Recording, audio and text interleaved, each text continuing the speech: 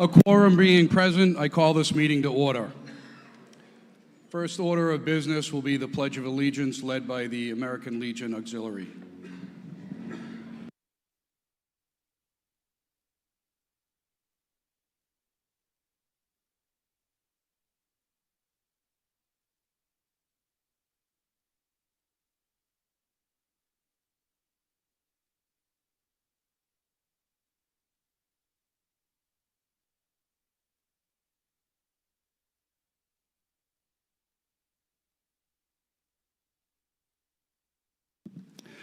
As we celebrate this, the 250th anniversary of our independence, I'd like to provide a bit of history before we begin our work today.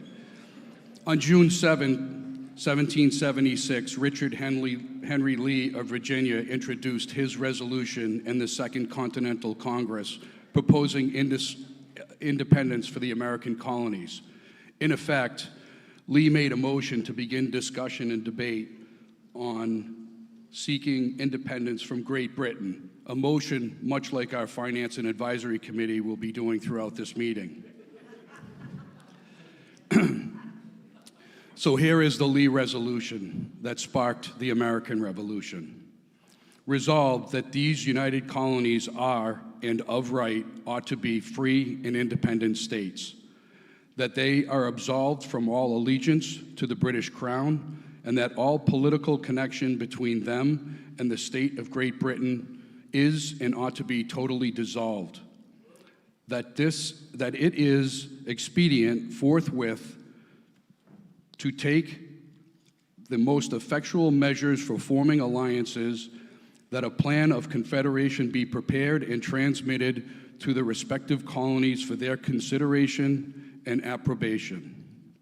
The Lee resolution passed with 12 of the 13 colonies voting in favor. New York abstained as they were waiting for instructions from their colony in which way to vote. So thank you for indulging me in my little history lesson. We're going to call the American Legion up to give out scholarships. I did. I called it to order. So we have Dennis Treese, the commander, and Anna Manzano. Our scholarship committee, and it's good to have her up here with me. Closer to the mic. Very good. One of the fun things about being the commander of the post is that I get to announce the scholarship winners every year, and it's a wonderful thing to do. The American Legion has what we call 4 pillars: Veterans Affairs and Rehabilitation, National Security, Americanism, and Children and Youth. It's in response to this last pillar that we give our scholarships every year. We feel, as I'm sure you do, that our children and young adults are by every definition the people who carry our torches forward and enable our future success as communities and as a nation. And I want to thank our scholarship committee, whose task it was to read all the applications and determine which were the most worthy. It was not an easy task, and everyone on the committee commented that their faith in this generation was somewhat restored by what they read. We had, in fact, budgeted for 3 scholarships this year of $1,500 each, but were so touched by another essay and biography, we decided to add another award of $750. To win one of these scholarships, we asked the applicants to tell us in no more than 500 words what it means to be a good citizen. I'm going to present the scholarships now in alphabetical order because we didn't think there was a first place or a last place, and I would ask Khalil Abraham to come forward.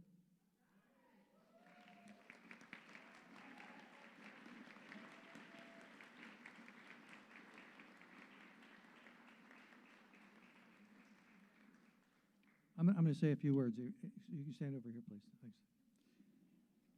So, Khalil's an aspiring musician and is heading off to Oberlin College in the fall. In brief, Khalil wrote that being a good citizen means you must be an active participant in the community and country, and that we are all blessed to live in. It means standing up for what you believe in and in selfless acts of community service. Thank you very much. Well done.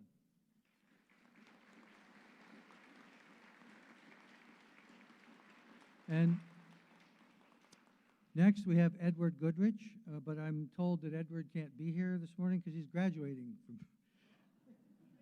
So his priorities are in order. And he's heading off to Northeastern University here in Boston to study mechanical engineering. Among other notable traits, he wrote that being a good citizen is about showing kindness even when there's nothing to gain from it. It means noticing when someone needs help and are willing to step in.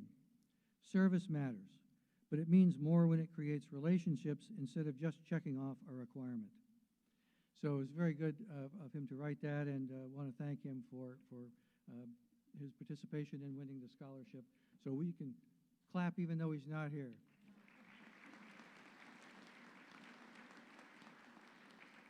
Thank you. Our next awardee is Gabrielle Manady. And please, Gabrielle, would you come up?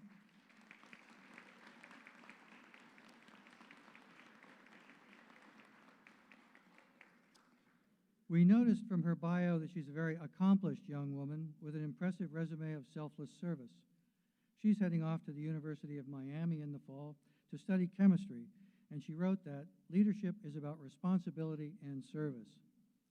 Her extensive volunteer efforts with the disabled and disadvantaged, coupled with her active participation in student government, showed us that she does practice what she preaches. Thank you so much, Gabrielle.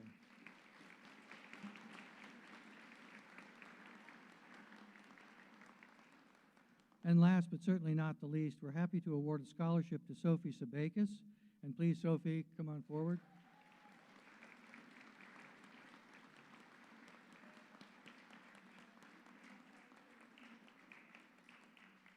Sophie is headed off to UMass Amherst School of Public Health and Health Sciences in the fall, and she wrote that being a good citizen is not only how we treat those that are important figures in society, but even more importantly, how you treat those that are not. It is about giving back to your community in any way that can make the community better. And please join me again in applauding Gabrielle. Sophie. And that's it. And one final round of applause for all of them, please. Well done.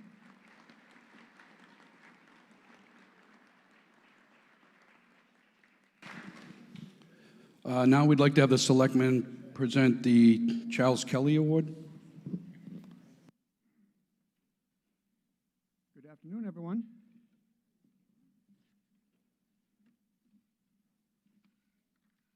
Each year, we award the Charles Kelly Scholarship to a Nahant resident who has been accepted to a 2- or 4-year accredited college. The scholarship was established by the residents of Nahant and the Board of Selectmen in memory of Charles Kelly, who served for 33 years as a selectman. He also served on the school committee, being elected at the early age of 22. Mr. Kelly believed in giving back and serving the town through community service. Each year, the essay question to applicants is, what does community service mean to you? This year's recipient has shown us what community service means to her and how it was instilled in her at an early age. Growing up in Nahant, she has witnessed how our community supports each other and gives back. Also, through her high school career, she has been a part of Rachel's Challenge, a group that works together to support low-income families with toiletries, socks, and mittens during the cold months, Christmas gifts, food, and much more. This year's recipient, who you just met, will be attending UMass Amherst this fall and has been admitted to the Public Health Sciences program. We are pleased to announce that this year's Charles Kelly Scholarship goes to Sophie Skabakis.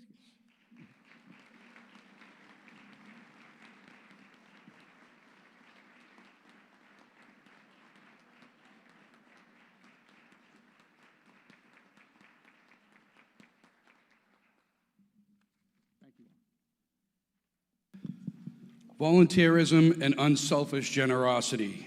Many years ago, 2 of Nahant's fine citizens, over a few cocktails, decided that the town needed a big town-wide celebration at the end of the summer. This became known as the Mitchell's Corner Block Party. The party was a smashing success with hundreds and hundreds, maybe thousands, attending. Well, at the end, these 2 fine gentlemen found that they had a substantial pile of money left over. And they knew it wasn't right to keep it, so they donated it to the Little League. Subsequent Mitchell's Corner block parties yielded donations to other town organizations, the first AED for the ambulance, infrared cameras for the fire department, and so on. After about 6 summers or so, the Mitchell's Corner block party ran its course, but there was one last hurrah for these two gentlemen, and in 2016 came Rocking the Rock, a dance party, sing-along, flash mob twist. And for those of you who are new to Nahant, I suggest you go to YouTube, Rockin' the Rock, Nahant, What I Like About You, and maybe we can throw another one of these parties. So fast forward a few years, and one of these fine citizens began selling T-shirts. You see him with his big smile and his large tiki statue either at the life-saving station garage or at the entrance of Short Beach, hawking his T-shirts to benefit the Nahant veterans. To date, he has donated over $25,000 to Nahant veterans. I tell you about this volunteerism and unselfish generosity because this year's recipient of the Calantha Sears Nahant Citizen of the Year Award is Mr. Frank Cardilli.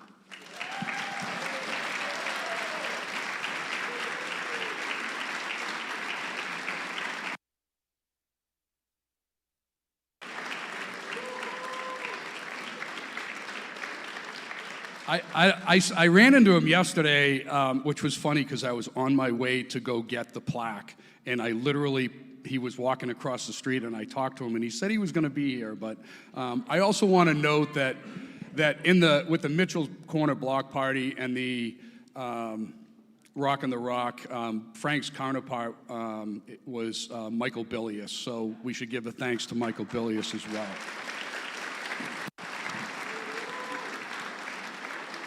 All right, before we get into testing and getting into the actual business of town meeting, I need to read the non-residents here in the building. Town Administrator Allison Nieto, Robert LeBeau from the school superintendent, Chief Furlong from the police, Stephanie Farrell, the closed caption person, Zach Taylor, our DPW director, Stott Greaves from the DPW, Dennis Treese actually left, Jeff Blake, the town attorney, Gabrielle Manady, Max Manady,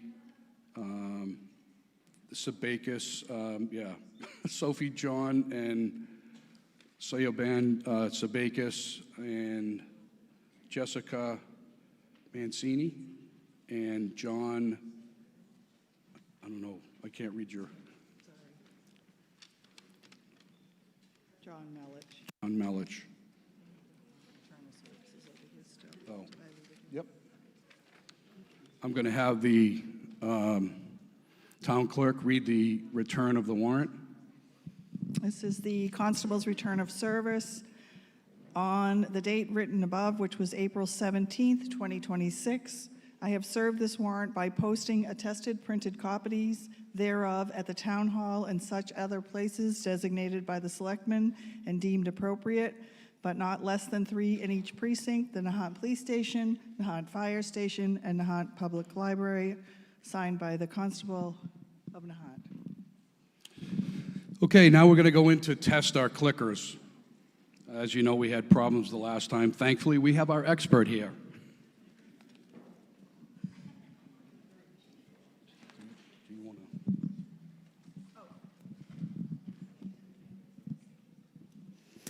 Good afternoon, everyone. How are you today? Doing good? All right. So I'm going to go over a quick overview on how to use these. It's pretty simple. They're already programmed and ready for your use. For an affirmative answer, you'll press 1/A, so that's to answer yes to any question. For an opposing answer, you'll press 2/B, so that's to answer no to any questions. You'll have from the time that you see the slide with the Answer Now indicator in the lower left until the timer expires. So I have a test question for you coming up. Oh, and you do only have to hit it once. You will see a little green indicator in the upper right-hand corner. So I'm going to give you a little bit of extra time on this next question before I start the end countdown timer, just so that we're all comfortable. So my question for you is this.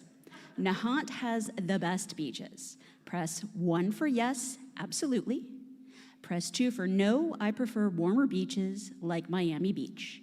You see the little indicator in the lower left. That means you can answer now.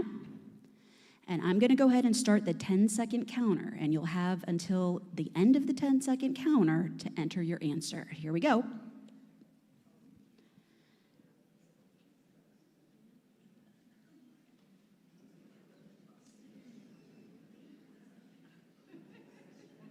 All right, so most of you say that Nahant has the best beaches, and a few of you prefer it a little bit warmer. I agree with you. I like your beaches better than Miami Beach. I was just there, and I definitely prefer this. So does anybody have any questions that I can answer before we go in? Do we feel we need to try it again?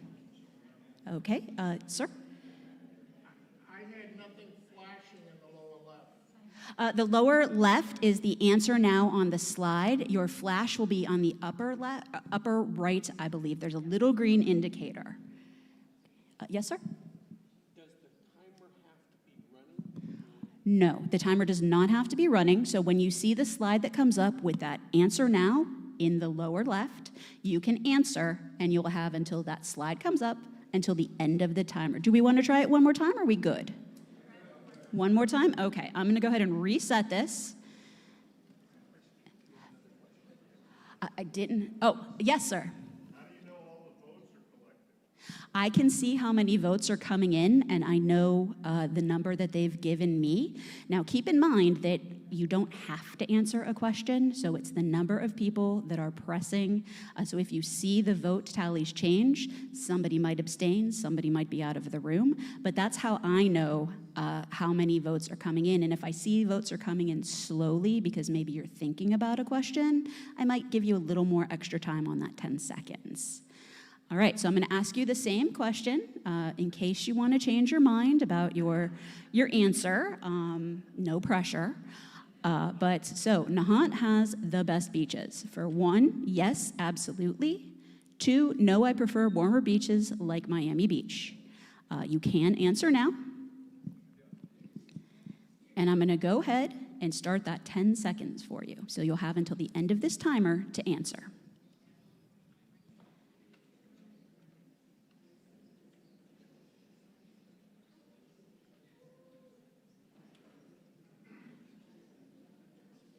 Okay. Looks like some of you switched sides, but that's okay. We'll forgive you for that one. Or I should say, I'll forgive you. I don't know about your fellow townspeople. So any more? Yes, sir. So if you press 1 and then you change your answer, the last button that you pressed is the answer that is recorded. So if you do make a mistake and you realize, oh, I meant to, I accidentally hit 2, I meant to press 1, you have until the timer runs out to change your answer. I see. Okay, yes, sir. Okay, I'm going to just have you go ahead and exchange your device. I don't know if you do have to be in by the 10 seconds, so just to make sure, I'm going to have you exchange it, or if I can run and grab one and bring it over to you, we can do that. Or do we have helpers? Okay. Any other questions? No? Okay, thank you, Mr. Moderator. Thank you. Now let's get down to business. If you wish to speak on any of the motions, please come up to the microphone and state your name and your address. And we will begin with Ms. Beatty reading the resolution.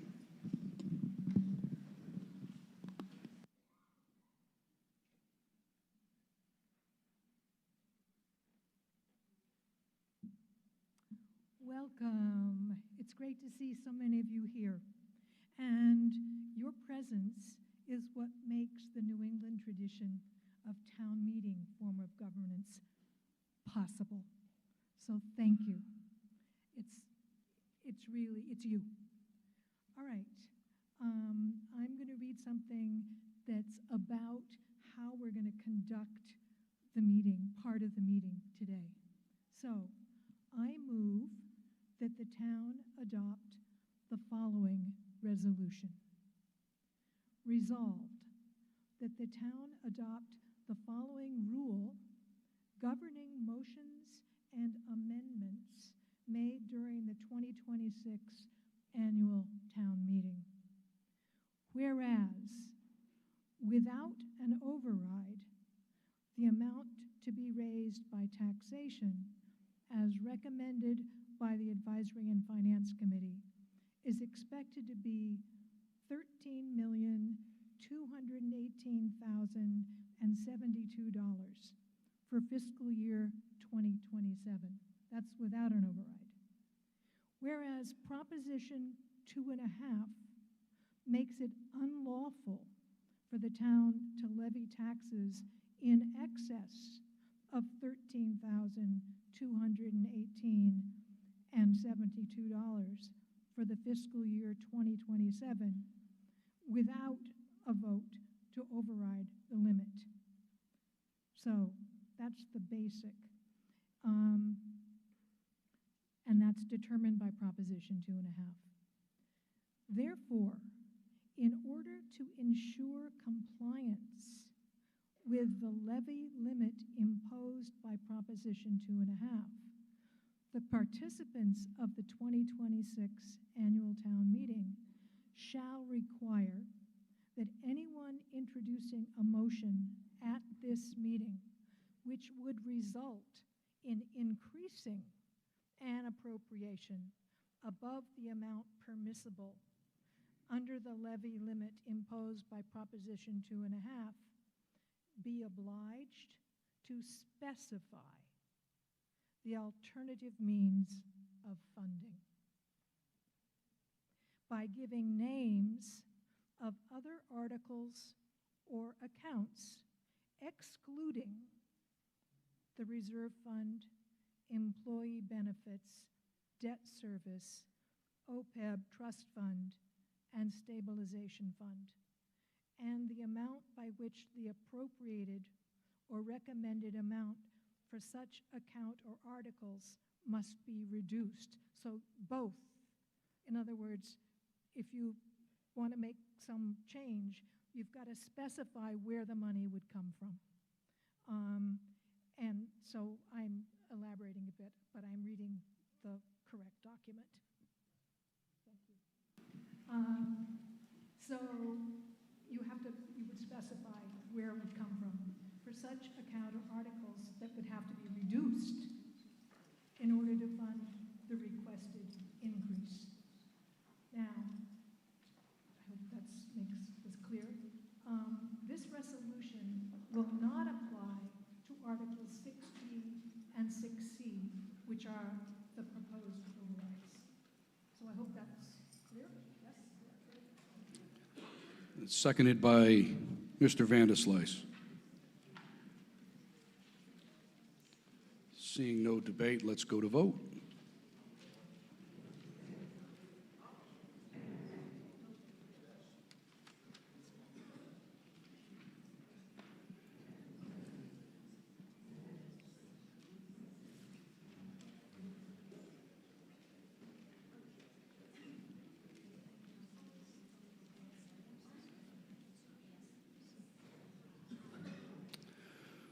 The ayes have it, 138 to 15.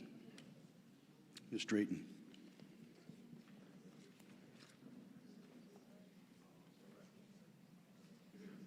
I move that this article be indefinitely postponed as there are currently no FY 2026 transfers. Seconded by Ms. Warren. Any debate? Seeing none, let's vote.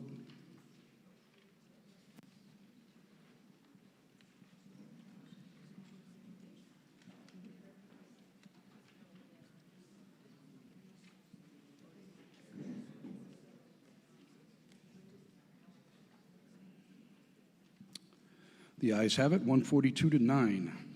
Ms. Straighten. Article number 2, I move that the town accepts Massachusetts General Law, Chapter 14, Section 19K, to provide additional compensation for up to a maximum of $1,000 to a town clerk who completes the necessary training and receives certification as Massachusetts Municipal Clerk. Seconded by Ms. Beatty. Sorry, Chapter 41. Seconded by Ms. Beatty. Any discussion? Seeing none, let's vote.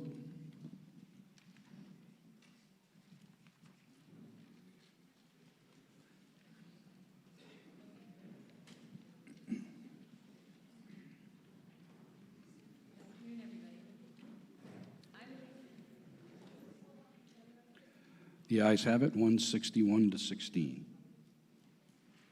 I move that the sum of $1,000 is hereby appropriated for a prior fiscal year bill in the town clerk's budget, and to meet this appropriation, transfer $1,000 from the town clerk's expense budget.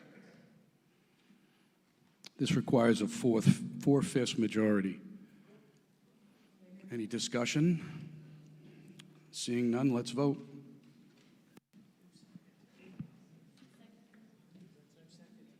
Oh, I'm sorry. Seconded by Mr. Vanderslice. Thank you.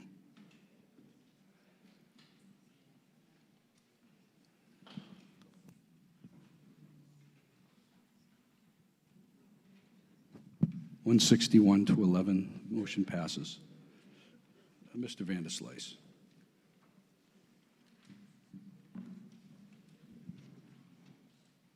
I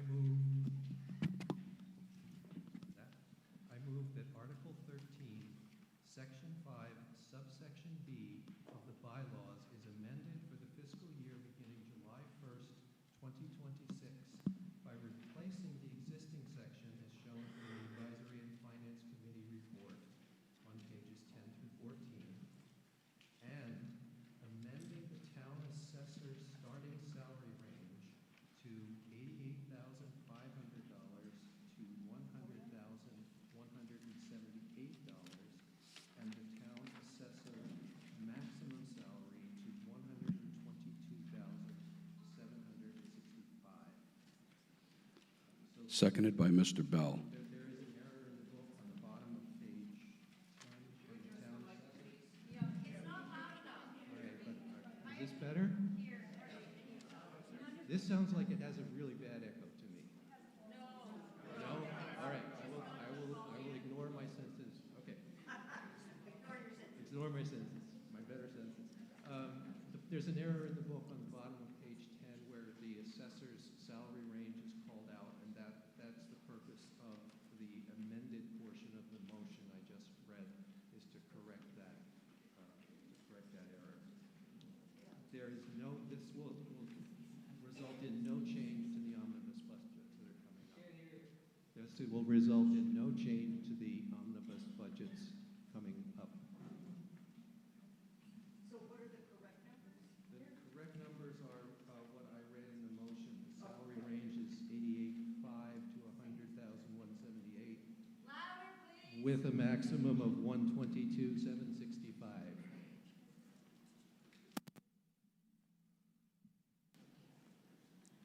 So it's seconded by Mr. Bell. Any discussion? Seeing none, let's vote.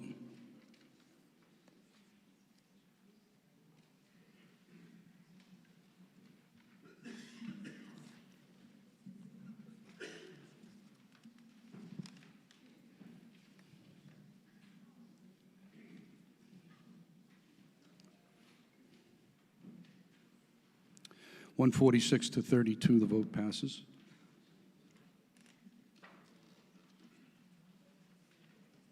Mr. Vanderslice. This is Article 5. Yes. I move that the salaries of the following elected officials are fixed for the fiscal year beginning July 1st, 2026.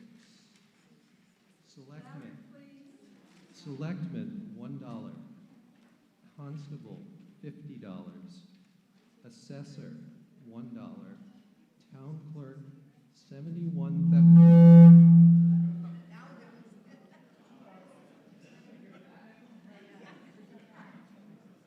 Town clerk, $71,001, and contingent on a Proposition 2.5 override, the town clerk's fiscal year 27 salary is $72,297. Seconded by Mr. Sheehan. Any discussion? Seeing none, let's vote.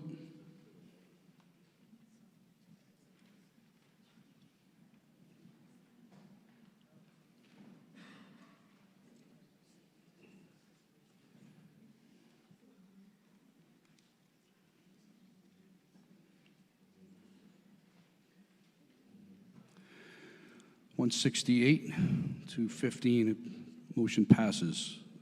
Mr. Vanderslice is now going to give us an overview of the omnibus Article 6A, B, and C. All right. So I suspect as the afternoon wears on, we're going to hear a number of passionate speakers on various topics. My task right now is to speak dispassionately, if I can, on the override.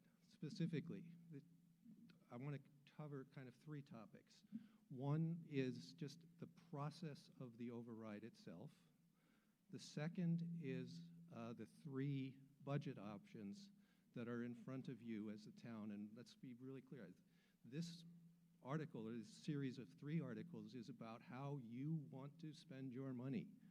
What town services do you want to receive for the tax dollars that you are spending? So this is your choice. This is not the Finance Committee. This is not the selectmen. This is the town vote. So the three budget options, and you're going to see that the fire department budget figures large in this whole conversation. So briefly touch on the fire department budget request. Okay. The override process itself, it seems really complicated, but it's actually not. There are three simple rules.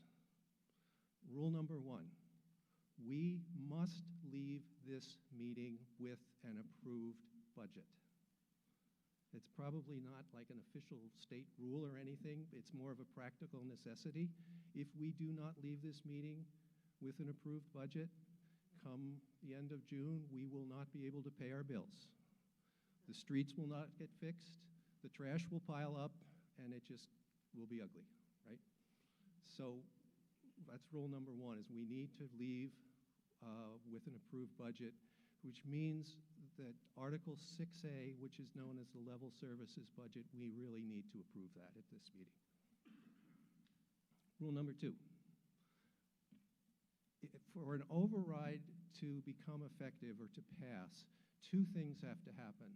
This meeting has to approve it, has to be approved by town meeting, and if it's approved by town meeting, it also has to be approved at a subsequent ballot election.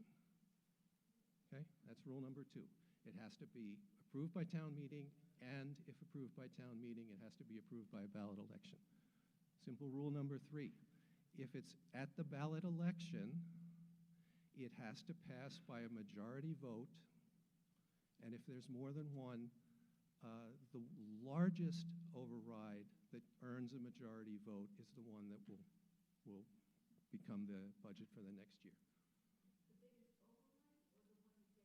No, the largest dollar amount override, but it has to have a majority of the votes cast.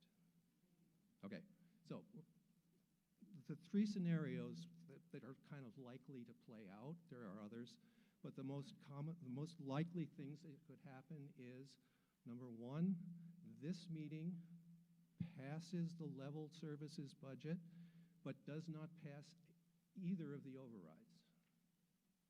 That's the answer there is easy. Only rule one applies. The level services budget, the one this meeting approved, becomes the approved budget for next year. Second scenario, this meeting passes the level services budget because we have to or the trash will start to pile up. And we pass one of the two overrides that are in front of you. In that case, the one override that passes, whichever one it happens to be, moves on to the ballot election, and assuming it collects a majority at that ballot election, then that override budget becomes the budget for next year. Okay? Most complicated scenario, this town meeting passes the level services because we have to, and we approve both. Yeah, exactly. Makes your head spin. This approves both of the overrides. In that case, both overrides go on to the ballot election. Rule 3 applies. The override that collects the majority of the votes and the largest of those is the one that will become the budget for next year. Yes? So it's not so bad if you just kind of think it through. On page 7 of the FinCom book. Excuse, I'm going to open it up when Bob finished. I'm going to open it up to allow questions, procedural questions, not detailed questions on the overrides and stuff. But we'll get into the detail when we debate. Okay. In the FinCom book on page 7, we published a handy flow chart that you could follow along if you want. Okay. So far, so good? All right, I'm sorry. It sounds very odd. It sounds like there's a terrible echo when you're standing right here. Yeah, okay. All right, so like I said, I will try to ignore the echo. All right, the 3 budgets that are in front of you, and a brief word about each. Article 6A is what we've been calling the level services budget. Article 6B is what we've been calling a full override budget, and Article 6C we tended to name either a modest override or the override alternative budget. Now, I'm just going to take them in order. 6A, the level services budget. Once again, we really need to approve that, or the trash will start to pile up. The level services budget provides exactly the same services that were provided during the past year.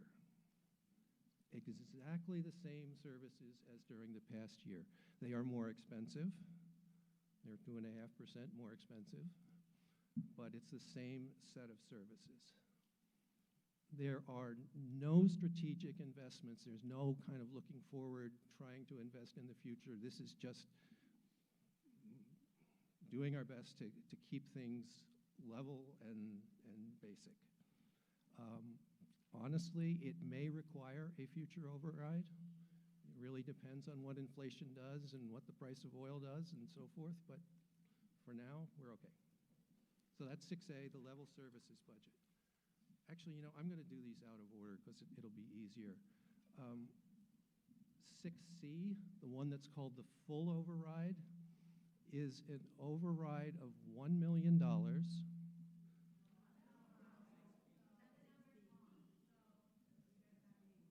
Yep, you're right. 6B, yeah, I have them wrong here. 6B, the full override is $1 million. It's $604 per median household. And what it consists of is some inflation increases spread throughout the budget to try to protect us if inflation is more than anticipated. It includes 4 new full-time firefighters, which is 60% of that override. if you're looking at the pie chart, that's the light blue color in the chart. And it includes an investment in the school as well to improve the curriculum and training, to try to address MCAS scores, and to try to ease the transition from the Johnson School to the Swampscott High School. So it has some inflation increases, and it has some strategic investments in it as well. Okay. 6C, the one that's called override alternative, is identical to the full override except for the fire department budget. So the override alternative is $650,000 or $391 per median household. And it has the same set of inflation increases as the first one. It has the same school department investments as the full override. The approach to the fire department is a little bit different. It does substantially increase the fire department budget, but it's not an increase by full-time firefighters. It's an increase to the call firefighter department.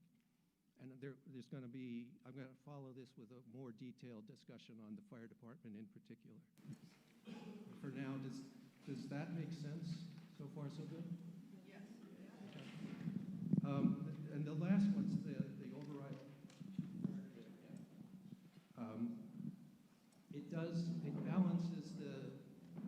It balances things across the departments as well. Okay, fire department. Some background first. We are, there are two big things that are playing into this. One is we are isolated. We're sitting out here on our island or our tombolo, and what it means, you know, in practical terms, is to get outside aid into Nahant is, what, easily 10, 15, 20 minutes. And when you're talking about a fire response, that's 50 forevers. So to address that historically, and by historically I mean 100 plus years of this, there has been a historical reliance on call firefighters and mutual aid. So a call firefighter is a professional firefighter, but they're not on duty at the fire station, they are on call. I remember when I moved to town, there was a horn. And when we needed call firefighters, the horn went off, and there was a coded series of whatever they are, you know, beeps from the horn that told you where they were supposed to go, where they were supposed to muster. It's the same idea, except we're now in the digital age. The call firefighters, when needed, would come and assist either at the station or assist at the scene of the fire. Mutual aid is a little different. Mutual aid is when we are calling on another fire department, typically Lynn or Swampscott, to come and help us out. And that historically has been how we've been addressing the isolated location. What we've found is that the call firefighters have become increasingly unreliable. They've been harder to get. There's a generational shift in the younger generation folks out there, but it's true. That there's been a less willingness to enter public service and do volunteer kinds of work like this, so that the call firefighter model is really becoming problematic. And then finally, the last thing that plays into this is we are a very small town, like 3,700 or so residents, yet we are delivering municipal services very much like a full-scale city or town. And large chunks of fixed investment become very expensive because we just don't have the head count to spread it over effectively. So we've always tried to cast a very wary eye on large-scale fixed investments, because again, we don't have the spread to do that over. And I think we see this at least in two places. One, in the schools, we do not have a high school here because it just doesn't make sense to invest in that big a chunk of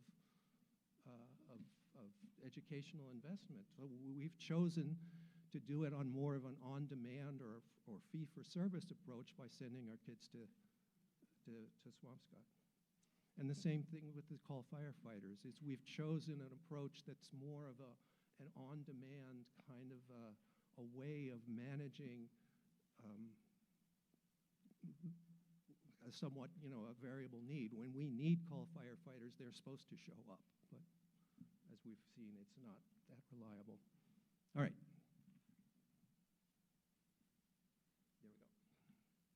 There we go. In the full override contains 4 additional new full-time firefighters, which will provide coverage for 1 full-time firefighter 24/7 at the fire station. So it takes 4, because to give you 1 full-time equivalent. That request was reduced from the original request, and I don't know what the original request was. I do know that it was substantially reduced from whatever the original request was. I think the message there is there may be more.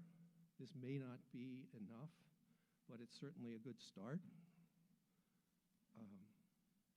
It also contains a small increase to the call firefighter department. It does rely still on a healthy dose of call firefighters. So what it's doing is it's providing somewhat quick relief. It's easier to get full-time firefighters or quicker to get full-time firefighters on board than it is call firefighters, and kind of gives us a bit of a breathing room to try to beef up the call firefighters, or perhaps turn what are call firefighters into part-time firefighters as well. All right?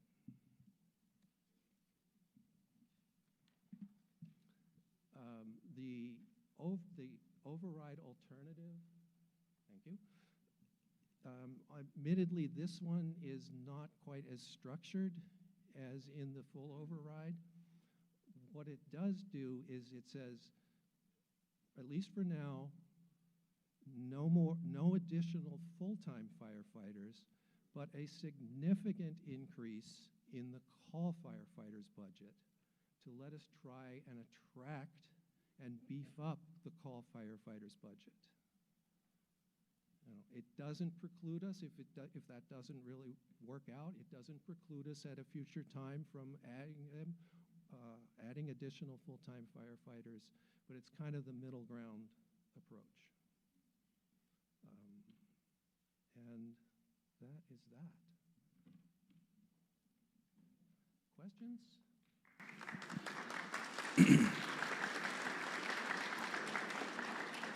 So before we get into Article 6, I'm going to allow for questions, but these are procedural questions only. If we're going to get into numbers and things like that, there'll be plenty of time for that once we get into the motions. So this is purely kind of procedural questions.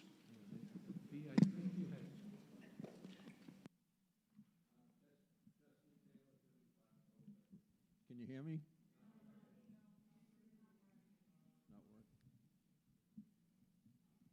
You want to try the echoey one here? If you push the button until the green light comes on. I guess I have to yell into it. It's on? Yeah. I have a procedure. I'd like to get to it in a second. My biggest hang-up on this was coming up here and seeing 2 of the 3 going to a ballot with only less than 200 people here, when the town has 20 voters. All of us will be losing money or using money. So I wrangled with this. I actually reviewed it as much time as my brain could take. And I came up with one question procedural, I hope, Mr. Moderator. I really think what we need to see here is, what does the ballot look like? Does the ballot have a yes or a no for all of the people within this town? So when the ballot comes and it says, do you want to do $1 million override, you can check no or you can check yes. Correct. Okay, I think that's important. Thank you. And you can vote yes to vote, and you can vote No. no to vote. Okay. Thank you, Diane. Jeff Lewis, 6 Ellsworth Road. Question and possibly a follow-up question. I'm old, I have a weak voice. The curse of being told, too. A question with a possible follow-up question. This is going to be a vote today and then go to a ballot, in my understanding, sometime 35 days in the future. Is that correct? Well, the only ones that would go to the ballot would be the overrides. Right. Yeah. And that will go to a full vote ballot some 35 or 40 days in the future. Now, what T said, there's roughly 200 people here today. Is it conceivable that 35 or 40 days out, there could be fewer people in Nahant because of vacations, school is out, people go away? So instead of 200 people determining the override, fewer people will determine the override on the vote. I would say it's not up to this body or a general election to determine how many people vote. If people choose to vote, then we get votes. If it's less people, I mean, here we need a quorum of 75. We have that. When we go to vote, if only 50 people vote, it's a vote. It's a ballot, a valid ballot. So we may have a situation where there's more people sitting in this room than actually vote. I'm not going to predict, but I tend to believe that's not going to happen, that more people will show up at the ballot. Jeff and Dan, there is no quorum. Yeah, date has not been set, so 35 days, it may not be 35. 35 is the minimum. There will be absentee ballots as well. So you don't have to physically be present on that day. You can request an absentee ballot and vote that way.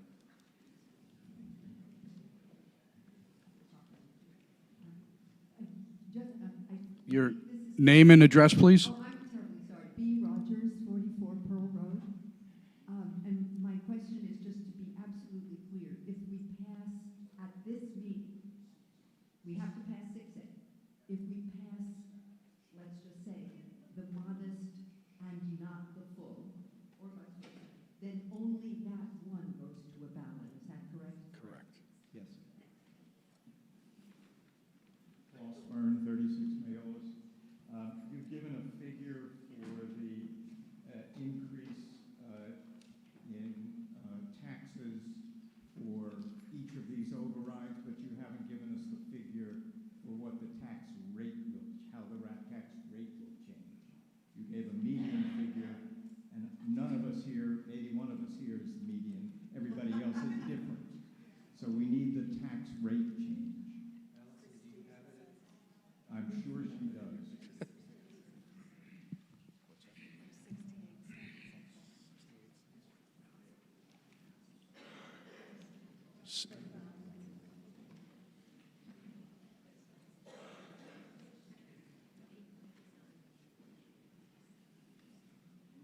Good question, Mr. Spartan.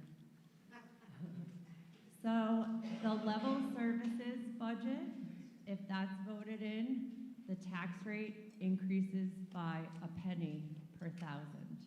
And that's because the school debt override that was passed 20 years ago is coming off the tax rate. If the $1 million override passes, it's a 68-cent per thousand increase. The $650,000 override is a 44-cent per $1,000 increase. Thank you. Per thousand of your home value. So that's how, yep. All right. I have other questions, Mr. Moderator. I don't know if they're appropriate now or later, and that's regarding the current staffing of the fire department. I think we would wait until we got into the The chief's also going to be getting up to present. Mark Doherty, 49 Phillips Road. While you're there and discussing previous debt exclusion overrides, was there a debt exclusion override for the Coast Guard housing, and where does that stand? No, there was not a debt exclusion override for Coast Guard housing. So in FY '27, that's the first year that the only debt override that we had was for the school construction 20 years ago, and that's coming off. Thank you. Well, the next one for you. This seems to be the only place we're going to discuss what an override is. So please explain how money is raised and money is spent. For example, in this room, we spend the money. We allocate it by line item to the different things that we are spending our money on. But the vote that's coming up is an override, which means we're not voting to change the fire department or anything else. We are raising the levy limit. And that money, once raised, can be spent any way this body decides. Am I correct in that? Partially correct in that. We are voting to increase the levy limit, but we are directing that additional amount to be spent on specific things. But that will not be guaranteed in the future. Once we raise the levy limit, that money is then spent. It does persist year to year. That's what I thought. It does not persist year to year. However, I do have a caveat to that. The fact that the $1 million override is going to personnel, and we hire those personnel, we're going to be continuing to fund that unless we let go of somebody. So I would say that the majority of the override will stay what it's intended for. And unlike previous overrides, this one is permanent. Correct. It's a Thank you. permanent operating override. This is just a clarification from Mr. Vanderslice. I'm Debbie Vanderslice, 368 Nahant Road. He mentioned that if we do the full override, it funds one fireman at the police station, fire station. But Mr. Vanderslice said that if we do the full override, it funds one fireman at the police station, a fire station, I'm sorry. And I just think you should probably clarify that while we have two there for each shift, that if there's an emergency and somebody gets taken away in an ambulance, we have nobody there. Because I think saying there's one there, it's not clear that that one person would be there, and today there is nobody there if an ambulance leaves town, because I think that's very important to note. Well, first, thank you for the Mr. Vanderslice, the respect I so richly deserve. I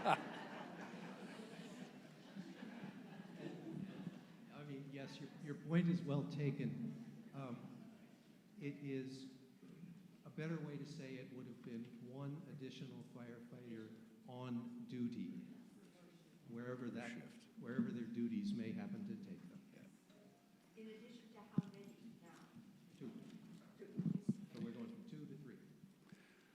All right, seeing no more We'll questions. be speaking in more detail in a few minutes. Seeing as there's no more questions, I'd like to go to Article 6A, Mr. McMacken. I'm just trying to get us out there in this first beautiful Saturday we've had all year, and we're in Town Hall. The faster we move this along,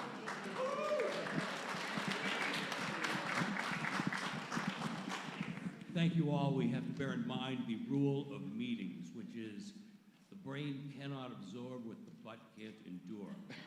So this, I'll be as brief as possible, and the bit that I have to cover is the baseline omnibus budget. So this is the one that we have to vote if you want the trash picked up, if you want the town to continue to run, period, amen. It has nothing to do with an override. It's the baseline budget, same as last year. So this is business as usual.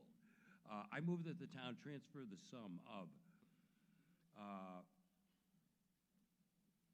$514,857,000 from free cash, $50,000 from overlay surplus, and raise the appropriate $14,912,287 as may be necessary to defray the town charges for the fiscal year beginning July 1, 2026, for a total of $15,477,144 as written in the column labeled FY27 budget level services on page 44 to 49 of the Advisory and Finance Committee report.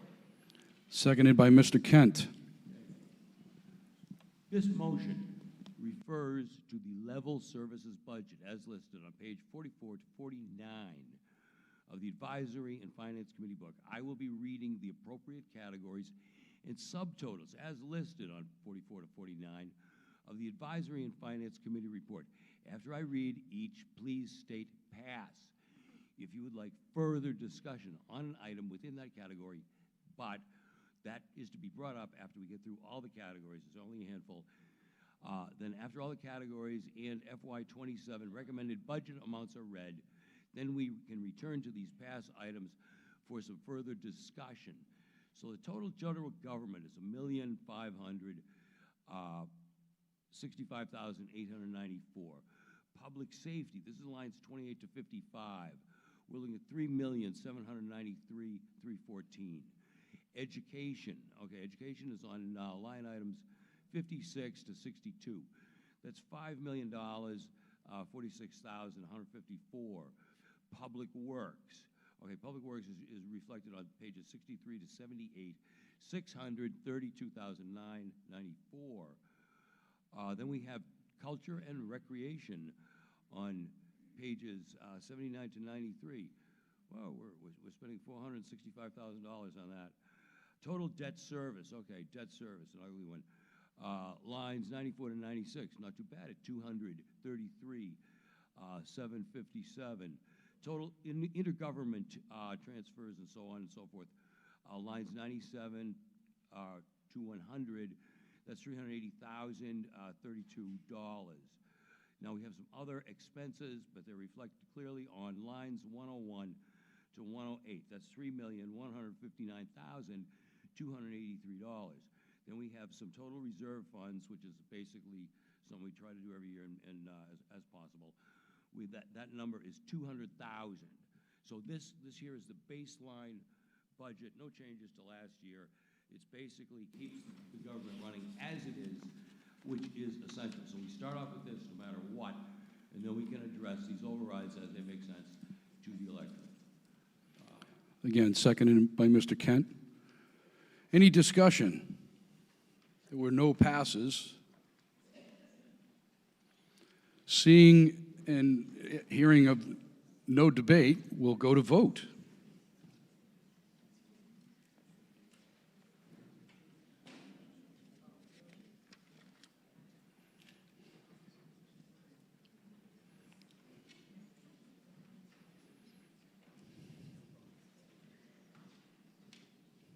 $189 to $6, the motion passes.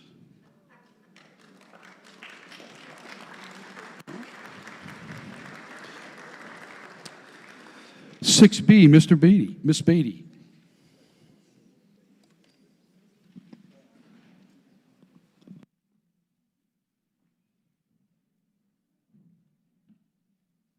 So this is the omnibus, the $1 million override.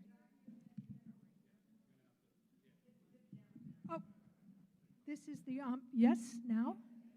Great, thank you.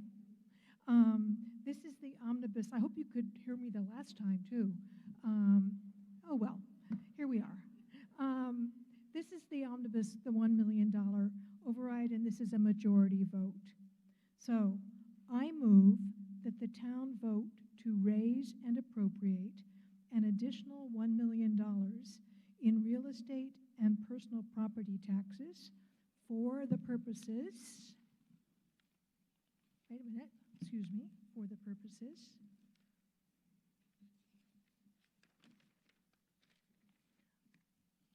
of the general operation of the town and public schools for the fiscal year beginning July 1, 2026.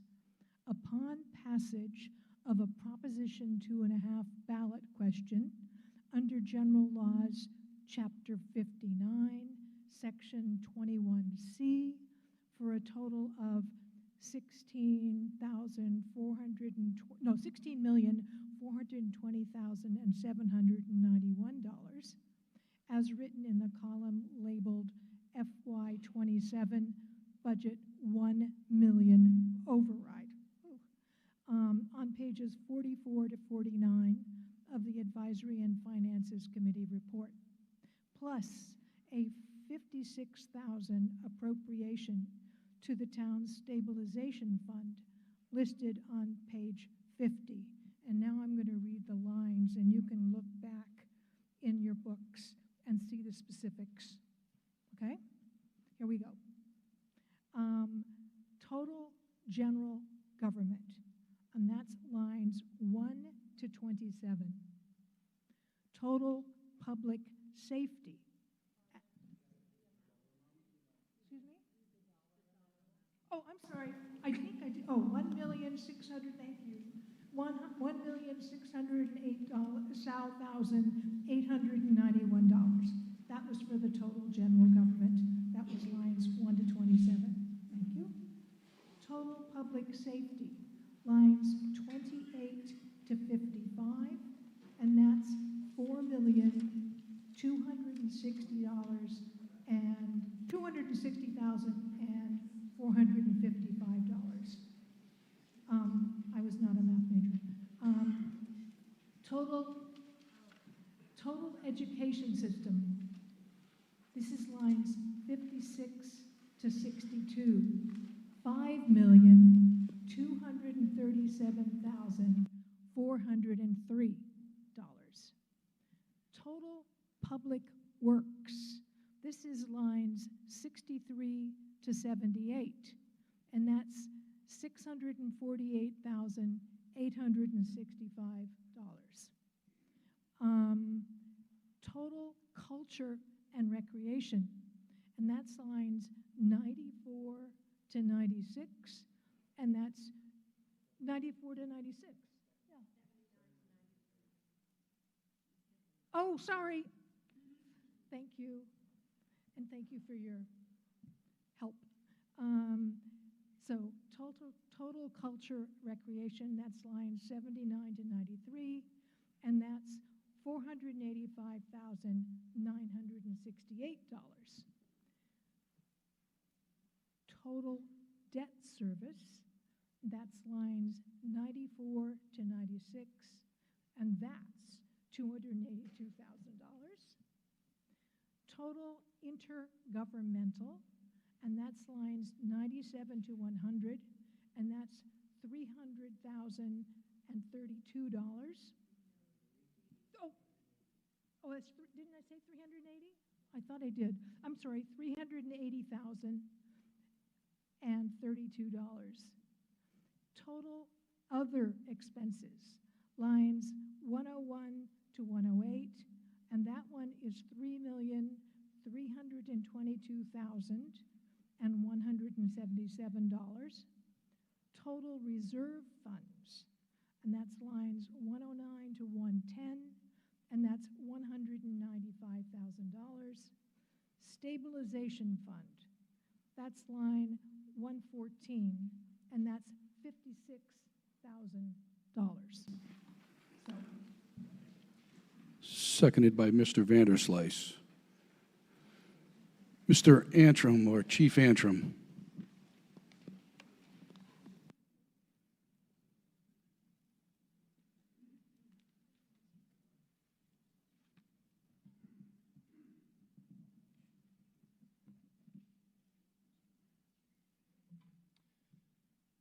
Good afternoon. Today I have the pleasure of doing two things that I generally try to avoid. One is public speaking, and the second is asking my fellow residents to voluntarily raise their taxes. I would not make this request if I wasn't 100% certain that this is needed. The fire department sort of base structure, staffing structure, has not changed in 120 years. Thank you. The base staffing structure of the Nahant Fire Department has not changed in 120 years. There have been alterations over those 120 years to the levels or the numbers of full-time firefighters and part-time firefighters. But the structure itself has always been a small amount of full-time firefighters who are responsible for maintaining the equipment and the apparatus and getting the apparatus to the scene. And then the bulk of the firefighting force is made up of Nahant resident part-time firefighters. That is how the system was designed 120 years ago, and that is how we have always functioned. What has changed over the last 40 years is that the number of Nahant residents who are willing to serve as part-time firefighters has diminished greatly. The number of applicants that we receive for part-time firefighters, we get a ratio of 4-to-1 of non-residents to residents. Most of the people who apply for those positions live in communities like Saugus, Winthrop, Lynn, Salem, Peabody, not Nahant. Under the current structure, I cannot hire those individuals because our system is a strictly callback system, meaning we can only hire people who are close enough to be able to get here in a reasonable amount of time to deal with the emergency when it arises. Our incident data, tracking data over the last 20 years has clearly demonstrated a few things. One is that our emergency call volume is increasing and has been increasing consistently. Over the last 20 years, our emergency call volume has nearly doubled. In addition, there have been a number of other increasing non-emergency demands on the department. A lot of those are related to fire prevention activities such as code enforcement, which occupies the majority of my time during the week. And additionally, over the last 20 years, 2 new missions have been added to the fire department. Initially, the fire department was primarily just for fire suppression. Right around the year 2000, the fire department became the exclusive operator of the Nahant ambulance with no adjustment to the staffing, no increase to the staffing. We also became Nahant's ocean rescue response following a tragedy that took the lives of 2 individuals and nearly several first responders in 1997. The fire department began training on equipment and techniques for ocean rescues and took on that responsibility again with no increase to the staffing on the department. Excuse me. What has also changed over the last 40 years is the fire risk in Nahant. It has increased substantially. House construction, residential construction, and I have a background in that. I learned carpentry from my father and worked with him for a number of years. I attended North Bennett Street School in Boston, studied preservation carpentry, and prior to my career in the fire service, I worked as a preservation carpenter in Massachusetts and Virginia. So I know residential construction fairly well. I know how it has changed and evolved through the years. Over the last 40 years, open floor designs in larger houses have become far more common. Nahant used to be composed of cottages. It was more a summer vacation destination with, a smaller contingent of full-time residents, but it has sort of shifted to almost all full-time residences, and those cottages have been torn down or renovated and built far larger with open floor plans and with materials that do not stand up to fire. And this has been proven through decades of testing by federal and independent agencies. So dimensional lumber, back when homes were built prior to the 1980s, where true dimensional lumber is a 2x4 was a 2x4, 2 inches by 4 inches. That's no longer the case. Dimensional lumber holds up to fire far longer than what homes are currently built with. Additionally, everyone's homes are now filled with materials, that your items, your furnishings, your clothing, your curtains, almost everything is made of synthetic materials now instead of wool and cotton and wood. And testing has also proven that those materials in fire conditions increase a fire's growth rate by nearly 6 times. So back in the 1960s, when there was a fire in a house, it would take 30 minutes roughly for that fire to develop to the point where it would reach flashover, which is where everything in the room combusts. And nobody can survive that, even a firefighter in full protective gear. It now takes less than 5 minutes to reach flashover temperatures, and that's because of the materials in your home and how homes are built. With this realization, there's been a big push throughout the country to address that risk, increased risk, by increasing firefighter staffing. National standards want 4 firefighters minimum responding on all fire apparatus that are responding to a structure fire. In Nahant, we only ever have 2 firefighters on duty. They are responsible for not only the fire apparatus, but also the town ambulance. So every time there's a medical aid in town, your only fire protection responds in the ambulance, and then if it becomes a transport, which happens at least 300 times a year, that's increasing every year.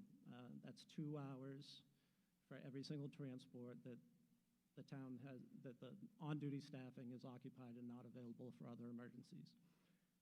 So we have increasing demand, substantially increased risk, and we have not adjusted our staffing.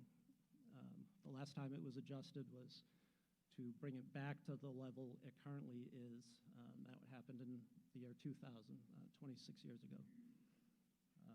So we only have 8 full-time firefighters right now. Those 8 full-time firefighters are broken into 4 working groups of 2 firefighters, and they maintain 2 firefighters on duty 24 hours a day, 365 days a year. The $1 million override proposes adding 1 additional full-time firefighter on each of those 4 groups, so it's 4 additional full-time firefighters. The benefits of that is we'll have a more effective fire response, well, not just fire response, emergency response to any emergency. With more available hands, we'll be coming closer to meeting the national standards for staffing of all emergencies. We still will need our part-time firefighters. That, I'm not suggesting that that go away. Ideally, we would double our full-time staffing, but obviously, as Mr. Vanderslice laid out, this is an extremely small community, the smallest in Massachusetts by land area. There's not a large population. We understand that doubling the size of the full-time staffing would be too much to ask. What I have proposed to address the staffing, get us as close as we can get to meeting current staffing levels, is adding 1 additional full-time firefighter around the clock, and then taking our call firefighters and transitioning to a per diem system. So that will take some funding, and in times that have been identified where we are busier, such as weekends, and through the summer months and storm events, we'll have an additional firefighter on duty, and that will be one of our part-time firefighters. So they will fill shifts, which they have traditionally not done before. They've strictly been on call. And they will be limited to, less than 30 hours a week so that we don't trigger having to offer benefits for them. So I believe this will get us as close as we possibly can in the most economic manner possible to address the fire risk and emergency risk that exists today in Nahant.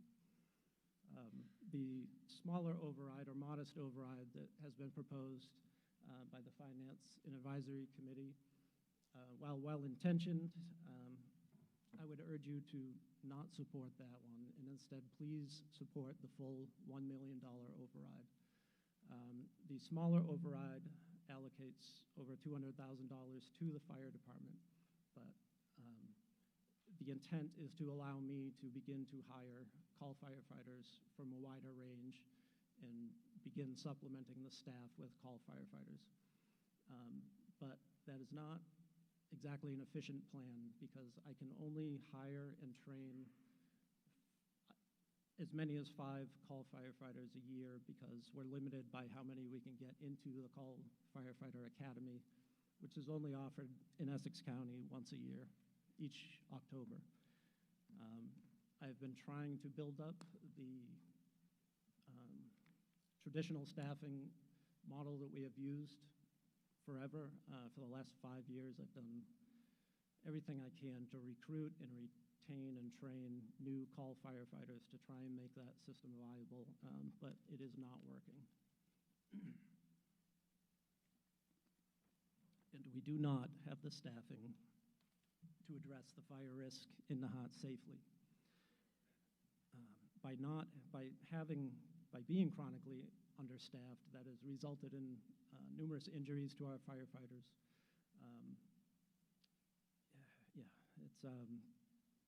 It also sort of creates a culture of bending the rules or not operating by standard operating guidelines because they can't, because they don't have enough people.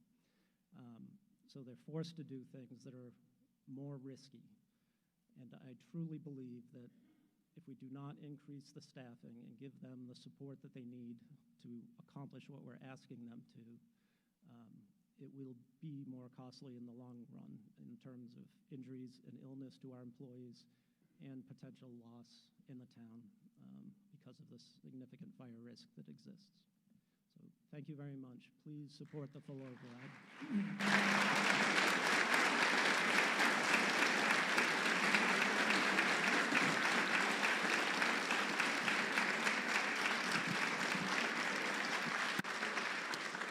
So we have a motion on the floor that's been seconded. It's time for debate.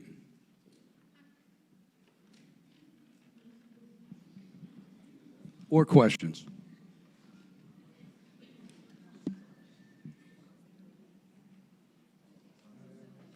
Jody Grohl, 65A Bass Point Road. If the $1 million override will maintain current or improve fire response time and suppression, I recommend approval.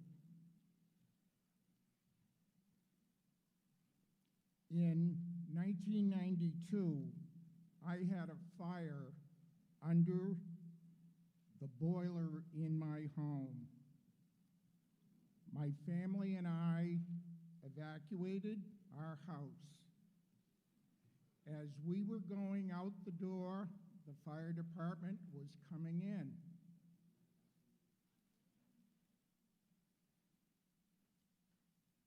The fire was extinguished. My house was saved, and I remain grateful. Please vote in favor of Article 6B.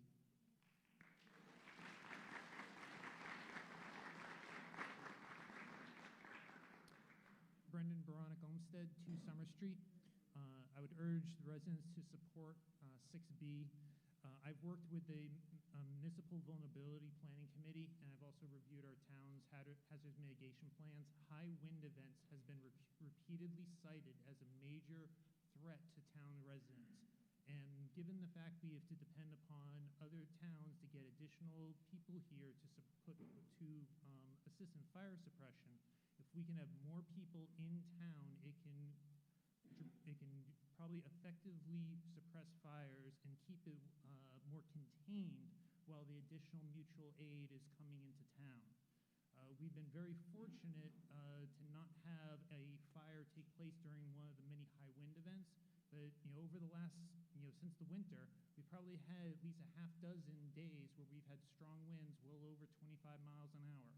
And if a home were to catch fire, say in Little Nahant, it can easily leap from house to house. So yes, this is asking us to contribute more on an annual basis, but basically it's an insurance policy. The cost to replace your home is going up. If the fire department can be there quicker to keep the damage under control, your repair costs are lower. It's kind of pay a little bit now or pay more later. I urge you everyone to support this.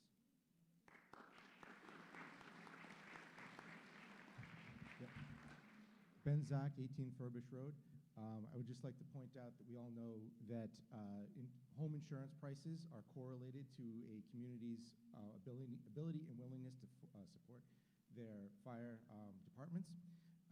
So it would obviously be fair that if we have an underfunded fire department and choose not to pay for the fire department, we will pay higher insurance rates. Do we have any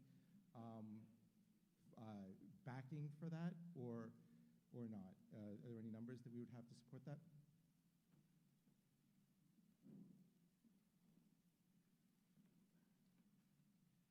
Thank you. That is something I've looked into, and I've tried to get numbers on how that affects home insurance rates. What you're referring to is ISO, or the Insurance Services Organization. Thank you. They periodically assess every community in the United States for their fire protection abilities. So they look at staffing, they look at the water supply system, training, dispatch, a whole number of things. And they apply a rating to the town that they then sell as a product to insurance companies. And it's up to the insurance companies whether they want to use that risk assessment or not. So I have not been able to find finite numbers that correlate with changes in a community's ISO rating. Nahant has remained at, it's on a scale of 1 to 10. There can be split ratings. Nahant has been at a 4 since they brought the staffing back to 8 full-time firefighters in 2000. Prior, when they had reduced the staffing in the 90s, that rating dropped to a 5.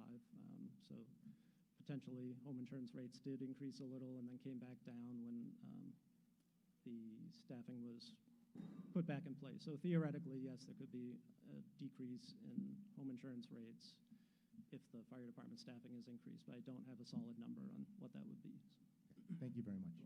And I would urge everyone to vote for the full override. Thank you. Thank you so much. And just one comment about Brendan's, about the wind. Wind definitely drives fires and makes them extremely dangerous. On May 5th, Lowell experienced that. They had 40-mile-an-hour gusts. A fire broke out at a house, and it began jumping, and it ultimately involved 6 different houses on 3 different streets and took over 100 firefighters to bring under control.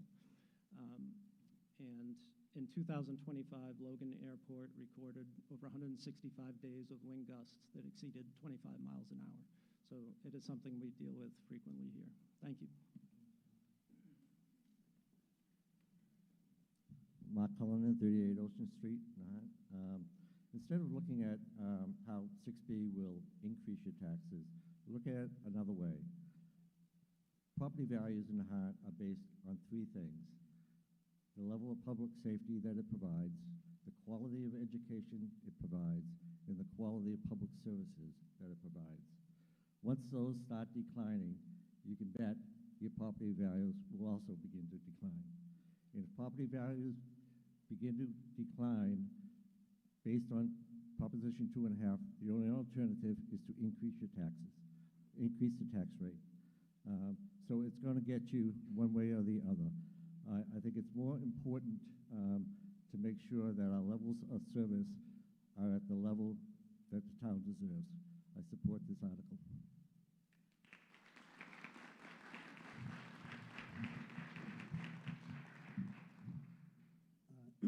Jeff Mussman, 15 Tri-Mountain Road.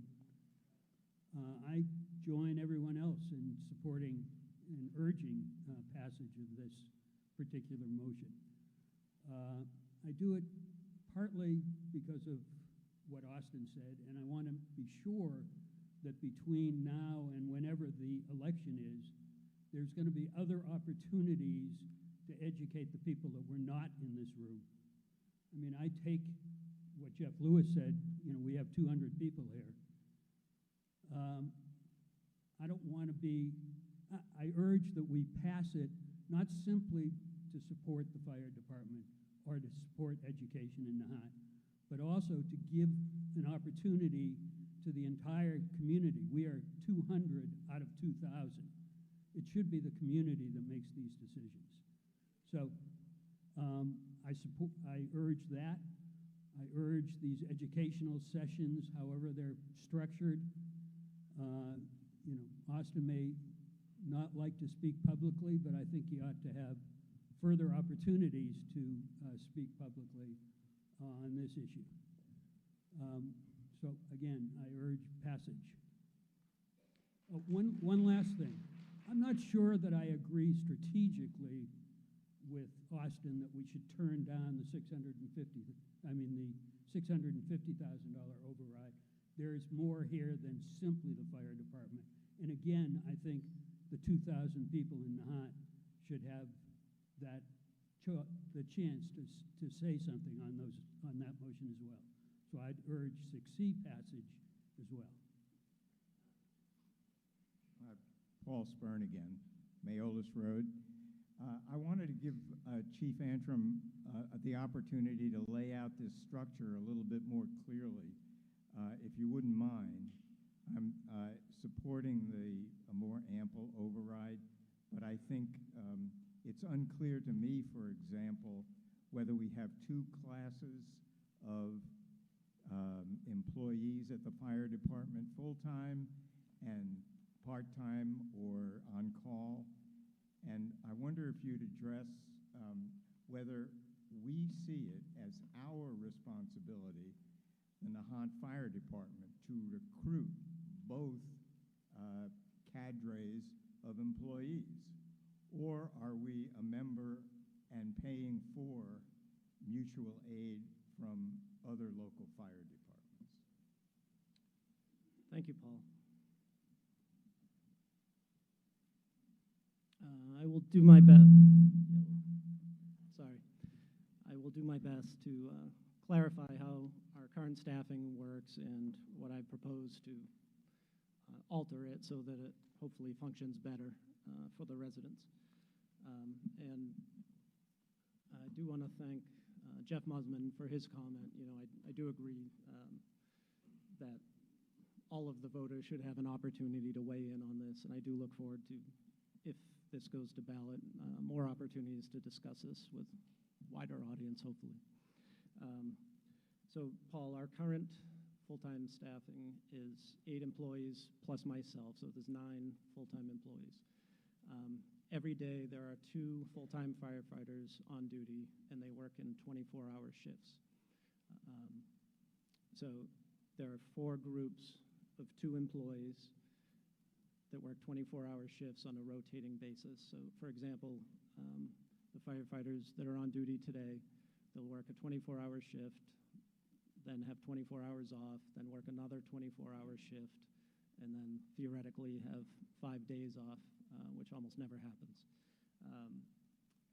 And we rely on those full-time employees when they're off duty to continue to respond to every single emergency that arises because we need the staffing. The on-duty staffing is only sufficient to maintain the equipment and the apparatus in a state of readiness and to get it to the scene. It is not sufficient to handle emergencies on its own. So we rely on a callback system to get the staffing that's needed to mitigate the emergencies as they arise. I hope that makes sense. The difficulty we've been having is that we should have 25 to 30 part-time firefighters. We traditionally refer to them as call firefighters because they only respond when called. They do not work shifts. That is how the system has always worked in Nahant. So despite my efforts to recruit and retain part-time firefighters every year for the last 5 years, we only get about 2 or 3 who successfully complete the fire academy and then continue participating in training and responding to incidents. So when I started in 2021, we were at our lowest number of call firefighters who are active ever. We're down to 7, and we should have 25 to 30. We've gotten it back up to 14 call firefighters currently. You know, it fluctuates every single year, almost month by month. This year we had a number of retirees of our long-serving Nahant resident call firefighters, and with them all of their knowledge and experience goes. Of our current 14, 12 of them have less than 3 years of experience. Several of them are likely to be hired by other full-time departments. I just found out this week one of them was offered a job by a nearby fire department. That's the second one since January to receive a full-time job in another community. I frequently meet and talk with fire chiefs throughout Essex County. We meet every month. And I've had conversations with every single fire chief of a department in Essex County that traditionally relies on volunteer or part-time firefighters. Every single one of those departments has had to increase their full-time staffing or is in the process of increasing their full-time staffing because they're dealing with these same issues that Nahant is. The difference is that although Nahant is the smallest community land-wise and we have a small population, because of the population density, we have the fire risk of a small city. We have the population, so out of 351 municipalities, we're the smallest by land area, and we are number 33 on the list of those same 351 communities. We are 33rd as far as population density. Population density is what drives fire risk. The more people you have confined in a small area or housed in a small area, the more congested those houses are, the larger the fire risk. And it becomes critically important to have firefighters who can get to that fire scene immediately, within minutes, or you're going to lose the structure and potentially have it spread to neighboring structures. So what I propose to address that is increasing the on-duty staffing to 3.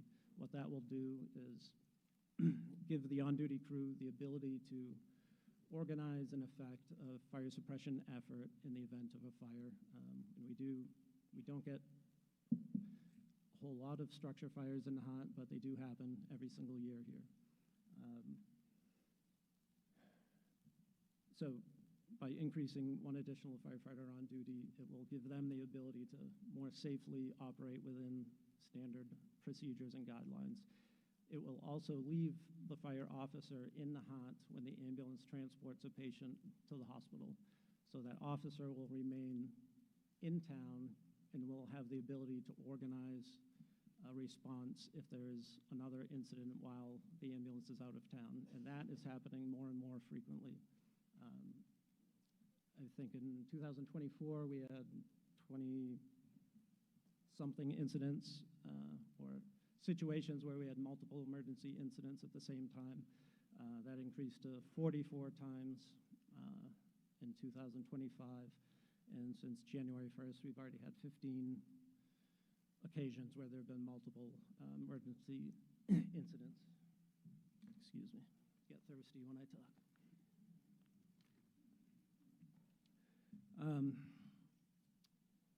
As as far as call volume increasing, this year, we are already 60 incidents ahead of where we were last year at the same time, mostly medical aid incidents. You asked if we were part of any organizations for our recruitment. So all of our full-time hires go through the Massachusetts civil service system. We don't pay into that. Residents, if they choose, take the civil service firefighter entry-level exam. They're then placed on a list, and when we hire, we call for that list and hire off of the list. That is how we hire our full-time staff. Our part-time staff, we do our own sort of outreach and recruitment, and we have more flexibility on who we can hire. But because of the way we are organized, reliant on a callback system, I cannot hire people who live further away from a mile from the Rotary, or they cannot get here in time. Additionally, there are things going on the other side of the causeway that are going to cause delays, further delays to our firefighters getting to Nahant and mutual aid getting to Nahant. The changes that have been made by the DCR to the Long Beach parking lot have already caused significant delays in the summer months of us getting help. And the proposed changes along the Linway corridor from Market Street to the General Edwards Bridge are going to further cause delays, not to mention the thousands of new housing units that are built in that same corridor, further increasing congestion. So we do have some need to be self-reliant because, as it was pointed out, it does take 10 to 20 minutes for our mutual aid partners to get here. One other thing I haven't mentioned that this is going to allow is there are mutual aid agreements in place all throughout Essex County, and they've been in place since the 1950s. And those are mutual agreements. So when our neighbors send help to us, they expect that we will reciprocate that when they need it. We do not have the staffing to reciprocate that, and we have not for years, to the point that our neighbors have pushed us almost off of their mutual aid run cards because they don't have the time when they need us to wait for our firefighters to respond to the station, and it's too much of a delay. When they need help, they need it immediately. The city of Lynn, every time we have a fire, sends us 2 fire engines and a ladder truck and at least 12 personnel every single time without question. And we can't even get a single fire engine to them when they need help. So this also will help us address that, holding up our end of our mutual aid agreements. I hope I answered your question, Paul. All right, thank you. Thank you very much. You're welcome.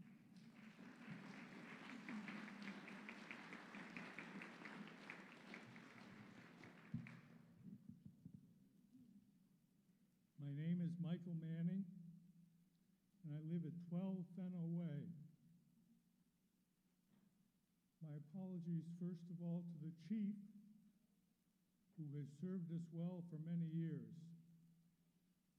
because I rise to speak against consideration of any override, period. I do not say this without hesitation. I have served this community 21 years as selectman, 8 years on the Advisory and Finance Committee. I understand the pressures that everybody is under.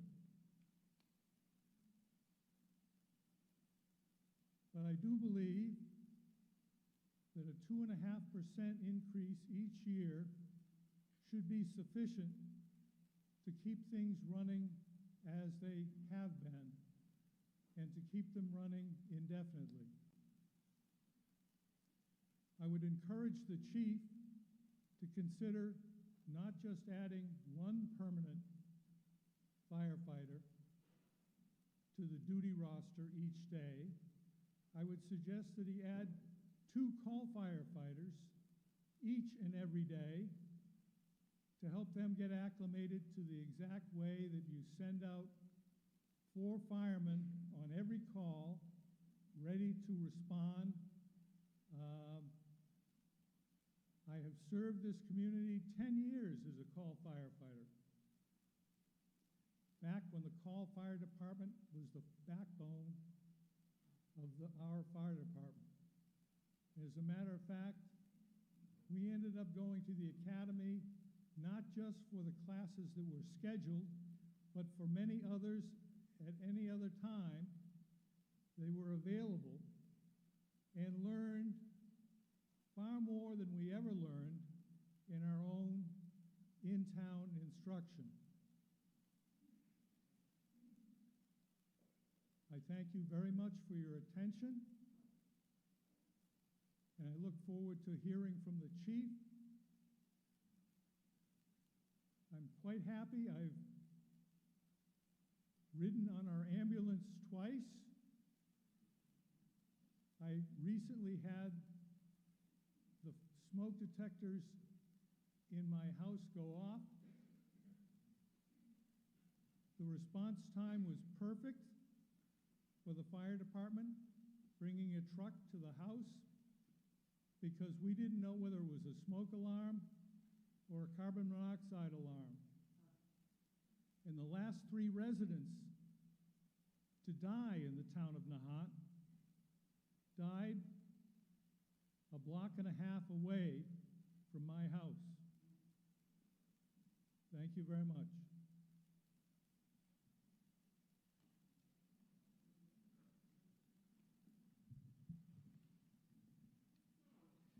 Thank you, Mike. If I can just make a comment. We did begin a program just over a year ago to have the call firefighters that we do have available who are qualified to work shifts alongside the full-time staff. And that program has rapidly accelerated their sort of comfort level and familiarity with how we operate and our equipment, and gets them, it has all kinds of benefits. The problem is we do not have sufficient funding in the budget. That program was sort of a test program that was funded with free cash. It is not in the operational budget of the fire department. We also do not have enough call firefighters to have even one call firefighter on shift every day without having to offer them full-time benefits. So while I would love to be able to have 2 call firefighters supplementing the full-time staff every single day, we cannot do it with our current structure. Thank you.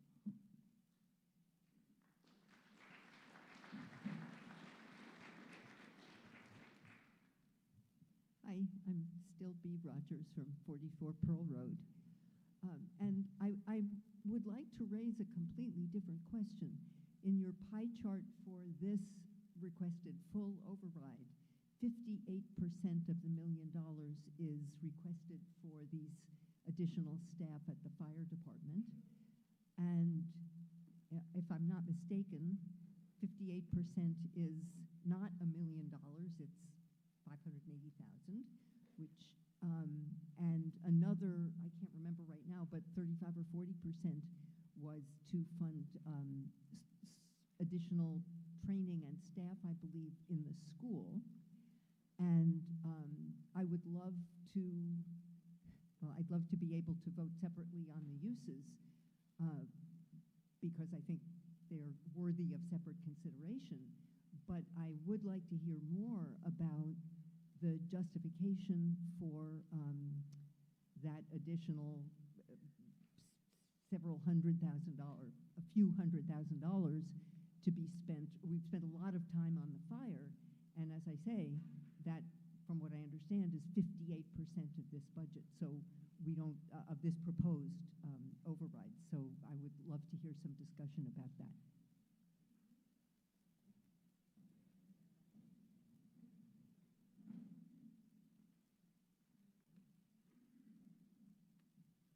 Very good point. So while we have had a lot of discussion about the fire department staff that makes up the $1 million override, there are other components to it.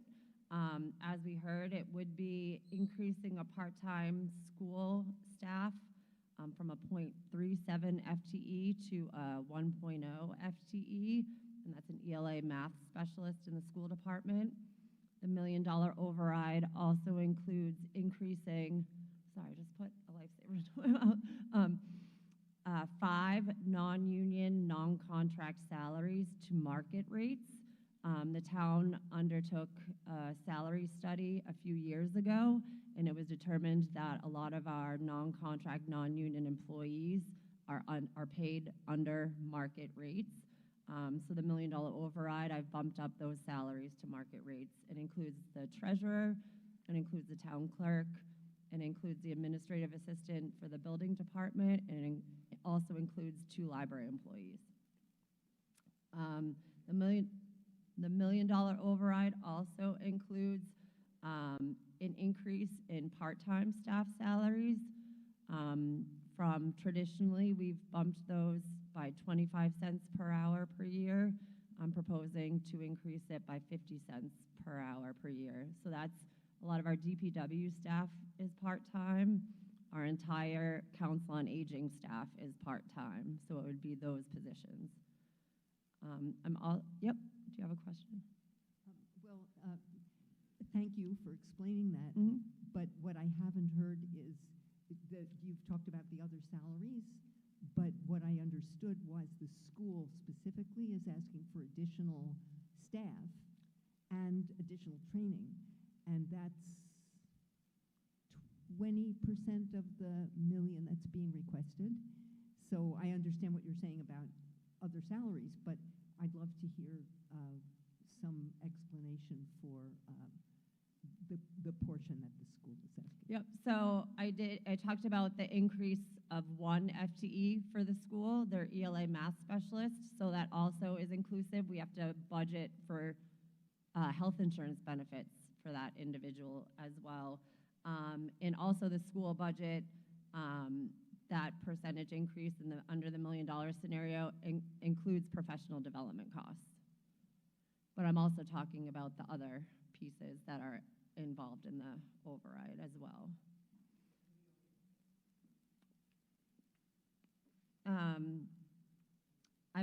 The override also includes transferring $56,000 to the town stabilization fund, which hasn't been done in 2 years. And I'm also included an increase to debt service payments so that we can pay down debt and not incur interest costs in later years.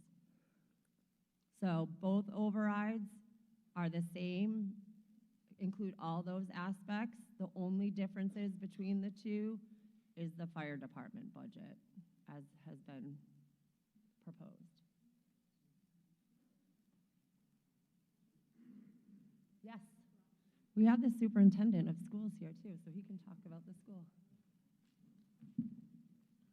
Thank you, everyone, very much for allowing me to speak as a non-resident. It's a wonderful town here, and tremendous employees, tremendous representatives. I'd just take 10 seconds to thank both Zach, Austin, and Tim. They are about as highly professional as you possibly can get, totally dedicated to their service to the town, and as an outsider, I recognize that, so you should appreciate that tremendously.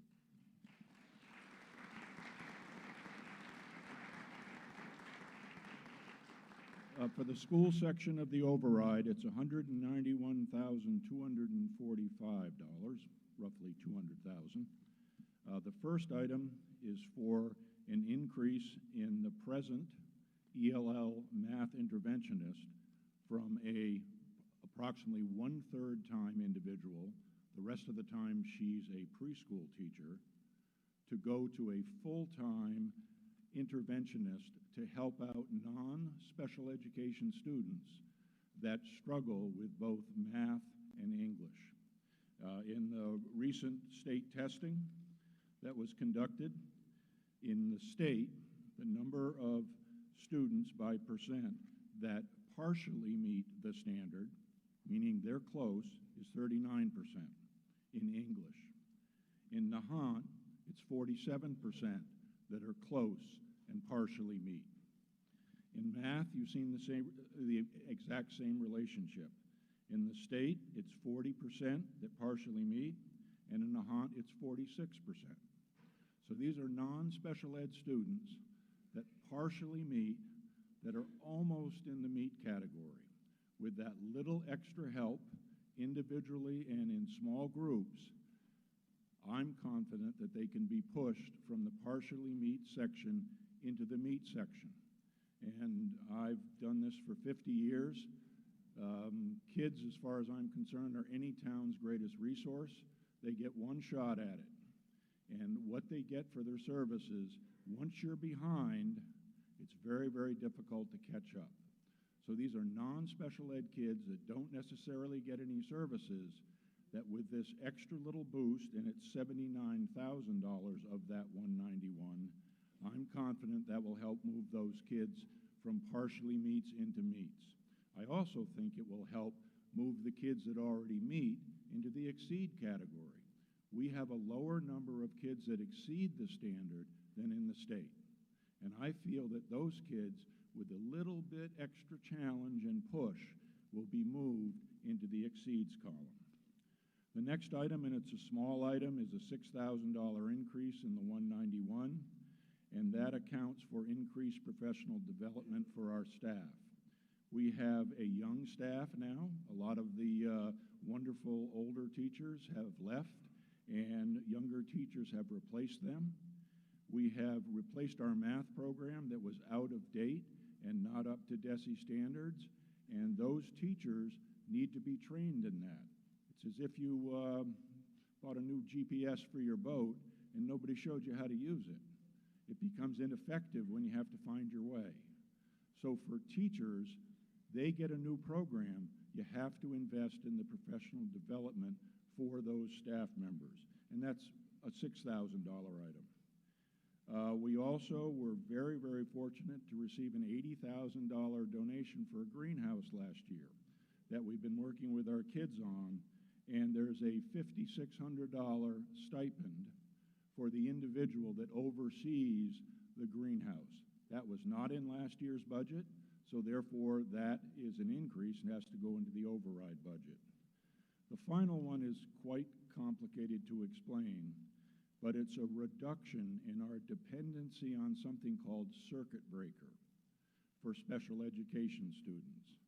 Every year we have a number of students that are outplaced in other locations than Nahant because of their unique needs that they have for learning. And the state helps you with that, but they help you a year later, and they reimburse at 75% of what you invest for tuition, and hopefully 75% of what you invest for transportation. They haven't been meeting the transportation amount. So when we built our budget to be level service, we were including the use of $350,000 of our circuit breaker account. And that puts us in a fail-safe situation where at the end of next year, if we had no new students and no change in placement, that fund would be down to less than $100,000. And I would argue that is not a sufficient amount to have. You can't hoard that money. That money has to be spent within 2 years. So you've got to apply it at one time or another to your special ed costs. But getting below that $100,000 mark was not prudent in my mind. So by going to the use of $250 again, we used $150 last year, that will keep the balance in circuit breaker to account for a change in placement. That might be an increase of $100,000 for one student. There are presently 12 students who are in out-of-district placements in the town of Nahant. There were 9 last year. And each placement is easily over $60,000, $70,000, $80,000, $90,000.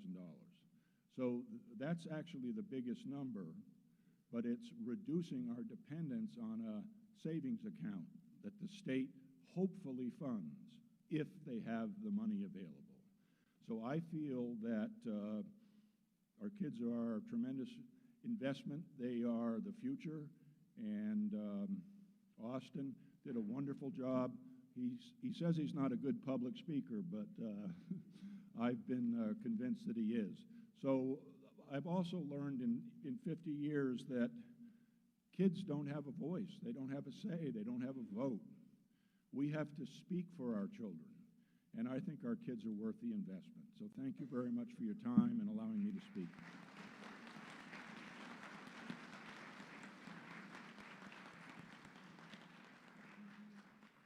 Julie Tarmy, 3440 Steps Lane, and I appreciate the work being done at the school. I also appreciate all of the departments we have here in town, the DPW and the police and the fire and the people who run the administrative part of the town. They all deserve to make their market rate in pay. People who know me know that I believe that life is an adventure. I would like to have fewer adventures than I have, but my most recent adventure was getting stuck in the beautiful elevator at the community center. The last thing I wanted to do was push the emergency button, so I ran it up and down, stopped at every floor, pushed on the doors. The doors were saying, no exit, down and up and down. After 10 minutes of trying to get out, I took my phone out, which fortunately this time I brought with me. So I called the police, and I said, hi, it's Julie, I'm stuck in the elevator. Okay, we'll send the fire department. And so I waited, and I called Roz, who called the elevator people, and then I called my daughter because her worst nightmare is to get stuck in an elevator. So I like to taunt her with that. And then I heard bang, bang, bang, and I went, oh, okay, they're trying to open one of the doors upstairs. So I ride the elevator up, and one of the wonderful fire people simply opened the door. I said, what? But the elevator has a special battery, we learned, that runs certain aspects of the elevator, and that decided on that day to stop working. But I had 3 full-time firemen show up. One was not on duty, but he lived nearby, he heard the call, and he came. I also had an officer, a police officer, show up. So I had a wonderful audience when they simply opened the door for me to get out. There was no looking for the emergency key or going to the mechanical room. They just opened the door and they said, that was easy. But they're not always easy, and we know that. And in this not so densely populated town in 1896, we had one of those fires like they had in Lowell, where 5 homes burned because the embers were blown by the wind. In 1925, in a more densely populated area of Nahant, half of Bass Point burned down. So, and we had a fire station there in Bass Point at that time, which was fortunate, but it's still, when fire gets hold, it takes. And they're also the medical emergencies. They're not just about medical emergencies. Mine was not a medical emergency, but they showed up. They showed up, and I was thankful because it was going to get lonely in there after a while. So I support 6B, and I think we need to fund everybody to the appropriate levels. Thank you.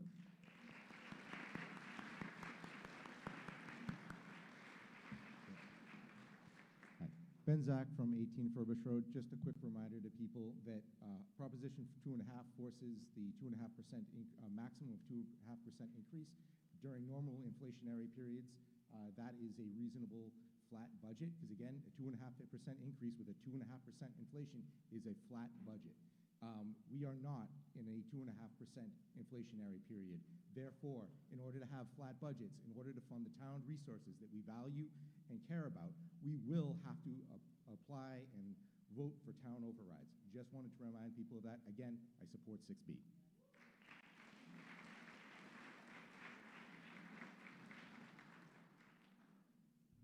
Dan McMacken, Breezy Hill Terrace. I call the question.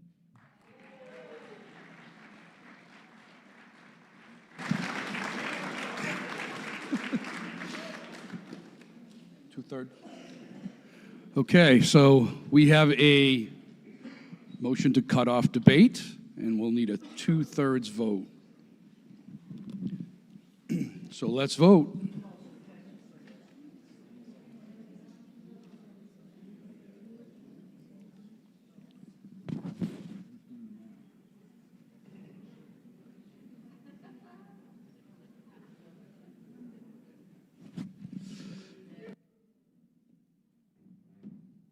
175 to, well, 25.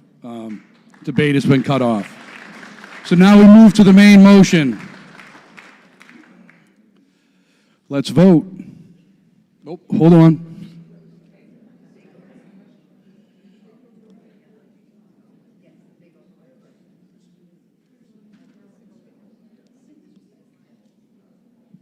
All right, now we can vote.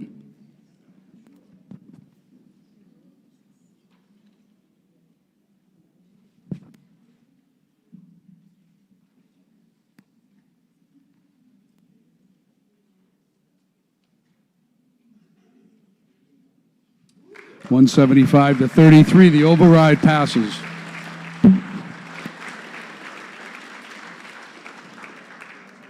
Article 6C, Ms. Drayton. Article 6C, 650,000 override alternative.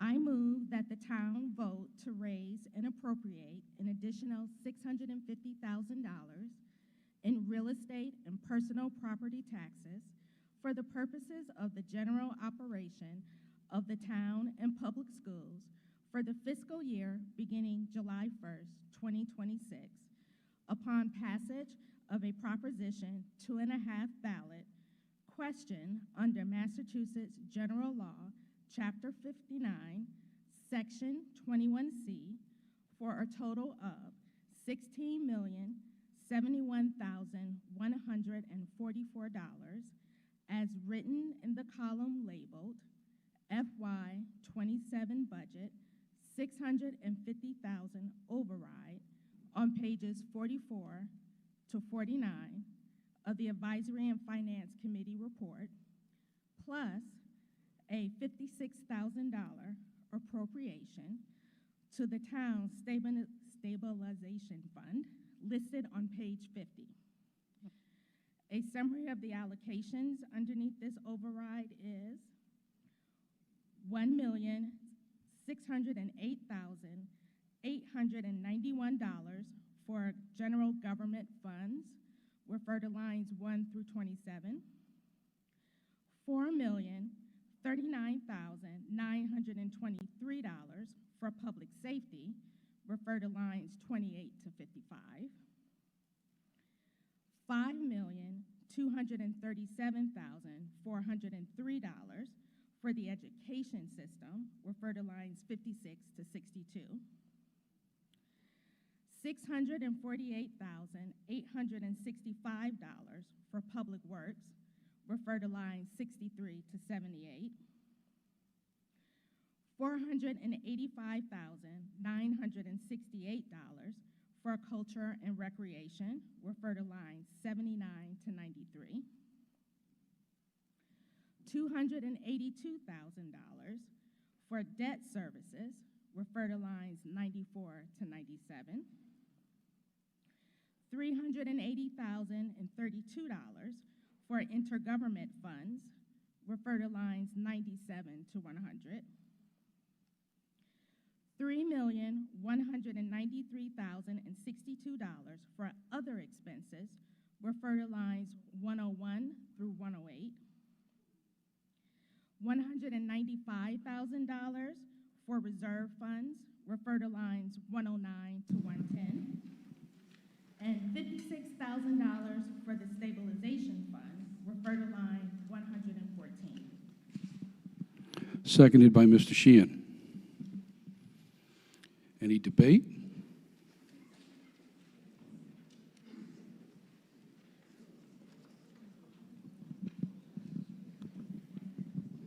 This is procedural again. B. Rogers, 44 Pearl Road.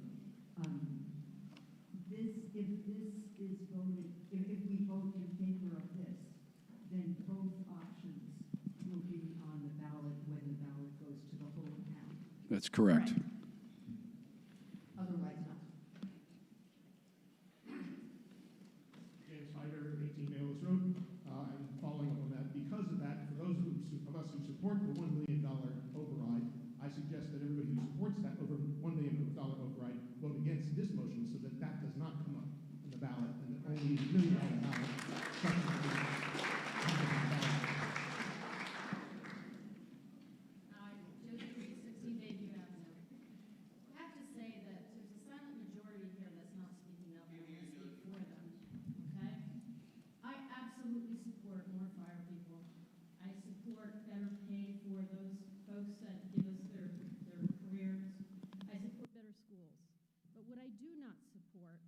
is not understanding how my taxes have increased over the last 4 years, more than 50%, and here we are asking for overrides.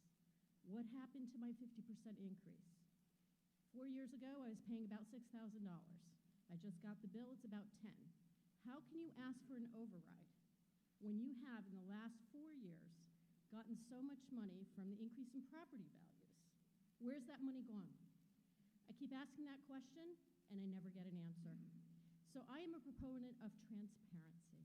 Anybody who's ever heard me talk, transparency is king. As long as the people understand what's happening, they can make informed decisions. I absolutely think we need everything that's being discussed here. My biggest issue is the manner in which it's being asked to be funded. That's it. That's all I want to say. What I would like to say is I would rather that we went ahead and just got a regular budget, level set, and then all of these really important things that are being discussed today be considered on a case-by-case basis. See if we have money. See if we can shift money around. But I'm not hearing that. I'm hearing, I need more. You got more. Thank you.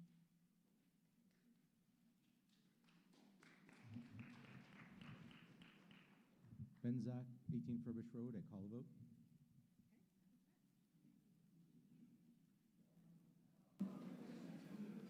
I'm gonna use my moderator's my moderator's opinion, I guess, and allow additional debate. We only had a few speakers, and I'd like to. There are more people waiting. Ann Stern, 36 Maylis Road. I support and voted for the $1 million override, but I would, contrary to what the first speaker said, I would urge everyone to also vote for this, because there are a lot of very important items in this particular article, including increases in salary for our hardworking and wonderful town employees that are not in a union and are now making less because of the rise in cost of their health insurance through the town, are now making less than they did last year. So there are many good reasons to vote for this override as well as the $1 million override. I hope when the town comes to the election that they will vote for the $1 million override. But if they are only faced with one choice, there may be many people who are not in the town hall today who don't want any override at all. And without giving them an opportunity to vote for 6C, then we'll be left without all of the benefits that apart from the fire department. So I urge you to vote yes for this article. Ralph Colson, 38 Bayview Ave. Just as the last person spoke, I think there's a number of people, we only have like 200 people here in town, and by not voting yes on this C, you're actually giving those people outside of this room no chance to vote on this override. And the democratic way to do it is to put both of them on the ballot and let the people vote for it, not just the 200 here, but everybody, because some people may not be able to afford to be here. Maybe they're working today, and they have no chance to speak here. I think it's financially, I'm fine with either of these votes, but maybe some people aren't, and they deserve a chance to vote on this issue and not just push it through today. So I hope people vote yes on 6C also. Thank you.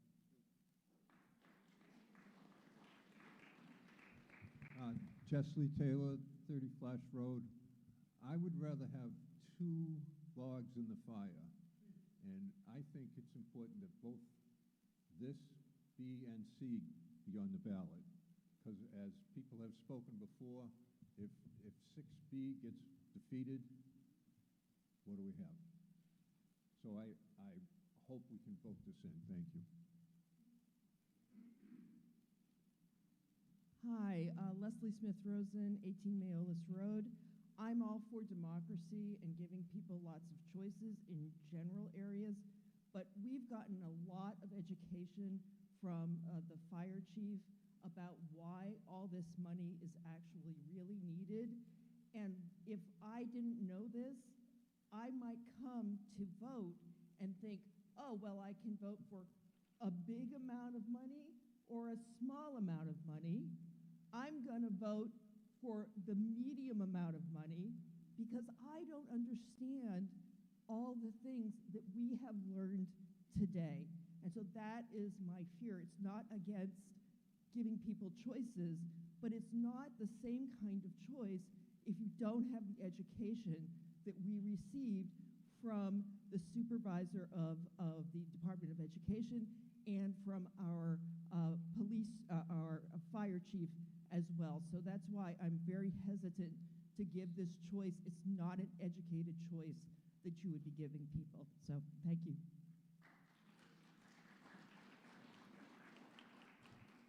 Chris Whitlock. Okay, Chris Whitlock, 11 Lafayette Terrace. I would echo the last observation. I think if you give, we have all the information now. We know what goes into that, the $1 million override. We know what that is going for. I think giving people an additional option is confusing and is less likely to get us what the town needs. If it's a straight up and down vote, then people they will know that we are trusting you with the decisions that you make, the information that you have. And I think if people don't want to vote for an override because they don't think they want to spend any more money, voting for a partial override is not effective, and in fact will do more damage than it's worth giving them the option. Make it a straight up or down vote because we have the clarity, we have the information. Thank you. All right, seeing no more debate. Oh, we have somebody coming up. Oh, well, theoretically, we wouldn't need that because I was going to cut debate off and move to vote. So that's what I'm going to do instead of taking an additional vote. Let's vote. Voting on the main motion.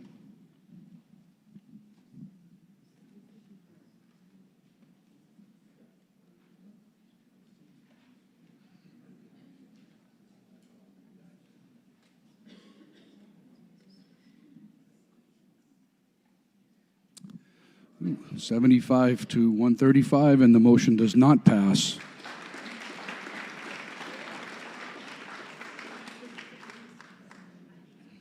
Ms. Straighten, Water and Sewer Enterprise. Article 7, Water and Sewer Enterprise. I move that the following sums be appropriated for the operation of Water and Sewer Enterprise Fund for the fiscal year beginning July 1st, 2026. Quiet, please. For salaries, $475,507. For expenses, $1,322,287. For capital outlay, $80,000. For debt, $1,465,877. For emergency reserve, $40,350. That gives us a total of $3,384,021. And that $2,178,676 is to be funded from Water and Sewer Department receipts for said purposes. $50,000 is to be appropriated from Water and Sewer retained earnings, and $1,430,877 in water and sewer debt costs is to be raised through property taxes, less $275,532 in indirect costs funded from Water and Sewer Department receipts to be transferred to the general fund. Seconded by Mr. Kent. Any debate? Seeing none, let's vote.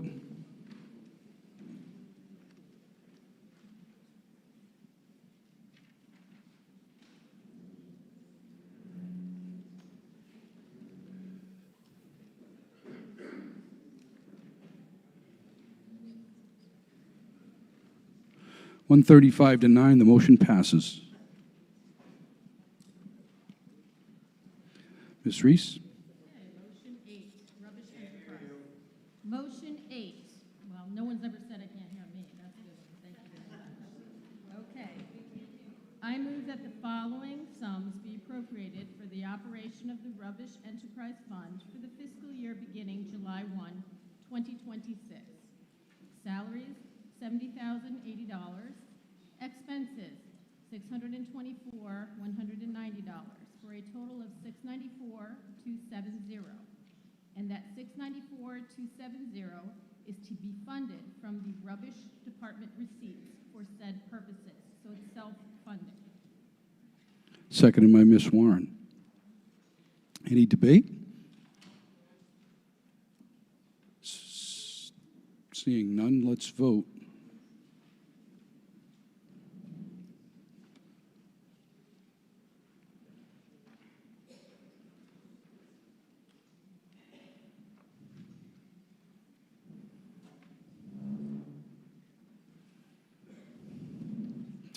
One 23 to 12, the motion passes.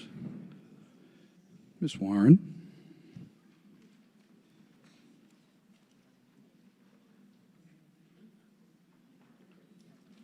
Article 9, compost area. I move that the sum of $50,000 be appropriated from retained earnings in the Rubbish Enterprise Fund for the costs associated with the maintenance of the compost area, including all costs incidental or related thereto. Seconded by Ms. Drayton. Any debate? Seeing none, let's vote.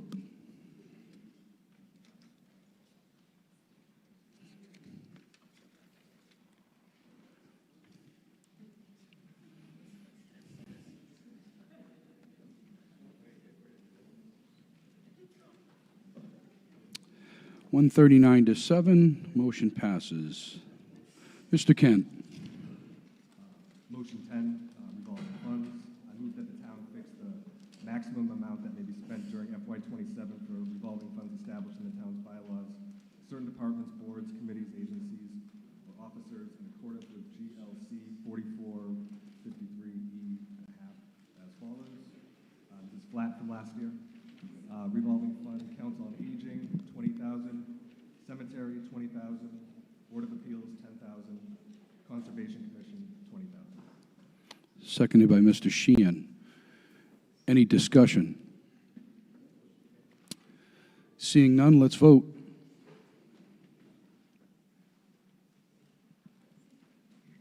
I didn't get that. Could you try again?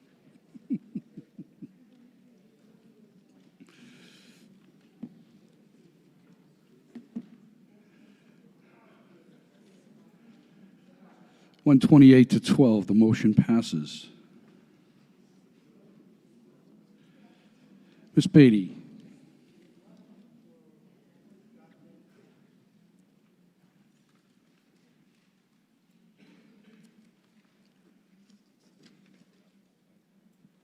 So, I move that the sum, this is OPEB, and you should know, this is the funding for retirees, and it's primarily healthcare, as you probably know, ongoing. Excuse me? Oh, I'm sorry. Thank you. OPEB, this is the funding for retirees, and it's primarily healthcare. And we don't use the funds unless we need to. But this gives us the account to be able to do it, which is very important. I'm explaining the account. Okay, I move that the sum of $25,000 be appropriated to the other post-employment benefits liability trust fund, and that this appropriation is funded from free cash. seconded by Mr. McMacken. Any debate? Seeing none, let's vote.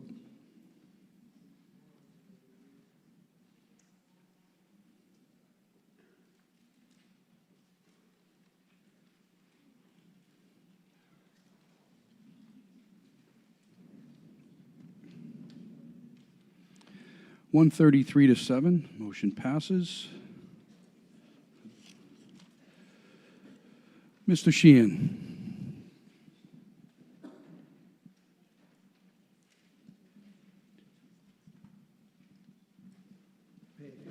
Motion 12. Two-thirds vote required. I move that the sum of $200,000. Is that better? Thank you. I move that the sum of $200,000 be appropriated from paving throughout the town, including the payment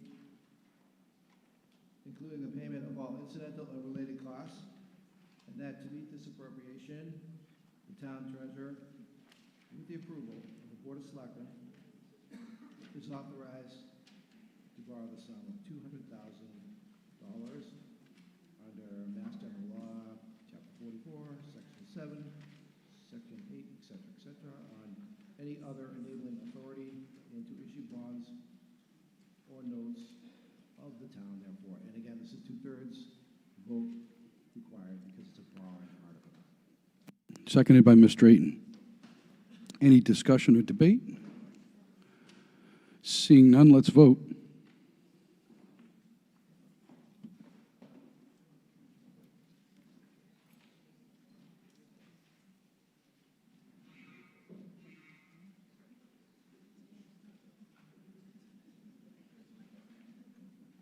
(135-10), the motion passes. Mr. McMacken.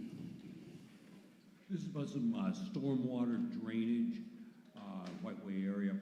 I move that the sum of $300,000 be appropriated for throughout the town, including the payment of incidental and related costs to meet this appropriation. This is White Way drainage. No, it says paving, but that's a typo. We already covered paving, Dan mentioned that. So we're discussing a drainage situation to borrow or authorize use of $300,000 as part of the ongoing stormwater correction town-wide. This is a long-term sequence, and it's the year to do White Way. So we have, with the approval of the Board of Selectmen, is authorized to borrow the sum of $300,000 under Mass General Laws 44, subsection 7, subsection 8, or any other enabling authority and or to issue bonds or notes of the town thereof. Seconded by Mr. Vanderslice. Any debate? Seeing none, let's vote. This is at two-thirds.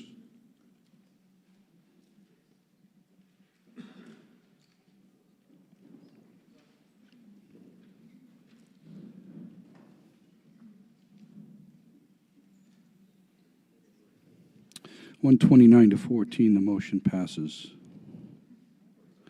Ms. Warren. Motion 14, MWRA Water Capital. Two-thirds vote. I move that the sum of $500,000 be appropriated to pay costs of studying, maintaining, repairing, and/or replacing water distribution lines and appurtenant structures, including the payment of all costs incidental and related thereto.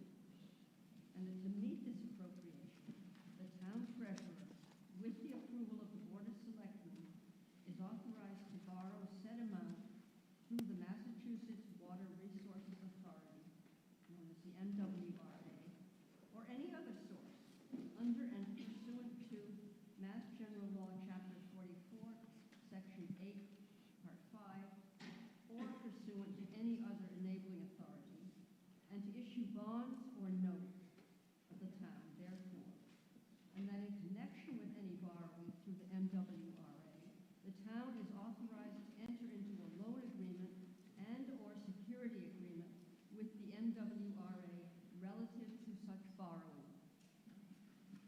Seconded by Ms. Reese. Any debate? Seeing none, let's vote. This is also a 2/3 majority.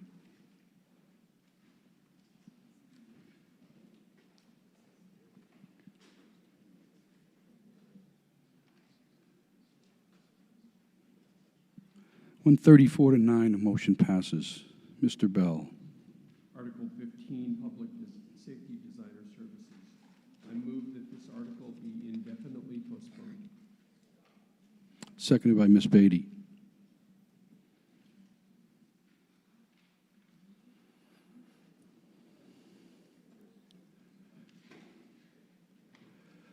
No debate? Let's vote. We're voting for indefinite post. Yes, I'm sorry.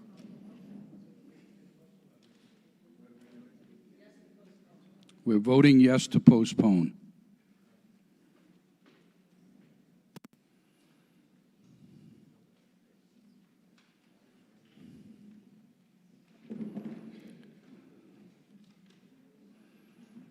$139 to 7, we postpone.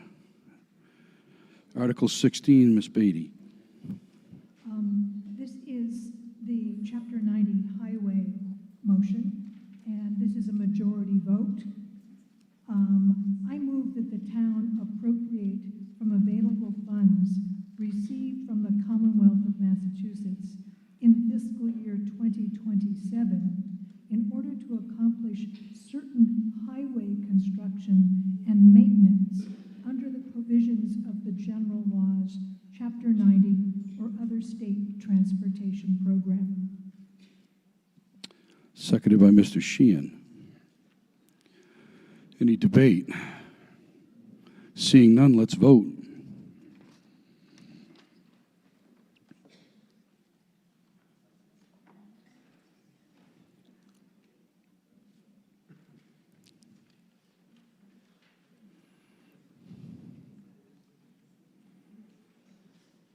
$135 to 7. Motion passes. Mr. Bell. Article 17, an affordable housing trust. I move that the town accept Mass General Law, Chapter 44, Section 55C, and establish the Nahant Affordable Housing Trust and amend the town's general bylaws by adding a new article, Article 24, Nahant Affordable Housing Trust, as printed in the Advisory and Finance Committee report on pages 58 to 62, and furthermore, that once established, the trust shall implement the beginning steps of a municipal affordable housing trust as set forth by the Massachusetts Housing Partnerships Operations Manual and provide a written report to town meeting in May of 2027. Seconded by Ms. Warren. Debate. The Finance Committee was split on this article and so made no recommendation. This is neither a recommendation for or against the article. I call your attention to pages 21 and 22 of the warrant book, where we have provided both a statement in support and a statement in opposition to the article. Beyond that, we leave it to the proponents and opponents to present their respective cases to the town. Mr. Cullinan.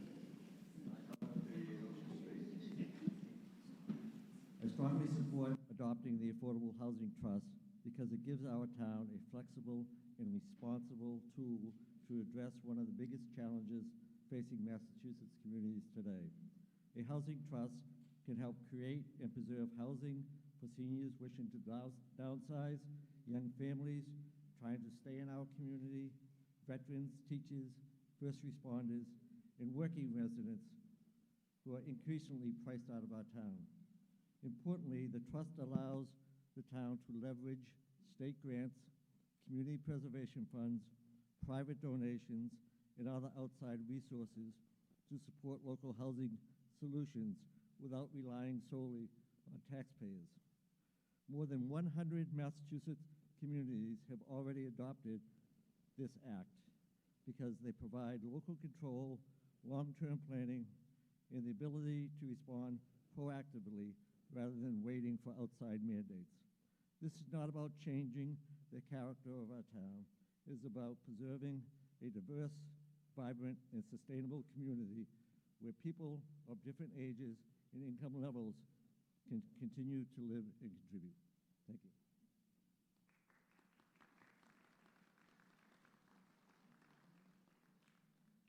Thank you, Mark. Dan McMacken, Breezy Hill Terrace. As Tim mentioned, the FinCom was split on this particular article. I would like to point out some of the opportunities in this article for it to become more fair and more accountable. I think this needs to go back to the drawing board. Right now, we have adequate, if not over, housing density in town. We have to promote affordable housing, 40B, we have ADUs, we have 3A, all mandated by the state. We must comply. Now, the state has encouraged us to establish the Affordable Housing Trust, claiming it will give us some flexibility. But what this particular article does is way beyond flexibility. There is no criteria for fairness. It becomes the friends and family of whoever these trustees become. Oh, the trustees, are they elected as we elect library trustees? No, they are not. They are appointed. So we have appointed trustees. We have very few, if any, guide rails to establish fairness of he got it and I didn't. Why didn't I get it? I did this for the town. I'm a member of this aggrieved party, of this aggrieved group that should get extra consideration. There's none of that. It is solely subjective by these trustees. So what I say now is we do exactly what we do with the library. Let's elect the trustees. Let's elect the trustees and send this article back to the drawing board where it can be worked on and made to do the right thing for the town.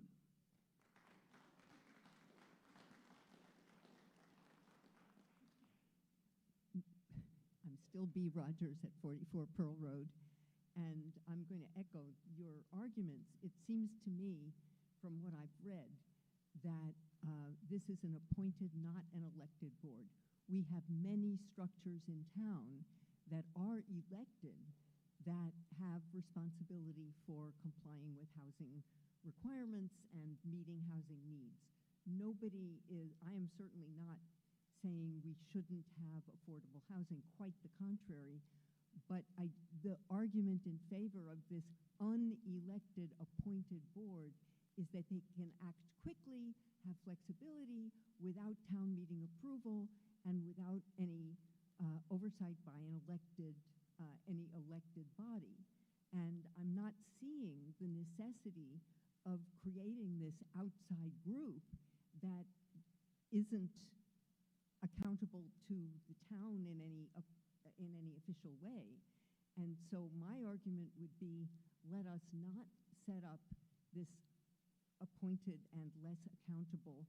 It can act quickly. Maybe we like that, maybe we don't. But I would prefer to see the existing structures that we have work to meet the needs, which we all agree exist, of affordable housing in town. So I would say, let us not create this body.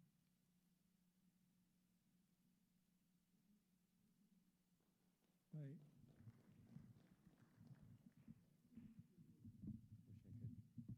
Hi, Jeff Lewis, 6 Ellsworth Road in Nahant.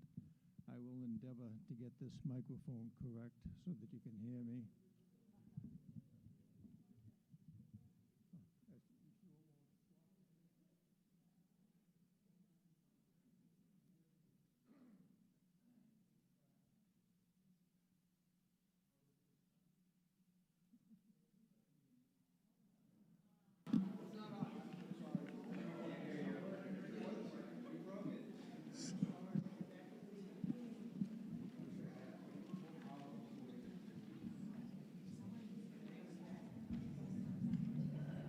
We need a musician up here.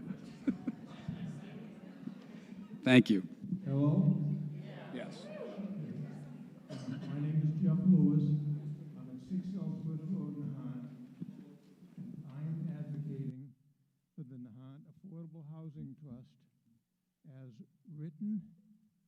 as presented at this town meeting without amendment. I'll give you the reasons why. In September of 2022, the town of Nahant signed a contract with MAPC, Metropolitan Area Planning Council.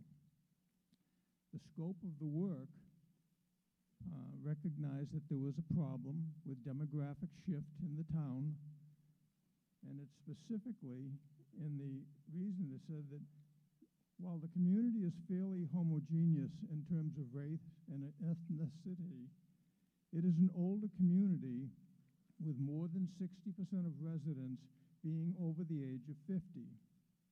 Age consideration will be the forefront of decision-making in this housing plan. This is back in 2022.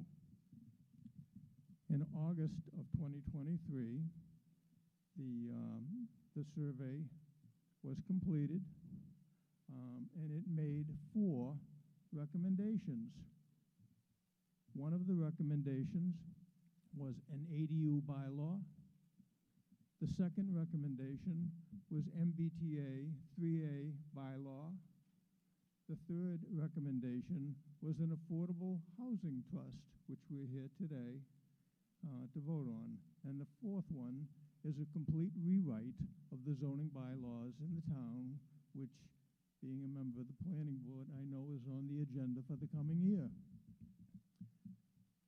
We passed the ADU bylaw, and it helped with the aging community so that they could make extra money and they could be helped for transferring from one generation to another. We were forced by the state, as Mr. McMakin said, we had to get it done. So we looked at it. It started in January of, I believe it's 2024, and we got it done. And before we even had it to press, the state gave us until December 31st to pass the MBTA 3A law. And we worked over the summer and through the fall, and we got it passed. These were forced by the state, but they were all part of a very comprehensive plan that had demographics to back it up, and it's not going to get better for the next 10 or 15 years. Eventually, we'll all solve the problem, but we're here for the time being. I'm asking for your vote, and I'm also asking the Finance Board to reconsider adding an amendment to this. It has to stand on its own. I believe it's time to have an affordable housing trust. It's a great financial tool. And if there's an amendment attached onto it, restricting the funding for the first year and keeping the assets down to $10,000, as you wrote in the warrant article, I don't support that. So I want it as stands. I respectfully thank you.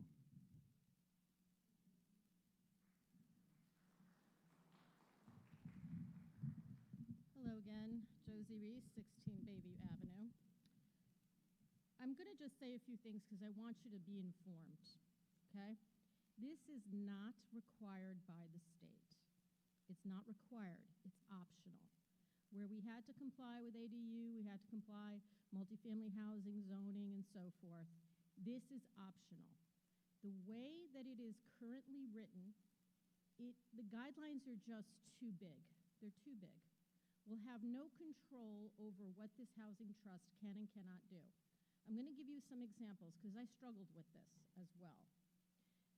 If we have, I know many of you came to a town meeting and decided to postpone a question about putting some housing behind the current affordable housing. And the folks in that neighborhood got together and they said, nope, we're going to postpone it. You can't build here. This affordable trust will allow, without town discussion or anything, to build on that lot. The second thing that it can do, and I'm just being devil's advocate because I want you to be informed, the second thing that it can do is not only build on that lot, but get the town into debt and then we have to pay for it. It's not necessarily going to be self-funding. That is not what the guidelines allow, all right? So they can get into debt, they can take any kind of land that they have available today, or they can purchase land, and we've got to pay for it. It is too broad. There is nothing in these guidelines that we don't have the ability to do ourselves right now, okay? We can buy real estate, we can put funds together, we can do anything we want. It's a tool that, in my mind, circumvents the voting power, and that is what concerns me the most. I don't even want it amended. Let me tell you what, $10,000 is nothing. If this particular board a committee wants to get together with 40B, they can do anything they want. There's going to be money out there to support it. So I ask respectfully that you think about this and vote it down, because it's not necessary. I like the voters to have control over what goes on in this town. Thank you.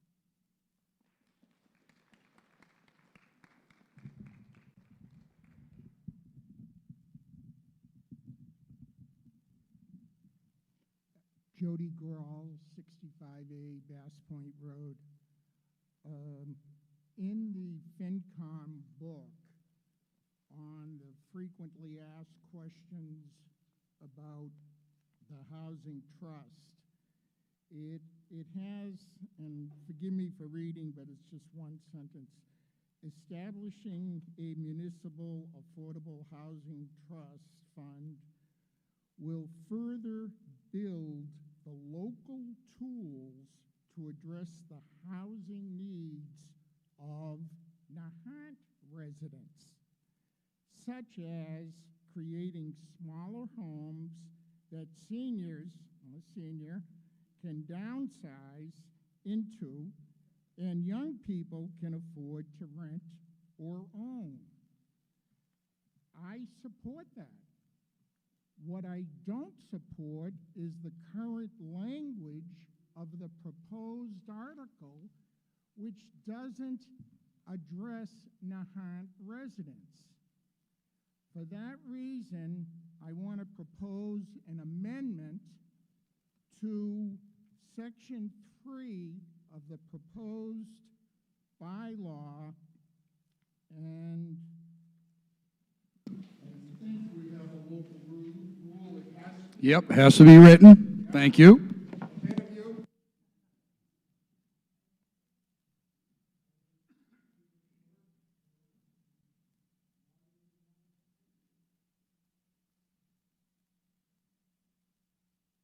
What my amendment is, and if you want to look in the book, it's on page 58, section 3, under purposes. I move to amend the proposed bylaw, Article 24, by striking out all of the first sentence of section 3 purposes, beginning with the word "the" and ending with the word "households," and replacing it with the following: the purposes of this trust shall be to provide for the creation and preservation of affordable housing in the town for the benefit of Nahant residential households with low and moderate income. The remaining language in the proposed section would remain unchanged. That's my motion to amend the language contained in the appendix. We need a second. Second. We have a second, Mr. Galaki. Question? On the amendment, my understanding is, Christine Johnson, Licio, 15 Fox Hill Road, Nahant. My understanding of the state statutes for low-income housing or affordable housing is that it cannot be specific to a community. Is that correct or not correct? So we cannot amend the state law to say Nahant residents because the law does not allow that, correct? So I just asked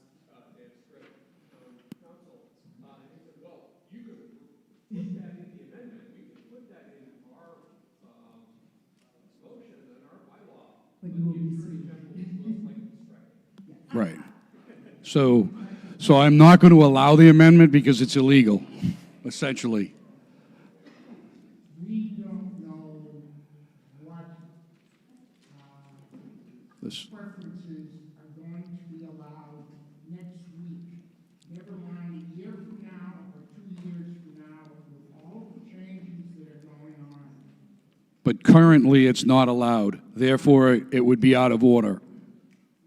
That's a legal decision. My amendment is to give local preference to Nahant residents. We went through this in the housing production plan, and there is an allowance for veterans, there's an allowance for employees of the municipality. It's not certain, but my amendment is to favor Nahant residents because it's primarily going to be funded with money from Nahant residents. I'd like to downsize and get some help, but we all know what the housing market is in Nahant. You might downsize and you have to pay more for the downsized property than your own house sold for. But it's a lot of the money is going to be funded, or some of the money is going to be funded by the Preservation Act money. That comes from all of us. So we fund it, and then it's not going to be limited to our children or people we know or current Nahant residents that are having a tough time paying for rent. The study that was referred to before and the information in the book talks about Nahant residents. 36% are burdened of renters, etc. Nahant cannot solve the housing crisis in eastern Massachusetts or in the region, but it might be able to help current residents. And if that's my amendment, to limit it to current residents. Vote up or down, it's up to people who are here today. All right, so we have an amendment and a second. I'm going to allow the amendment, and I'll let the state. So we need to, right now we have an amendment with a second, so we're debating the amendment. So I don't know if there's anyone that wants to speak on the amendment? Speak up, Tim.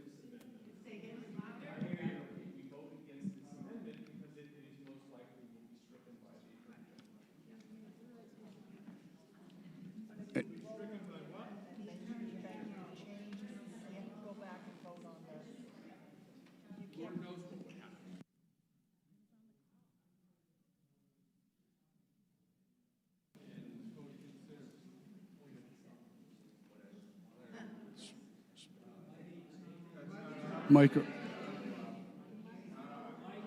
Here.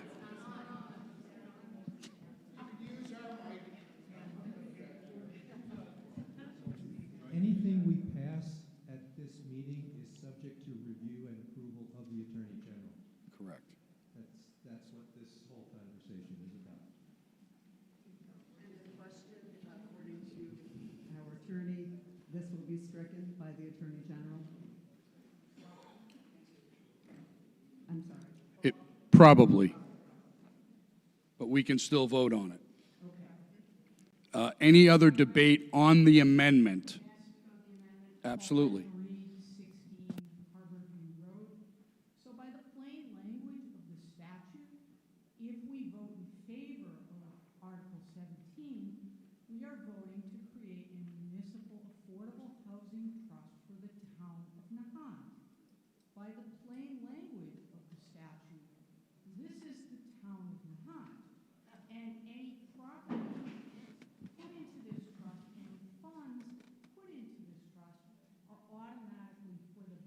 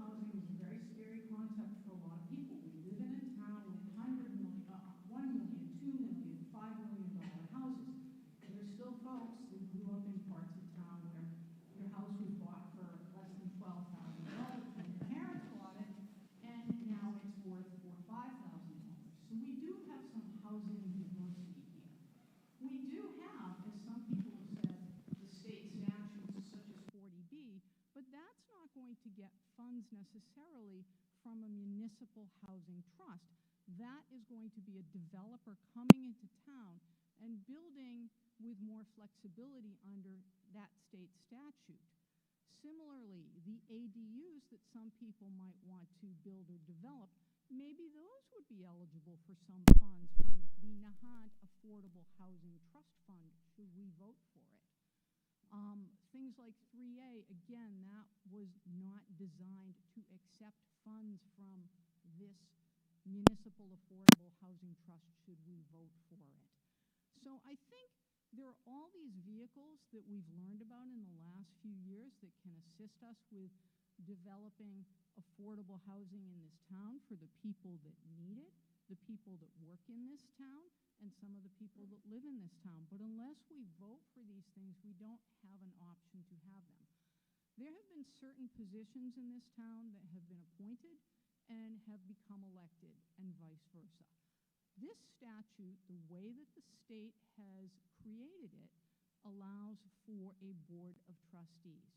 And those board members would be appointed by people like the moderator, the board of selectmen, and whatever other town entity or departments are allowed to recommend those people for appointment. We have elected members of town government over here. We have appointed members of town government over here. I trust these folks to advise me. I would trust somebody who is a trustee of a Nahant Affordable Housing Trust to follow the appropriate mandates and guidelines under this statute. This is not to say that if the state would allow it, and having read this statute, I'm not clear that they would, and perhaps town council could advise me on that or advise us. This is not to say that those trustees couldn't subsequently be made to be elective positions. But there are so many reasons to vote for this, and there are certainly reasons to vote against it. But that's not going to make our need for people to be able to downsize, our need for people to have assistance with housing in this town, our need to be able to take advantage of a funding mechanism to assist some housing development in this town.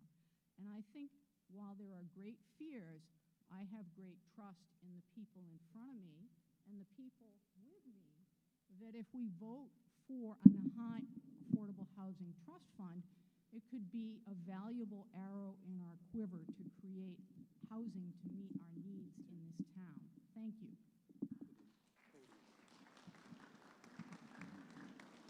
Are we voting on the amendment? No, we are still, yes, we are still talking about the amendment.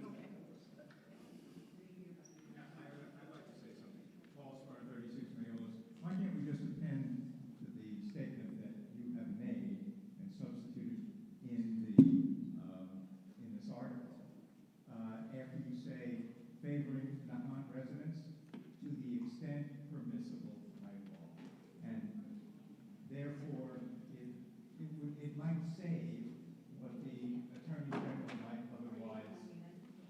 the Attorney General might otherwise reject.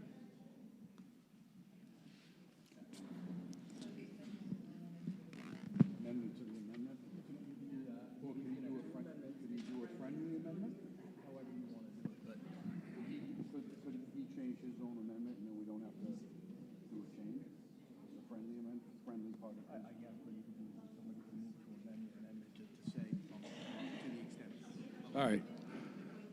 So we now have a motion for an amendment to the amendment that needs to be seconded.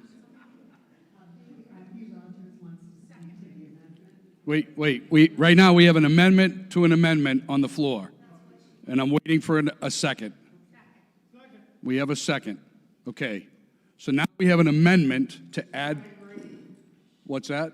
The amendment to the amendment is not in writing. You could accept it, Joe.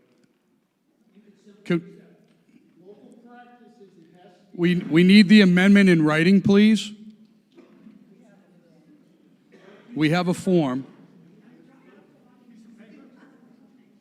Do you have the form? Oh, I have a form too. Do you have the? I looked. Oh, they're not there. Sorry.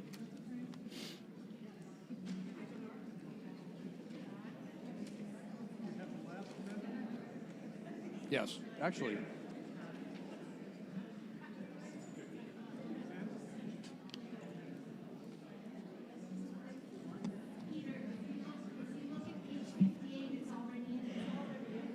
I'm not sure this is a point of information. But Yep, point of order.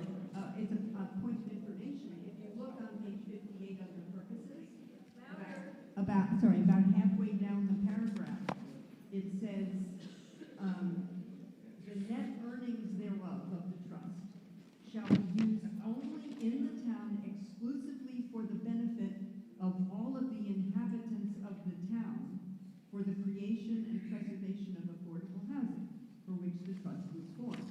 So it's, if I'm reading that correctly, it already says in town for the benefit of the residents of the town, which I believe was the purpose of the amendment. It says inhabitants, not residents. Inhabitants. Right. My amendment says residents.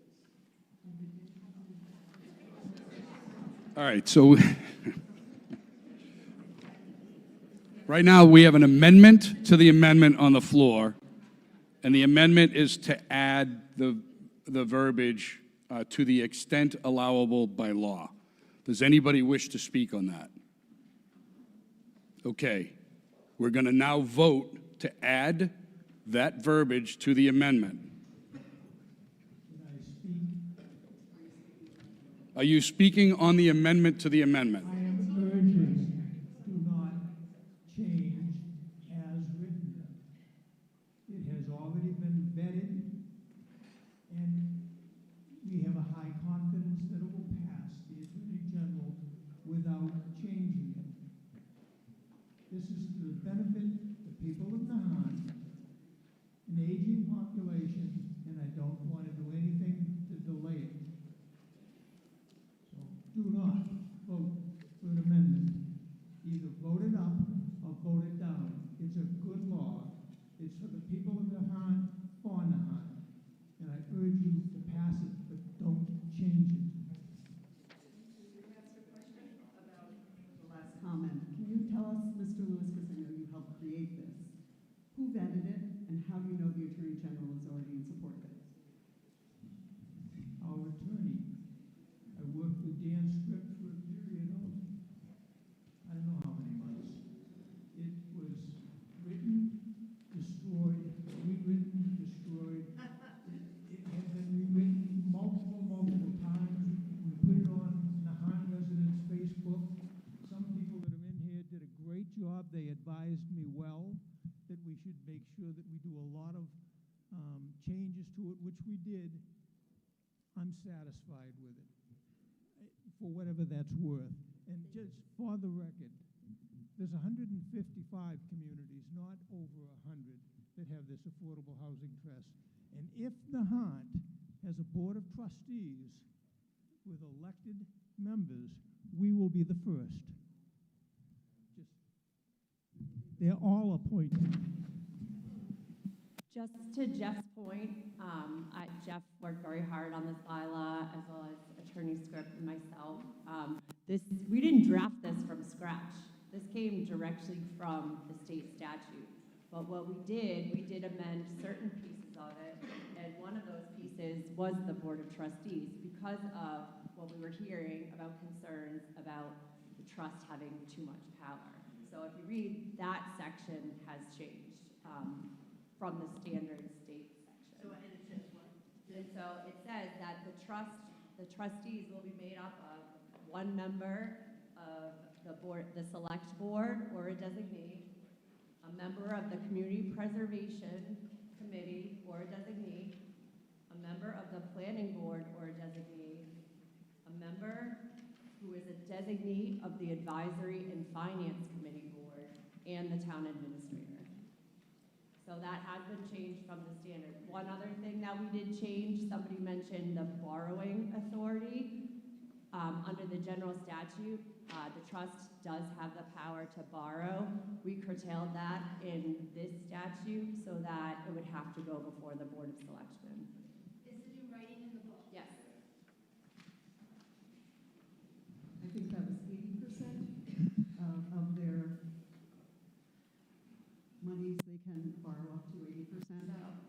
it's under section 7, powers of the trustees, subsection K. It says we added this, with select board approval, borrow money on such terms and conditions and from such sources as the board deems advisable to mortgage and pledge trust assets as collateral. What page is that on, please? That's on page 60. Okay, I want to get us back to the amendment to the amendment.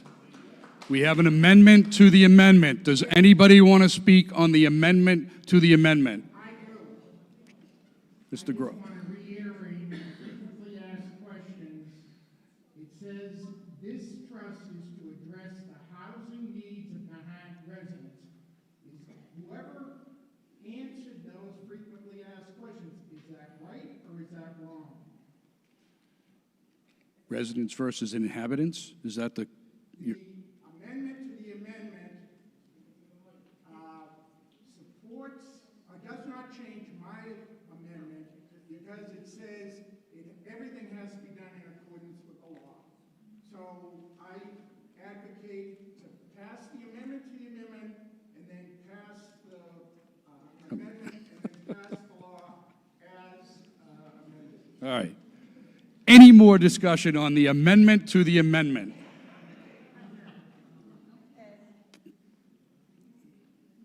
Mr. Moderator, Ed Gonzalo, 55 Goldwood.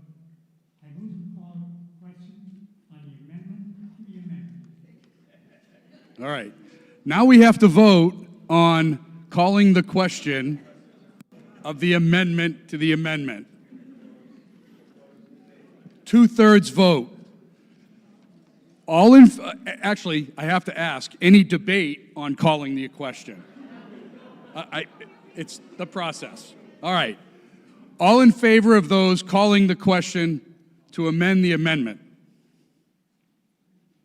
Vote. No, we're voting on calling the question for the amendment of the amendment. We're not even at the amendment of the amendment yet. Do we call the question, yes or no? Let's vote.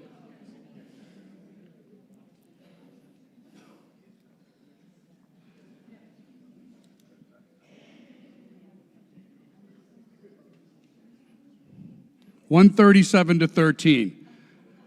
Now we can move on to the amendment of the amendment.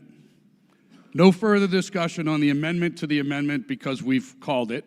So all those in favor of adding the verbiage to the extent allowable by law, let's vote.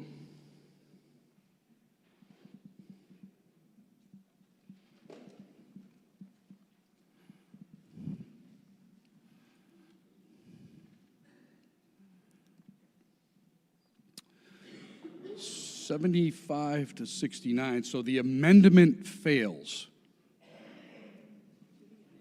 I mean, the amendment to the amendment fails, right?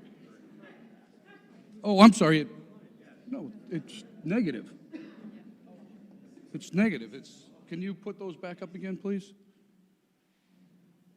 It was 75 against and 69 for. So there's the amendment to the amendment fails. Okay. Now, moving on to the amendment.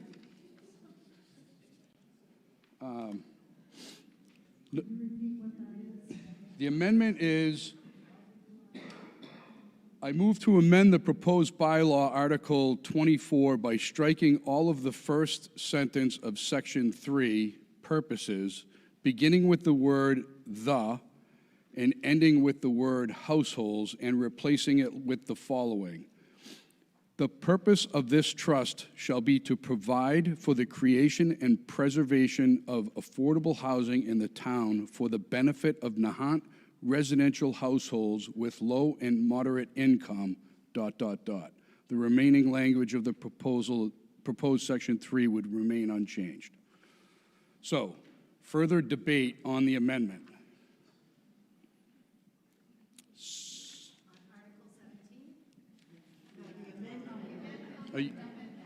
Are you rising on the amendment?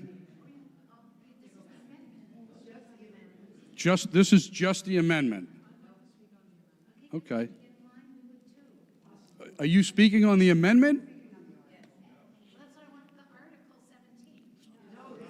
Miss Marie wants to speak on the amendment. We voted on the amendment to the amendment.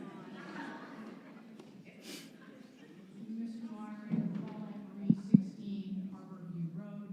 Keeping it simple, folks, this is voting on an amendment to the Nahant Affordable Housing Trust Fund. By definition, this is the people who are inhabitants, residents, households in the town of Nahant. I believe that we should vote against this amendment. I believe that the statute as written by the state, as vetted by town council and the town and other citizens of this town, will adequately provide for those residents, inhabitants, households in the town by its definition. Thank you. I urge you to vote no on the amendment. Any more discussion on the amendment? Seeing and hearing none, let's vote on the amendment. And if I'm not, I may be wrong on this, but I believe it's a simple majority. Thank you.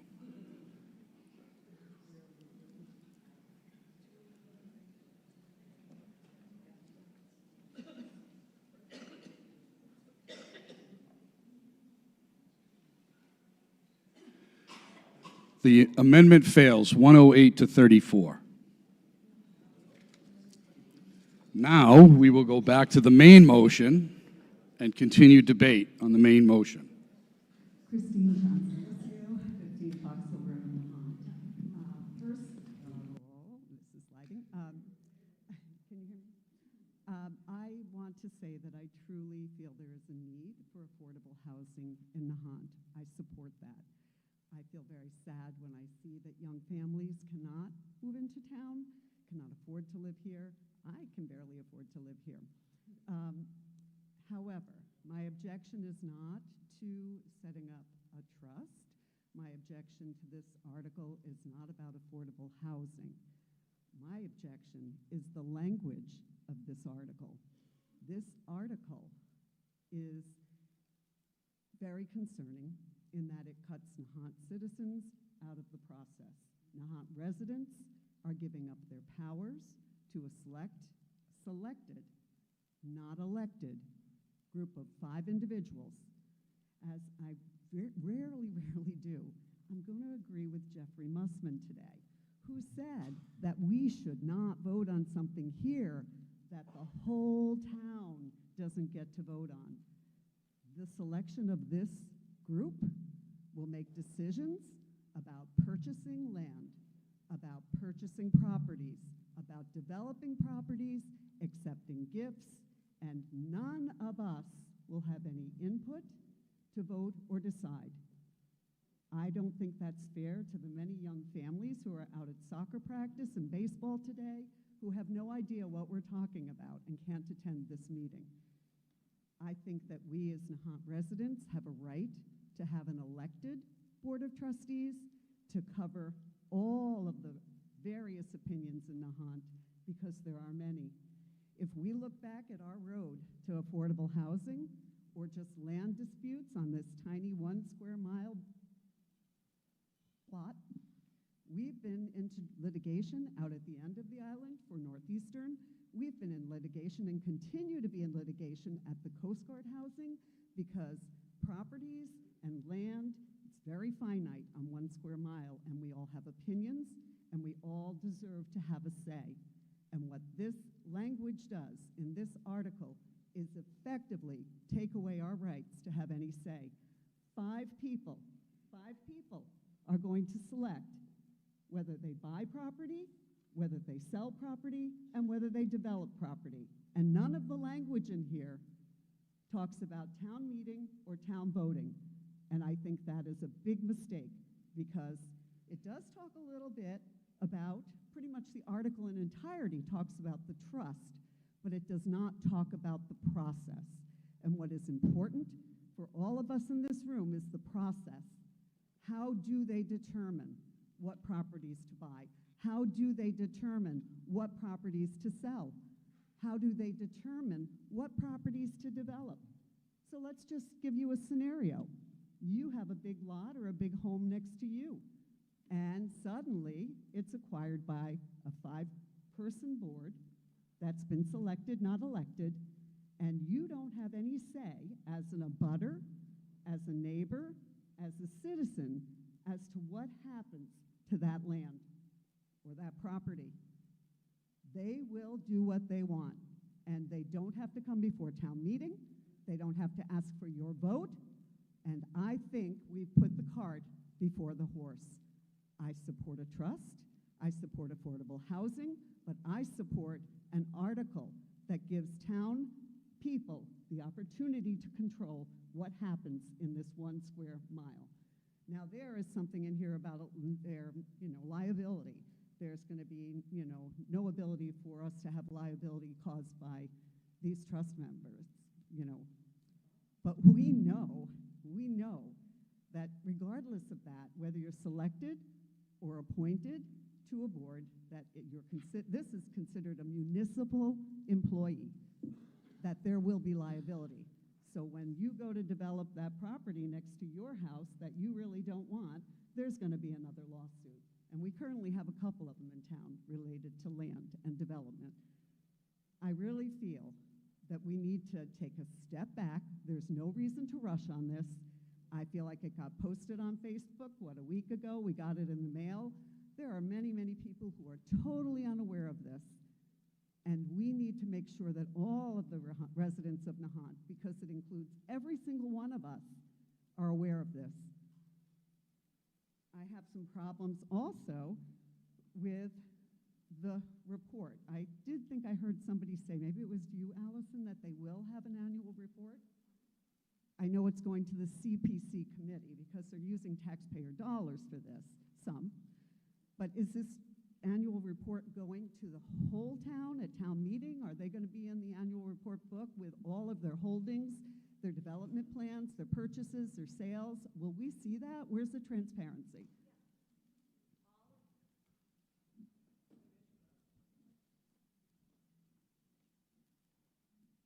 All of the meetings of this Board of Trustees, if established, are public meetings.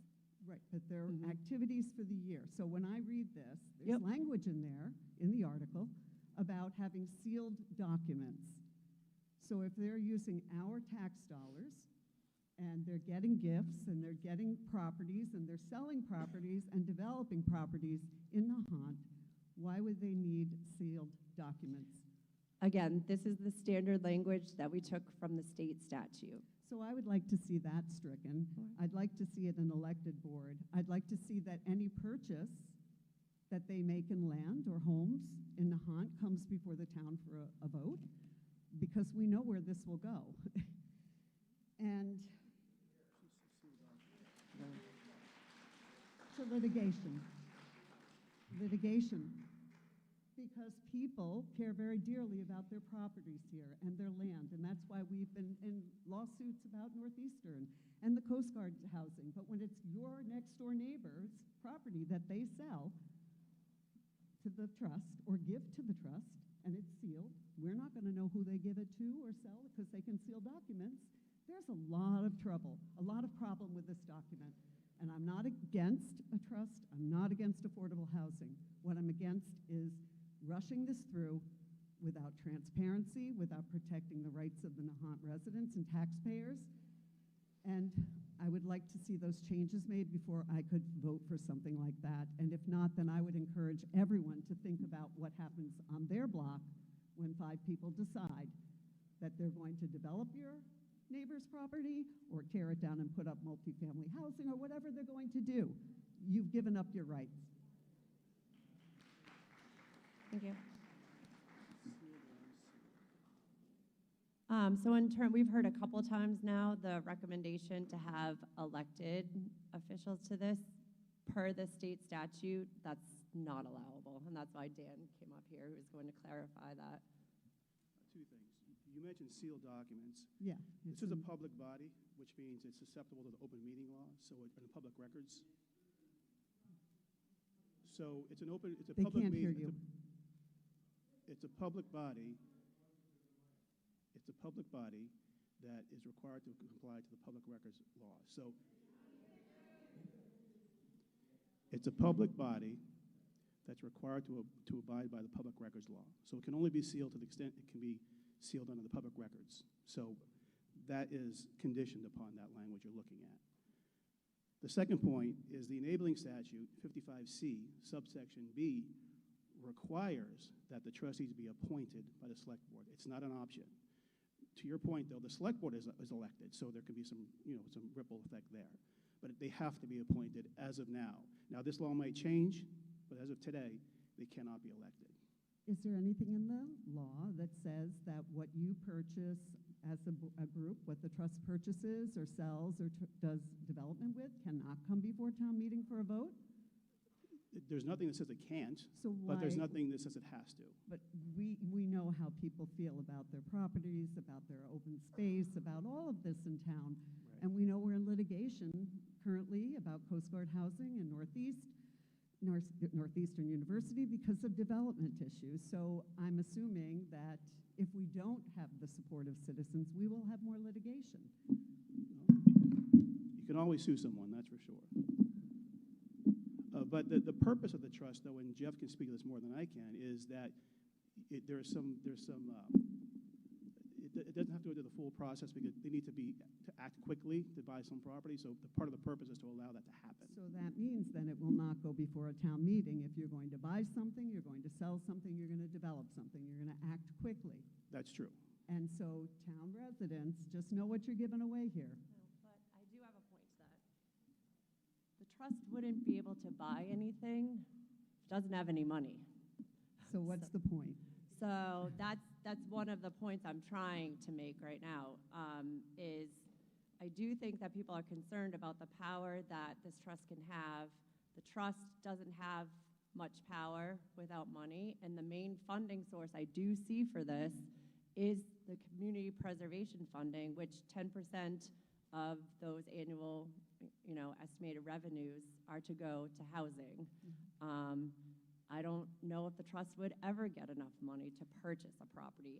It's different than if somebody donated. That would be a different Somebody story. could certainly donate one of the huge estates out by Northeastern and want to develop that, and we would have no say in that, correct?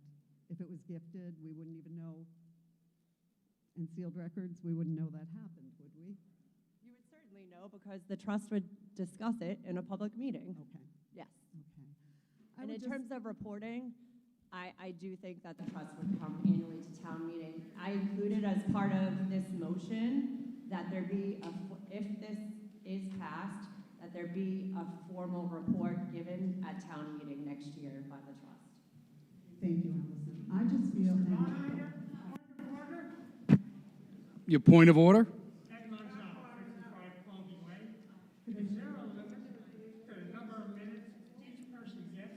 I was just getting to that. You're Ms. Licio, you're reaching your time limit. I will wrap up. I cannot support this in its current form. I think that there's room for going back to the drawing board and putting the horse before the cart, and I would encourage people to vote no as this article stands. Thank you.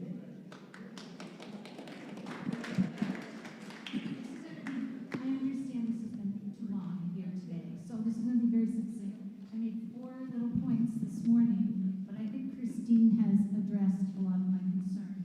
But I do have one question, and that is with the language that Jeff is advocating, which is currently in Article 17, and or the language which Jody is advocating, which I'm not sure where things stand, but they both seem to indicate that this is for the town people. I was on the state call when this was being discussed, and the person from the state said, as things stand, you cannot guarantee that this housing goes to the people in your town. So, despite what we've heard here, there is no guarantee. And my question is, if we specify in this article that the formation of the trust, the monies, whoever's running it, if it all comes down to us saying it's for the people in Nahant, if it's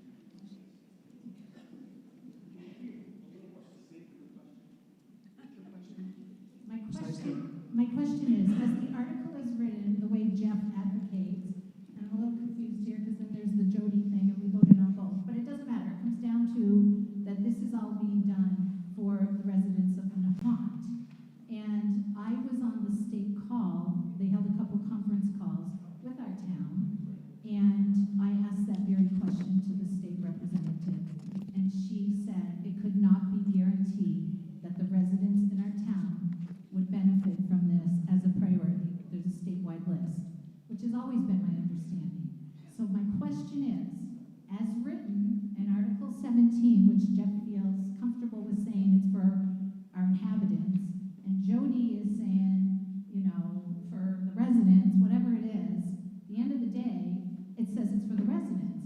If the state comes back when we send them this to approve and says, no, it's not for your residents, it's for a list, and, you know, may your residents fall wherever they fall, would this be null and void, or are we basically doing all this for people that won't benefit, that are our neighbors? Well, as a matter of fact, it's going to benefit the folks in the town because the trust wouldn't buy property in Swampscott. It would buy property No, in no, the no, town. that was not my question.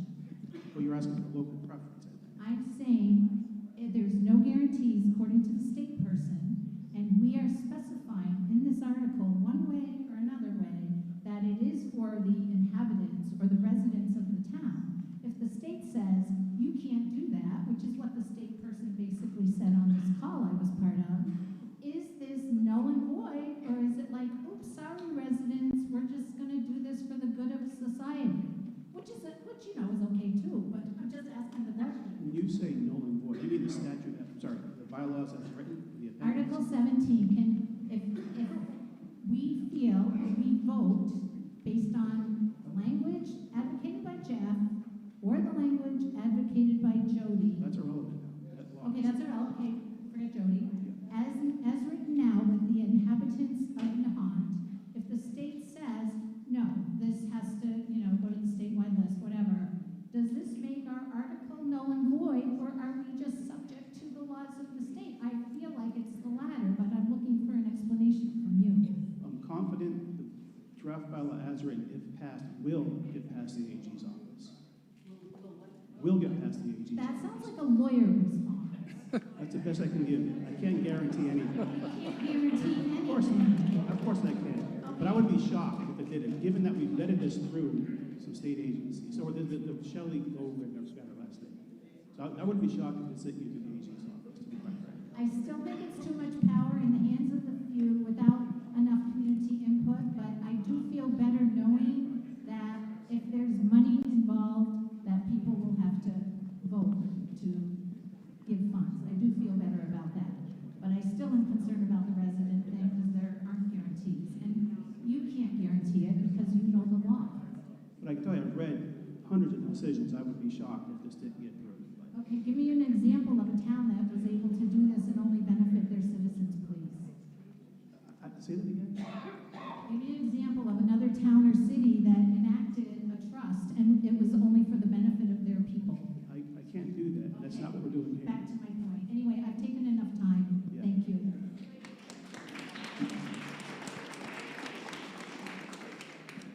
Just one thing that I've learned about a affordable housing trust, just as all of you had. I've spoken with specialists, like Debbie said, from the Mass Housing Partnership.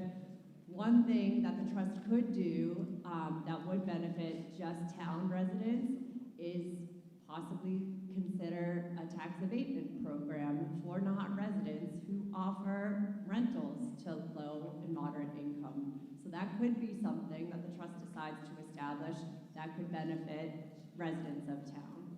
So that's just one. It's a power. So once the trust is established, they develop all of their objectives and priorities and what they want. And so that could be one of them. We can't just make them do it by including it in the bylaw. Hi, I won't take this long. B. Rogers, 44 Pearl Road. The first statement in support of having an affordable housing trust, and I want to be very clear, and I hope some other people have too, that arguing against having a housing trust is in no way expressing opposition to having affordable housing in town. Absolutely not. And we have many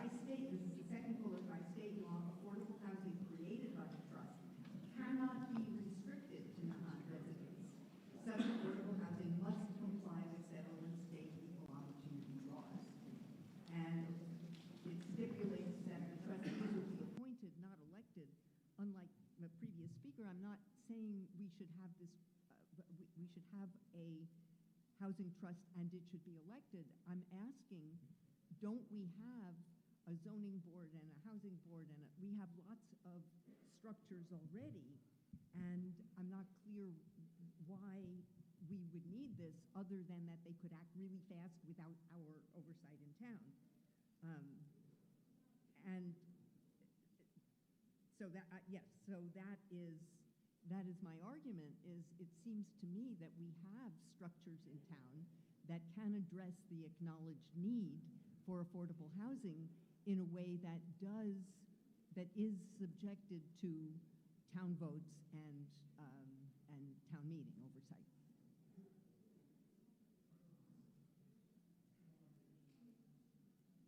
Tim Bell, 16 Harborview Road.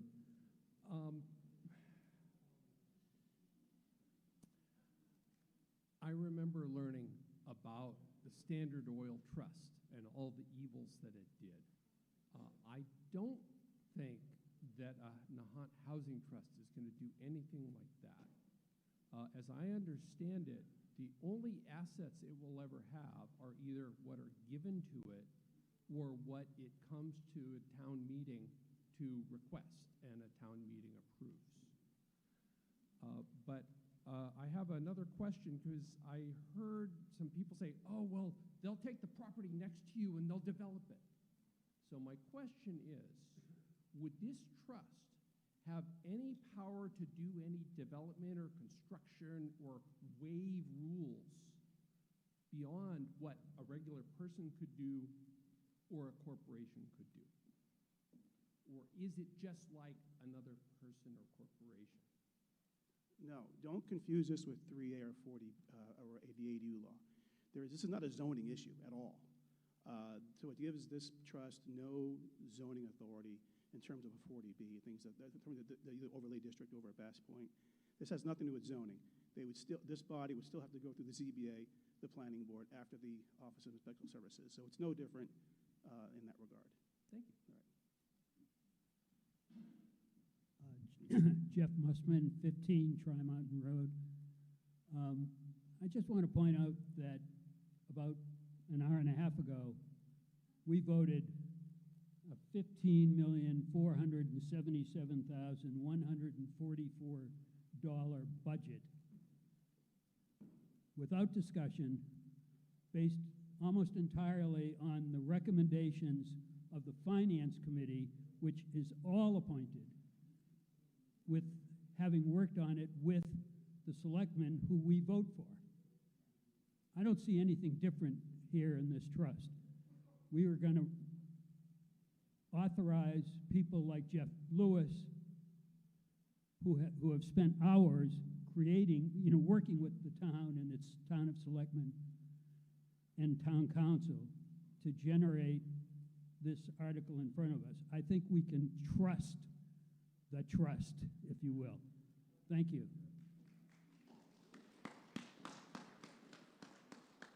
Ed Manzano, 55 Colby Way.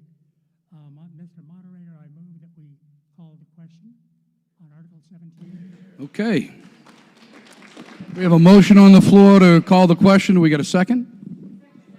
And I got a 2/3 on this one. Thank you, Jeff.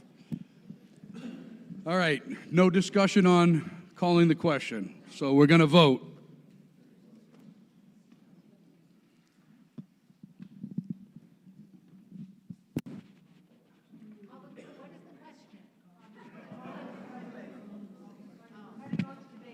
Cutting off debate. Thank you. 125 to 19, so debate has been cut off. Now we're going to move to the main motion, Article 17. Let's vote.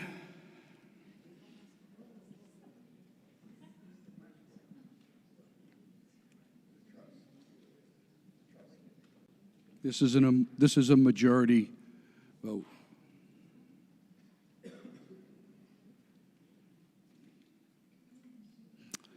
The motion fails, 88 to 60.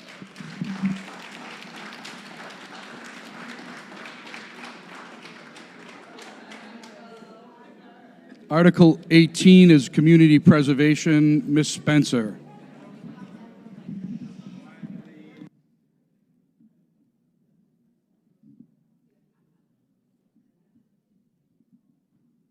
Thank you, Mr. Moderator.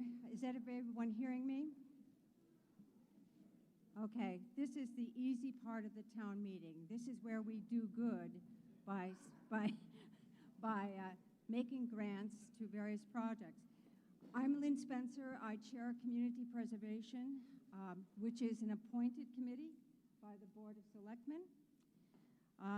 On this committee, I'm joined by Austin Antrim, Ellen Goldberg, Nancy Catalmo, Paul Spurn, Dave Wilson, and Julie Tarmy. Those of you who have had this book will see there's one important missing name on the front cover, and that is Julie Tarmy, who joined our committee this year. This little digest is the complete record of community preservation for the town of Nahant since it was first voted in the 2004 town meeting. We are now celebrating the 21st year of community preservation funding. So what is community preservation funding? Everyone have it? Community preservation is a state law that was passed. Over 190 towns in Massachusetts have endorsed it in their own communities. It's a matching grant program. So you contribute a 3% surcharge on your real estate tax, which is then matched by the state. In the early years, we had 100% match. In recent years, we've been down around 64%. We're budgeting 40% just out of caution and concern. In addition to the work that our committee does in reviewing grant applications, we are ably and nobly assisted by Allison Nieto, who is extraordinary, first as our finance person and now as the town administrator. We also have the support of Kristen Taylor in the town office, who puts together a beautiful book like this.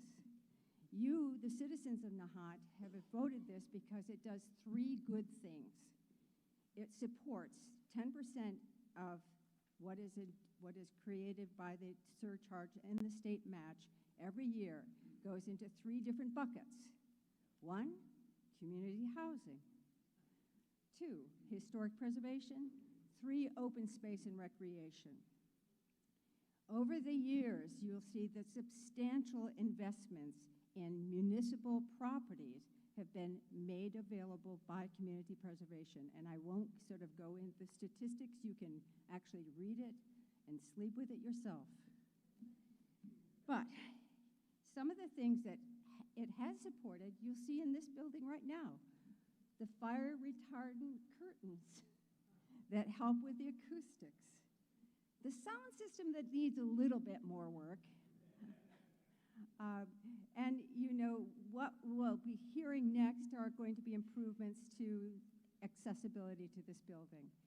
But the public library, town hall, the Ellingwood Chapel, the Dory Club, the town wharf, the seawalls, 40 steps, all of that has been supported by community preservation. So what's coming up? This year we had $474,000 in funding. $349,000 comes from that 3% surcharge. $103,000 was being matched by the state. We have a little bit of interest money that Allison helps secure because she's very prudent in finance. So that's the amount of money that we have to work with, $474,000. It's not vast, but it has made a real difference. Coming up, you're going to hear about several articles. 3 of them I'm calling cleanup articles.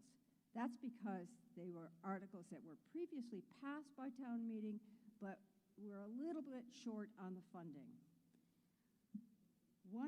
2 of them are continuing commitments to open space and the wonderful work that the Open Space and Recreation Committee have done over the years. We're seeing the last phase of the improvements at Bailey's Hill, and we're seeing a second phase of work at Lodge Park. In terms of the money that we have in hand after these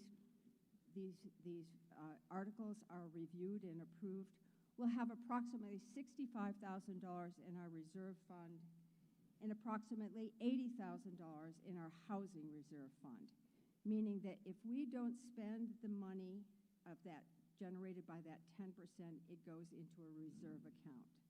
So once those three buckets have been served, housing, community housing, historic preservation, and open space and recreation, the balance of the funds can be appropriated by the town meeting based on the recommendations of our committee. So with that, Mr. Moderator, let's go to work. Okay, Article 18A, Ms. Warren.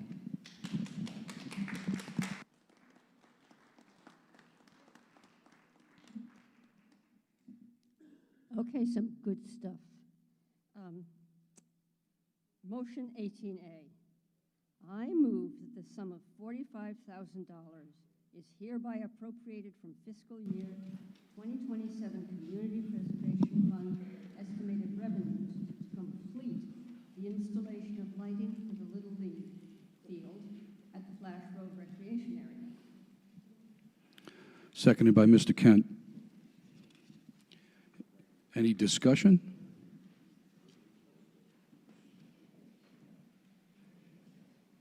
B. Rogers, 44 Pearl Road. I just want to be clear. This is allocating funds that are already available and stuff. Like, this doesn't depend on an override or anything like that. No, no. This is CPC funding. Has said we have this much money, this is what we're proposing to do with it. Correct. Hello, Carrie Collins, 22 Greasy Hill Terrace. I don't support this because most towns get contracts to work out payments for electricity and the use of field through the Little League. We do not. I brought it up at meetings. Nobody said they were going to do that. And when our electrical bills, personally and in this town, are so expensive, knowing Chief Antrim said that his electrical bill is the most expensive that our town has ever had for the fire station. I just don't understand how, first of all, we can fund things that we're going to need more money for in the future. I don't think our Conservation Commission should just okay stuff for next year because, oops, we bought the equipment already. If you're going to do that, you need to make arrangements with our Little League representatives. They were at these meetings, and I didn't hear that we have so many kids here in Nahant that want to use the field. I heard that it's just easier to schedule our games because we need more fields. And I understand the need, but we cannot afford to fund this electrical huge project till the end of time. Just on a side note, we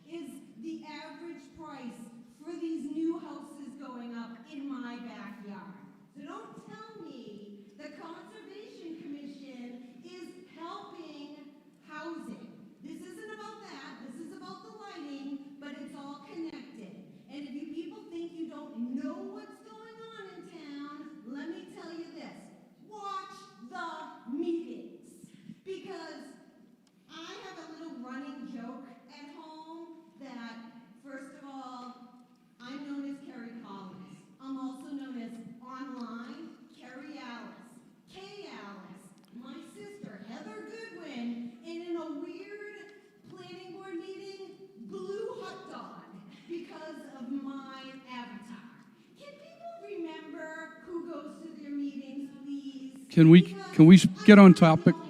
Can we get on topic, please? I don't want this lighting unless people do the right thing and they make arrangements with the Little League, okay? We cannot afford to pay for this to the end of days. Thank you.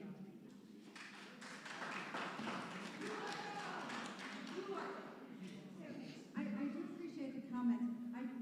I didn't want to prolong this, but I do want to refer you to each of these articles has an extensive write-up from our committee in support of them, in addition to the endorsement of FinCom. Little League has very much been behind this. Little League has contributed $30,000 to this project, as well as manpower and thinking power and full-time commitment. So I think what is being referred to is not the capital cost, but the operating cost. And of course, that is a municipal issue. Any more debate? Seeing none, let's vote.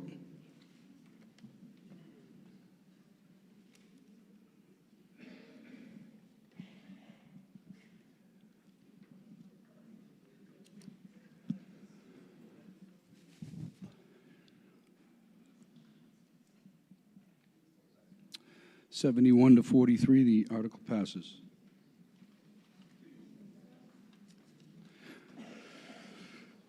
Article 18B, Ms. Warren. Okay. 18B, Town Hall Handicap Access. I move that the sum of $40,000 is hereby appropriated from fiscal year 2027 Community Preservation Fund estimated revenues to fund handicap access improvements at Town Hall. Seconded by Ms. Reese. Any debate? Seeing none, let's vote.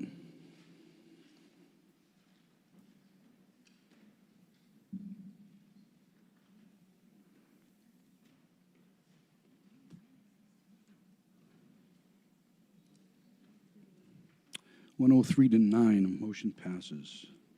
Ms. Warren.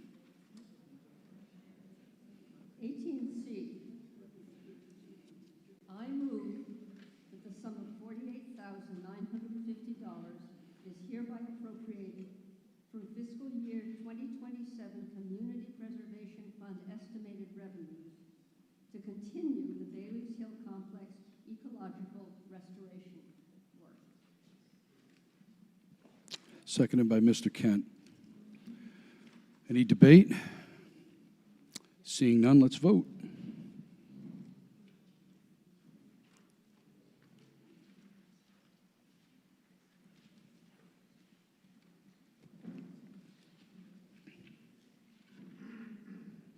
(100 to 11), motion passes. Ms. Beatty. This is motion 18D, Lodge Park Restoration. This is a majority vote. I move that the sum of $49,000 is hereby appropriated from fiscal year 2027 Community Preservation Fund estimated revenues for Phase 2 of the ecological restoration at Lodge Park. Seconded by Mr. Vanderslice. Any debate? Seeing none, let's vote.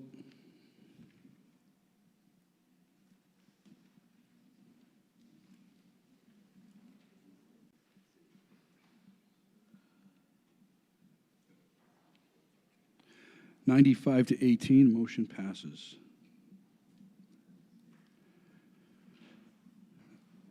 E.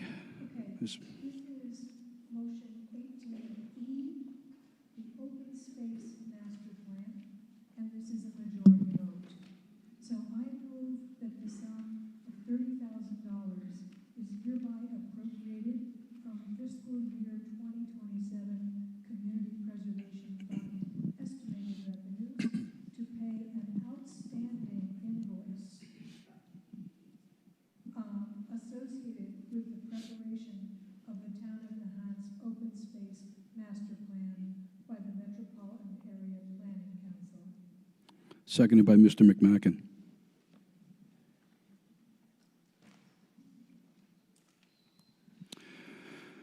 Any debate? Seeing no one rise, let's vote.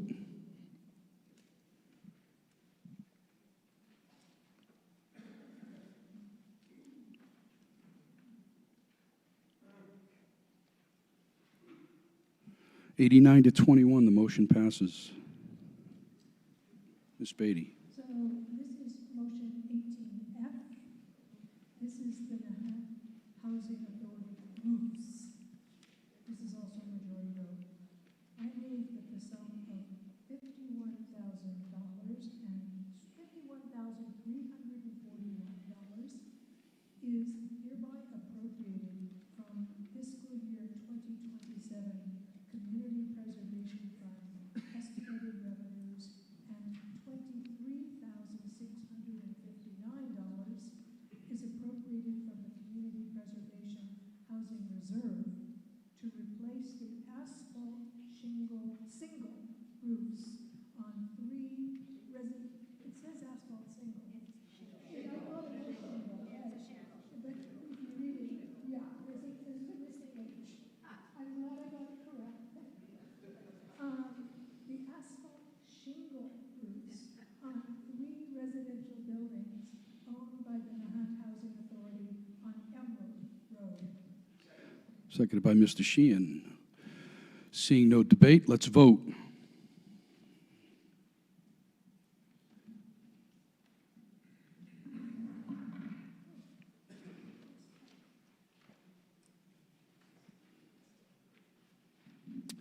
(103 to 10), the motion passes. And this is motion 18G. G. And so this is administrative expenses. I don't know if I'm allowed to say this, but I would like to, that they do a fantastic job. They really do. I sit in on their meetings. It's a lot of work. And so I just want to let you know that I have evidence that they do a wonderful administrative job. Thank you. Thank you for letting me do this. I move that the sum of $10,000 is hereby appropriated from fiscal year 2027 Community Preservation Fund estimated revenues for administrative and operating expenses of the Community Preservation Committee. Seconded by Mr. Bell. Any debate? Seeing none, let's vote.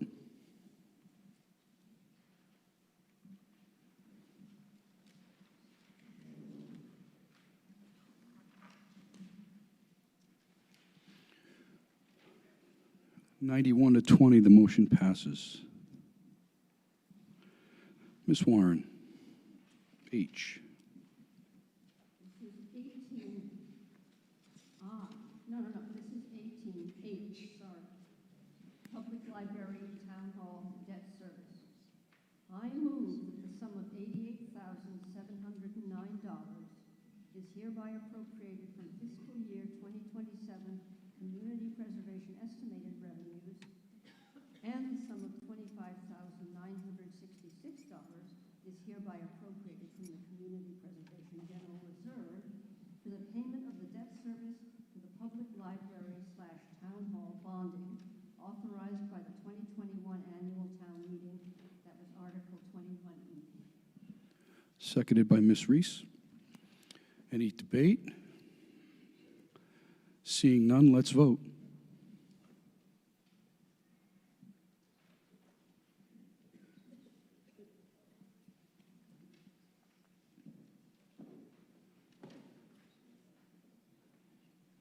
(106 to 6), the article passes. Okay, motion 18I, Town Hall/Cemetery Debt Service. I move that the sum of $66,522 is hereby appropriated from fiscal year 2027 Community Preservation estimated revenues for the payment of the debt service for the Town Hall/Cemetery bonding authorized by the 2022 annual town meeting in that Article 22H. Seconded by Ms. Beatty.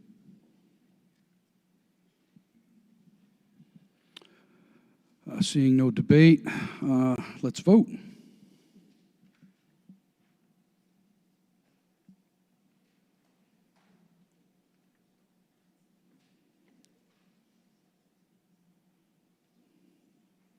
(104-7), the motion passes. Motion 18J on library debt service. I move that the sum of $83,889 is hereby appropriated from fiscal year 2027 community preservation estimated revenues for the payment of the debt service to the library bonding authorized by the 2025 annual town meeting in Article 24E. Seconded by Mr. Sheehan. Any debate? Seeing none, let's vote.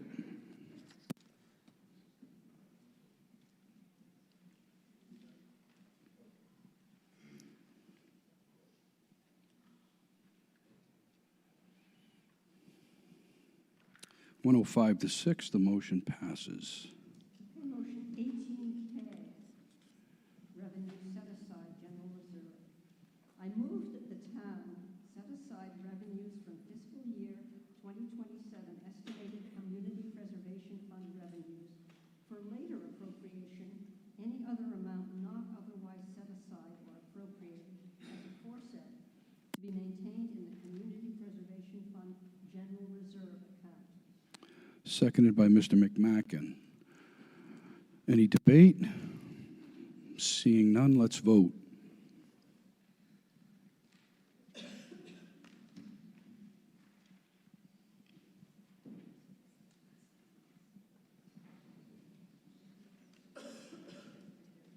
(94-10), the motion passes. Article 19.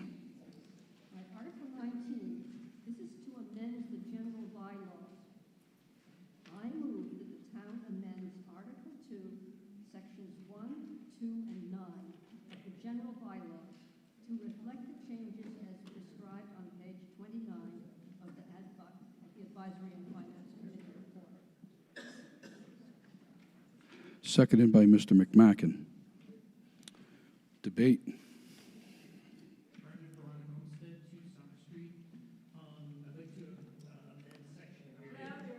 Louder. I would like to amend section 9 and strike 4 minutes and replace it with 10 minutes. It's currently 10 minutes. Correct, but my understanding is we're voting up and down on multiple sections, and so if it fails, if I make arguments in order to vote down for this 4 minutes, the other two sections, which seem fine, will not pass. Yeah, we need to get that in writing, but we have an amendment to change. Just what you want to amend. It's got the whole thing written. So we have an amendment on the floor to strike 4 minutes and go back to 10 minutes. Excuse me? Oh, do I have a second? Who seconded that? Okay, thank you. So any debate on going from 4 minutes back to 10 minutes? I would urge the residents to revert back to the 10 minutes. My understanding is, the town clerk, I guess, can confirm, but on average, when residents speak on a particular question, it's only 2 to 4 minutes that each resident is occupying. Is that correct? Yes. So at this point, most residents are, their average is at 4 minutes. We rarely ever see 10 minutes. It only happens, every once in a while with very, hotly discussed topics. The 4 minutes, though, would allow most residents to talk, the 10-minute window will allow most residents to talk, and share their comments without being, either feel interrupted or pressured. So that is why I feel if we keep 10 minutes, which we've done for decades, is my understanding, it's just the status quo. And the moderator still has discretion in order, if they feel the person's become too repetitive or it's gone off topic, in order to try to bring things back in line with proper procedure.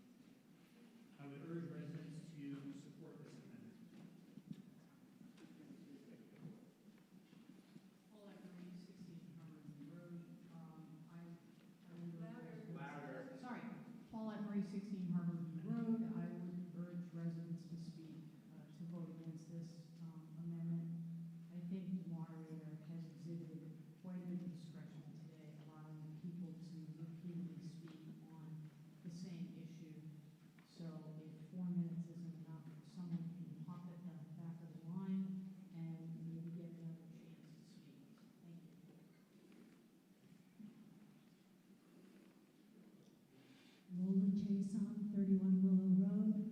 I have been at town meetings in another town where there are topics that require more than 4 minutes perhaps to get everything across. But if that's the case, it's an article everybody knows is coming up. There are many people who support it, and they divvy it up between themselves. If you can't get your point across in 4 minutes, you're not going to get it across in 10. And it will just drag this out longer.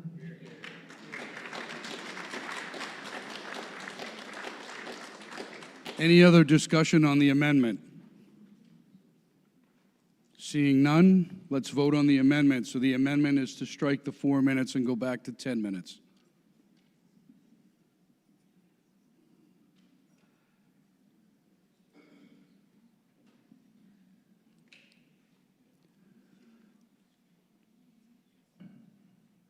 $79 to $28. So the motion to amend fails. Is that? Does that need to be? No? Okay. So we're back to the main motion. Any more debate on the main motion? Frank Veronica Olmsted, 2 Summer Street. So these questions may be redundant. Unfortunately, the information session isn't appeared up on YouTube, so I wasn't able to watch the past 2 information sessions. I guess first off, has the town established any procedures for how this time limit will be implemented? As far as what? Well, so when does the clock start? When When you- does it stop? Does the clock stop when the town official starts to speak? When does it restart? Is there going to be a clock that the town residents can see so that they have a perception as to how much time they have left? No, I monitor it. I've been doing it all day. Because we currently have 10-minute time limit and 2 attempts at the microphone. I've been monitoring it, and that's moving forward. It's the job of the moderator to moderate it and monitor it, and the town clerk does as well. But the town clerk also seemed to have numbers so it was being tracked over the last several town meetings, it sounds like. Well, it's not that we track them. We just monitor when people get up and speak. As I said to Ms. Licio when she was up here, she was nearing her 10 minutes. Okay, thank you. Hi, B. Rogers, 44 Pearl Road. I'm just curious, I'm looking at the changes in the dates for different things, and I have a comment on one, but I wonder if we could hear a little bit about where this came from. What's the rationale?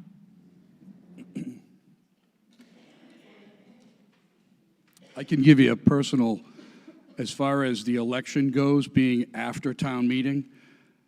Last year, I was elected to the moderator's position, and less than a month later, I had to do this job with little or no training. So that's one just anecdote. Yeah, it's procedural. So right now, as you know, our annual election occurs before town meeting. Today, town meeting approved the $1 million override. That now is going to go on to ballot. So we have to hold a special town election, which will cost the town money to hold. We have to hire election workers. If we reverse them, if we have town meeting first, and we have our annual election after town meeting, something that passed at town meeting that has to go to ballot could go to that subsequent ballot. Instead of, as we have it now, we either have a special election, or in some cases, we wait a full year until the next town election. A good example of that was last town meeting accepted changing Board of Selectmen to Select Board, and you didn't see that again until your election this year, so we had to wait the full year for that. So now the election townwide ballot will be After town meeting, if this passes. Alice Court, 7 Valley Road. I have questions along the same thing. Isn't 1 week difference too little time? Don't you have to send out the ballots for the town election and notify the entire town more than 7 days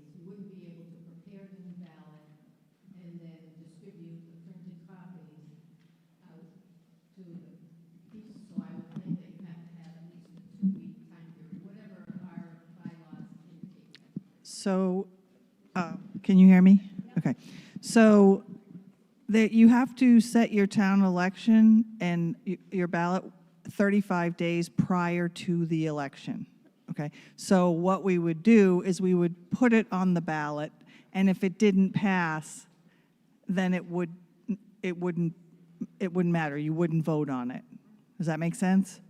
So we can put things on the ballot that we think may or may not pass. That would be in town meeting.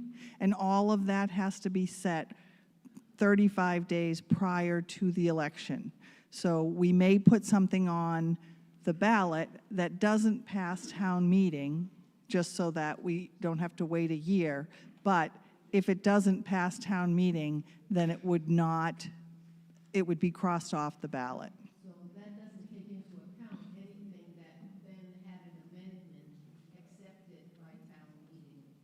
Because then you would be voting on something on your ballot that had already been amended. So I just wonder whether you want to consider an appropriate period of time so that you actually can set the ballot and make it a meaningful election without having to reset things or, so do you understand what I mean? Yes, and we did. Creating more problems. Yep, and we did discuss changing or leaving the town meeting at the same date and moving the election into June. But there was a lot of discussion about June being a fairly late time with kids getting out of school, people going on vacation, et cetera. And many of the towns I'm friendly with most of the town clerks on the North Shore.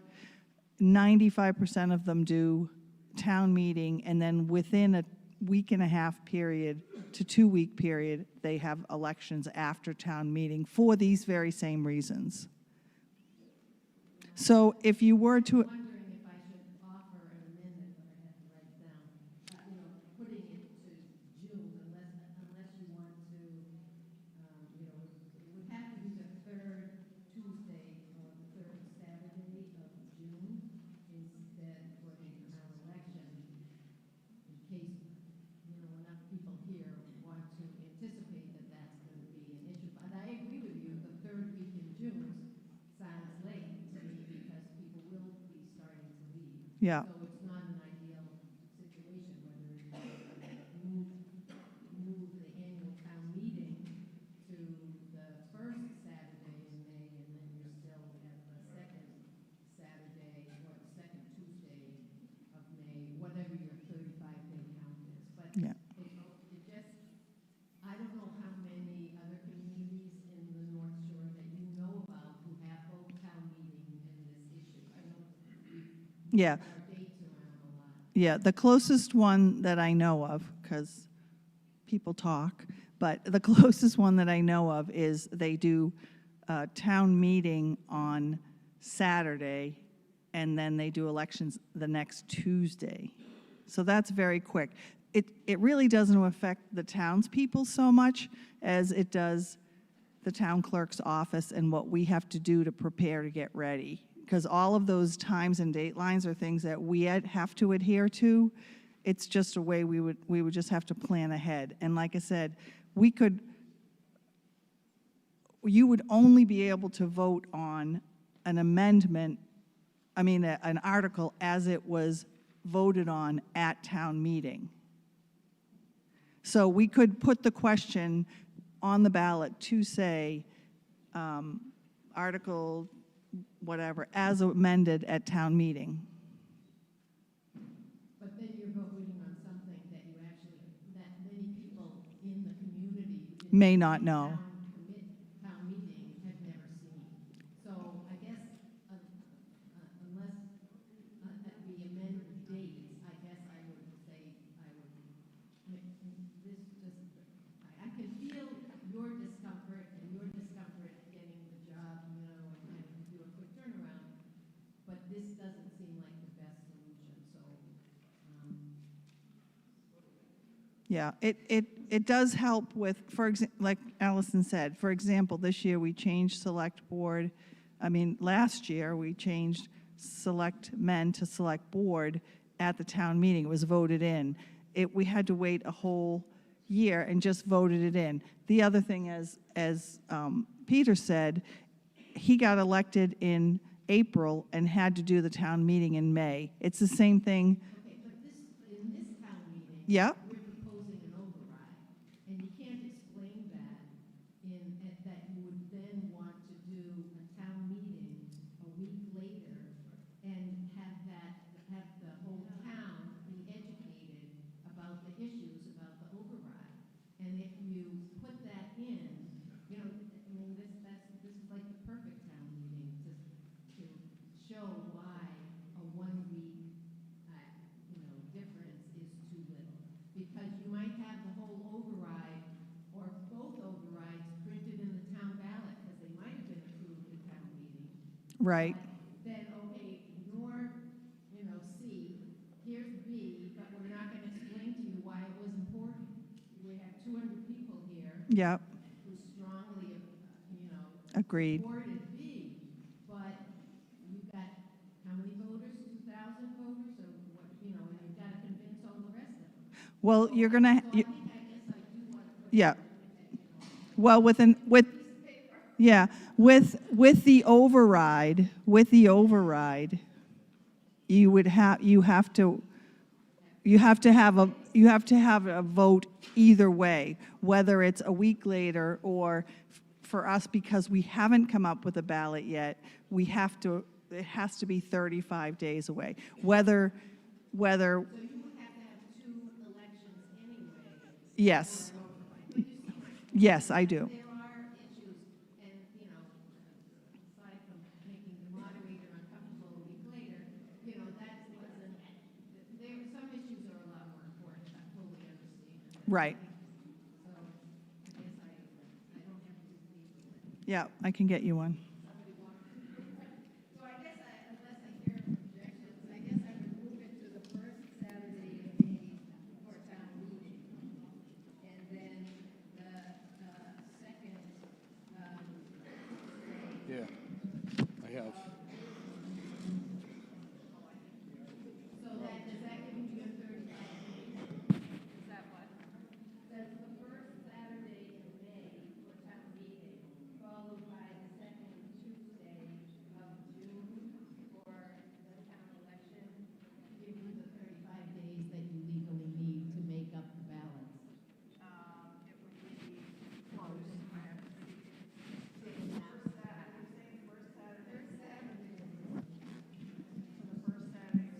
No, to the second Tuesday of June. How many days is that? Yeah.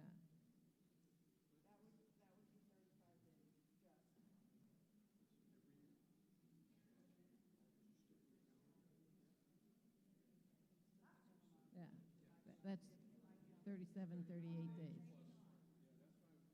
Okay?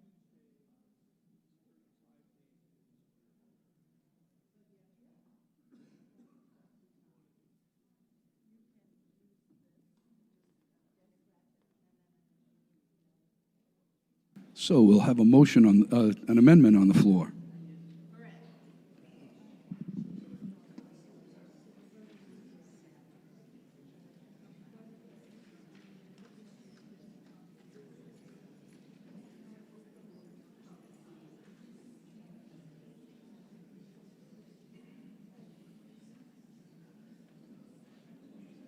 Do you have a question? Oh. I am proposing an amendment to Article 19, Section 1, changing the date of the annual town meeting to be held on the first Saturday in May of each year, and changing Section 2 of Article 19, that the annual town election shall be held on the second Tuesday of June each year. Do I have a second? I have a second. Okay, now we're debating on the date changes.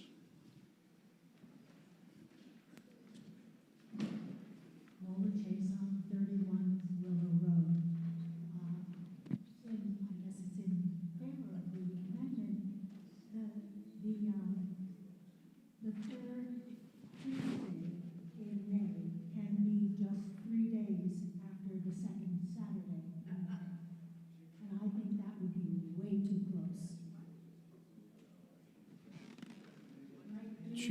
It's May and June. It's the first Saturday of May and then the second Tuesday of June. Is that correct? In her amendment, she's saying June. In the article, it's May. Yeah, but we're talking about the amendment now. Yes. So I'm saying in favor of the amendment, she actually gives Okay. you some space. In what is not amended, there is possibly just a 3-day gap between the two. That's what I'm saying. Okay. I'm Bob Anderson at 20 High Street. Regarding Article 19 and the day, multiple days that you want to have moved. In my experience, Tuesdays for a meeting is pretty bad. It affects anybody involved in manufacturing and traffic. The town meeting would still be on Saturday. Yeah. Town election would be on Tuesday. Anything in the middle of the week is going to affect a lot of professionals. Okay. And I just want to make sure you're aware of that. With elections, you have absentee ballots. So, yes, with an election on a Tuesday, which is most of our state and federal elections are all on a Tuesday, there are several ways for you to vote. If you're not going to be in town, you can get an absentee ballot. If you are going to be in town, we typically have early voting the week before, at least one day. And the other option is if you're absentee in person, you can come in the week before and vote in person if you're not going to be in town that day. So there's several different ways. And just to inform you, some of this comes from, we've had a lot of feedback from parents of young children that have sporting events all day Saturday and things like that. So it affects people either way. We just thought maybe a Tuesday, because that's when typical elections are, state, federal elections, we would follow that course. That's for one day, which could affect 30 professionals for the entire week. Yeah, but you can vote early and you can get your ballot. You're going to be able to get to the hunt to get the ballot. No, you don't. You can mail it in and you can email me with a request. And where do you send it to? Which hotel? Which town? I think your sphere of reference is very local. Right, if you're going to be out of town, anytime from the date I have the ballots until Election Day, you can come in and vote absentee in the office. It's called in-person absentee voting. So if you're going to be out, you leave Sunday and you're going to be away that whole week, you could come in the week before or 2 weeks before and fill out a ballot and keep it in the vault, and that's an in-person absentee ballot. We had several of those this year where people were on vacation. There was no place for me to send the ballot, so they came in and voted in the office, but was not open or recorded until Election Day. I hear you talking. I still think your sphere of reference is very local. Yep. Anybody who's working with me would have a problem. Okay. Yeah.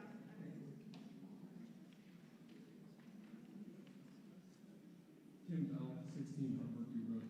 I believe that scheduling won't work depending on which, what first Saturday of May is. For example, May 6th won't work. So, May 1st in 2027.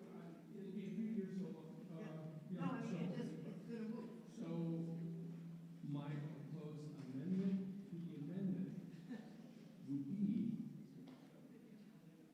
I accept, the election would be the first Tuesday that is at least 37 days after town meeting. And the reason why I say 37 is because the town meeting is going to be a Saturday.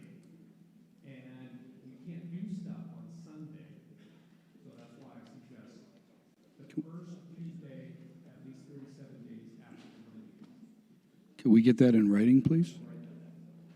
So we now have an amendment to the amendment. Twice in one day.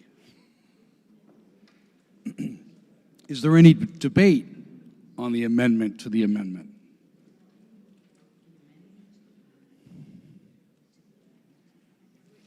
Yep.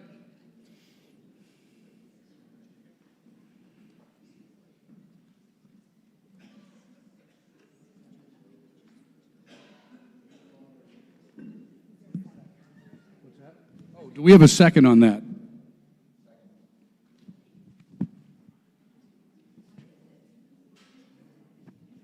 Once he writes it, I'll read it.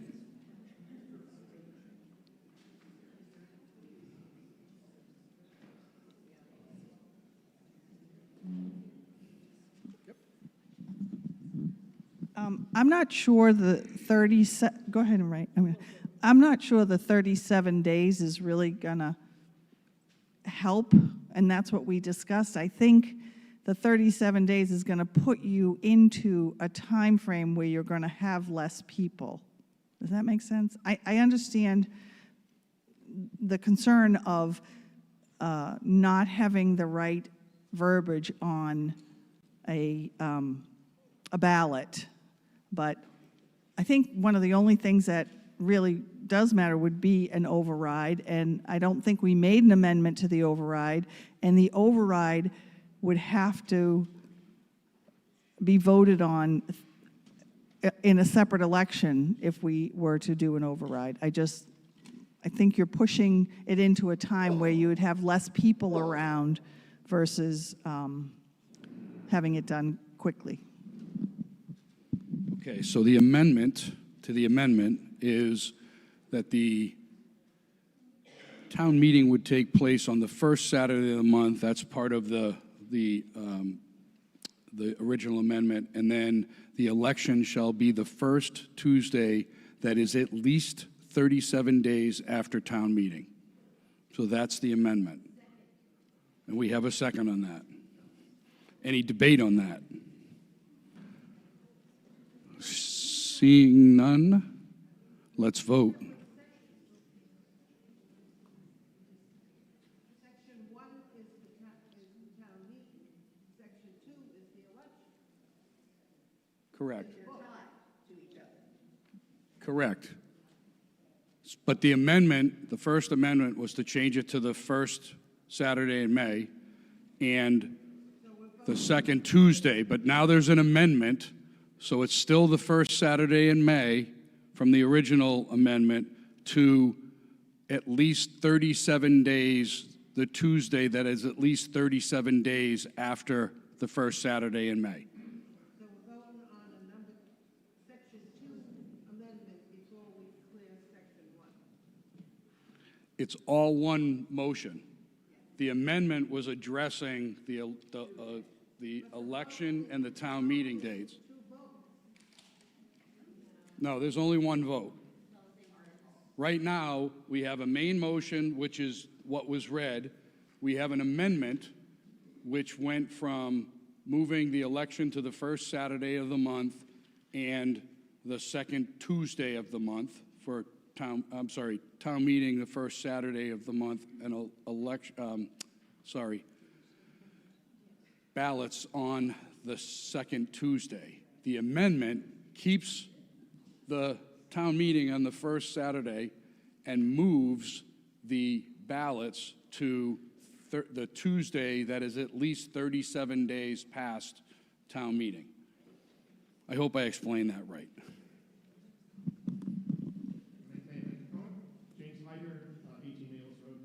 I'd just like to say that the original article here was well considered, the dates moved around, well considered by the people who actually have to do the work, and that the amendments proposed here seem to be rather ad hoc, without a lot of consideration even by the people presenting them, and that we are all confused about what exactly is going on, and we don't have a really good reason to vote for one or the other.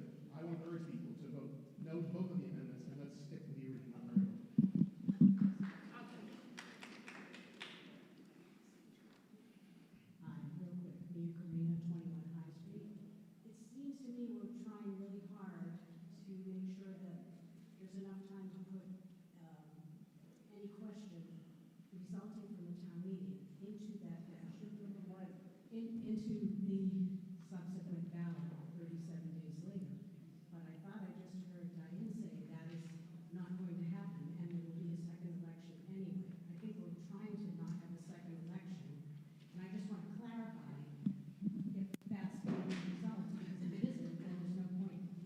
Right, no, we would not have a second election on anything that was voted here. I did say that, and I apologize. I said we would have to have a second election, and I apologize, I misspoke. We wouldn't have to, we could put a budget override onto the ballot within this. Yes, we could put it on the ballot early, and then if it was to change, you make an amendment, or my election workers would tell you we would have a paper or something. It would be on the ballot as an override with maybe perhaps a sheet that explains the difference. Thank you.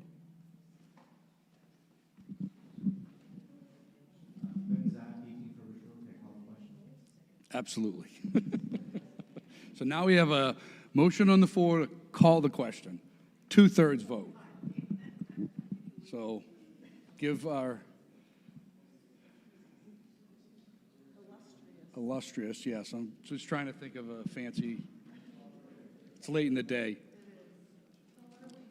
We are voting on calling the question of the amendment to the amendment.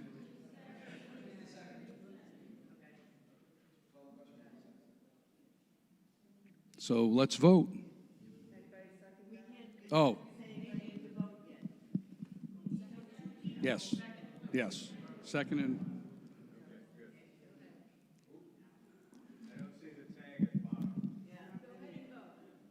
Please vote.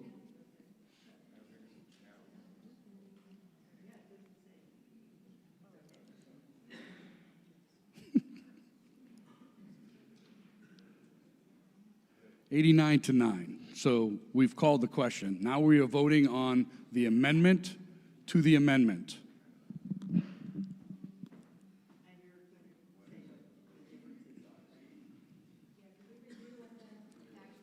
Yeah, the amendment to the amendment basically says that we're going to change. Town meeting will be held on Saturday the 1st, and that any subsequent elections would be held on the first Tuesday, at least 37 days after town meeting. Everybody clear on that? Great. All right, let's vote.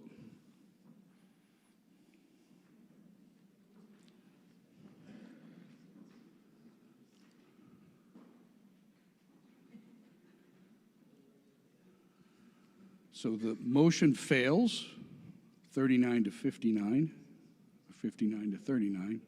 So now we are back at the First Amendment, which basically... We're back to the original. No, we had the original amendment. We're back to the First Amendment, which is, I'm sorry, the First Amendment is elections on the first Saturday of May, and the subsequent voting on the Tuesday. Start again. Yeah. Say it again. Meeting on the first Saturday. The town meeting on the first Saturday of May, and the subsequent election would be on the second Tuesday in June. In June? Oh, right. This is Are we ready to vote? Let's vote.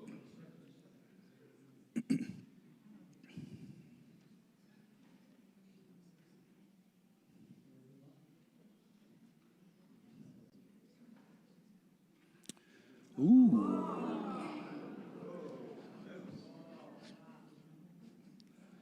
So the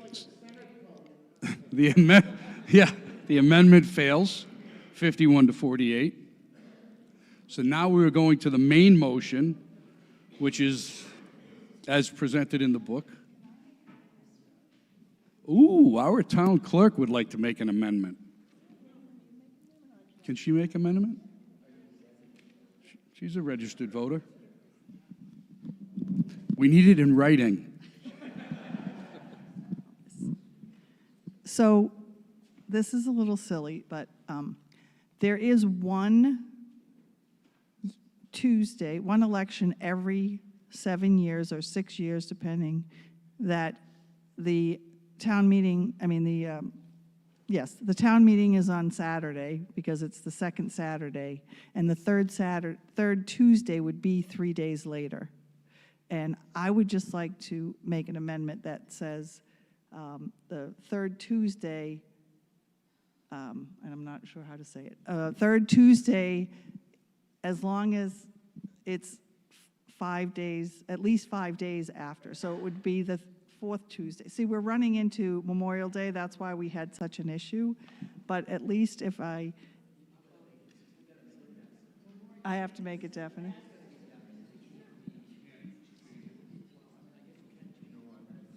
Well, there were people that say if the first Monday in June, as long as it's not right after Memorial Day. It's in Marblehead. Okay, so let's just leave it as it is. I'll retract my amendment. Okay. Can I ask just a general legal question? Sure. So that, I know there's been a lot of discussions that something passes, like Friends Article says through Summer Street. If something passes at town meeting and then it's going to the ballot, does the Attorney General or the state have any say in these things so that even if we try to make amendments, we're not going to, be able to actually do the election within the next 35 days? No, well, you So don't, if we pass, the only thing that goes to the Attorney General's office would be a bylaw or a charter change. Neither of those questions would be on a ballot. okay, thank you. You're welcome. All right, back to the main motion. No further debates, so let's vote on Article 19.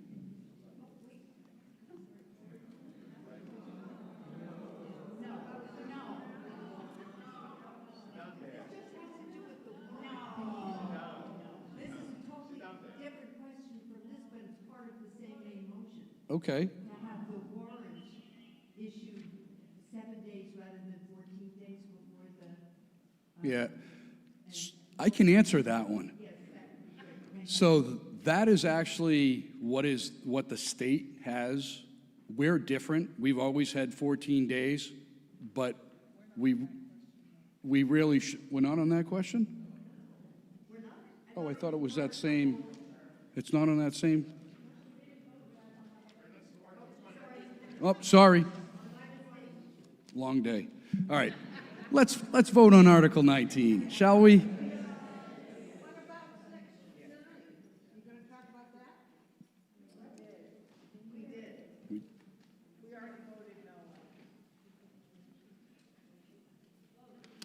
Let's vote on Article 19. We're voting.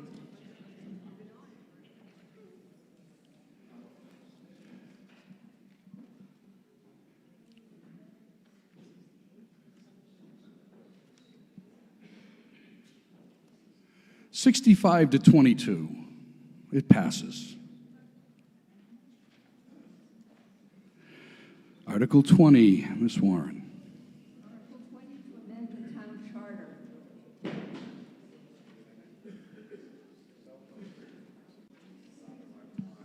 I move that the town amends Article 2, Sections 2 through 5 of the general bylaw to reflect the changes as prescribed on page 29 of the Advisory and Finance Committee report. Seconded by Mr. Sheehan. This is a 2/3 vote. Seeing no debate, let's vote.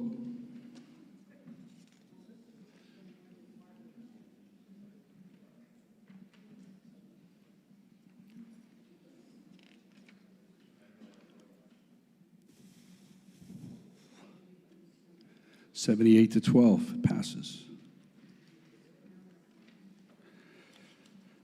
Let's see, Article 21, Mr. Bell.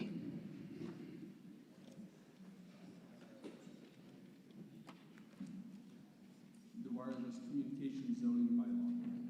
I move that the town amends section 13 of the wireless communication zoning bylaw and add a new subsection 13.08 as set forth on pages 65 to 73 of the Advisory and Finance Committee report. Seconded by Ms. Reese. This also requires a 2/3 majority. This bylaw addresses the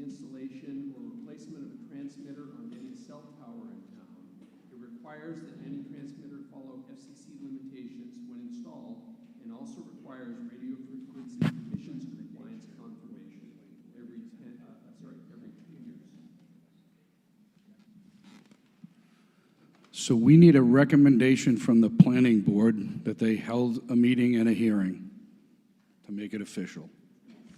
Sheila Hamilton, Chairman of the Nahant Planning Board. There was a building permit to the building department requesting equipment upgrades, et cetera, and it come to light that they were requesting an eligible facilities request with a shot clock of 60 days for the building inspector to approve his permit application. It then came to the planning board and we realized that our zoning bylaw was outdated over 15 years. So we did work with the cell company and our Crown Castle, who owns the tower, and we have recommended the particular bylaw here, and it helps protect the safety of our citizens in the town and those in and around close to the tower. And so I do wish that everyone does approve what's listed here. We did take a lot of time, and we had hired a consultant. So I hope you do approve this. Thank you. Any discussion?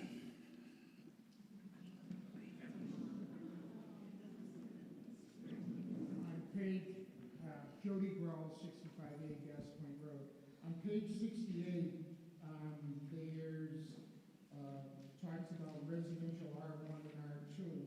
What about the new multi-family zoning area? Should that be mentioned?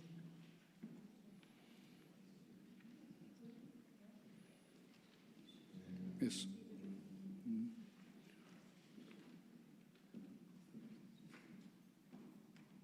Julie, if I understand your question, the overlay still maintains the underlying R2. The overlay still maintains the underlying R2, so it would apply in that section.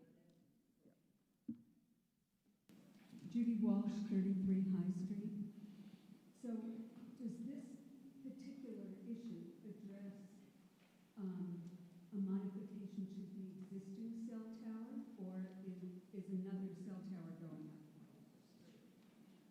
This is for the existing cell tower. It's actually exchanging out equipment. One thing that was missing is actual electromagnetic frequency emissions. That's very important to know and realize. And so having the amount of antennas and knowing how much electricity is outputted is very important. Okay. Okay, It's for our not going health. to change the structure? Nothing's being changed, nothing will change the height.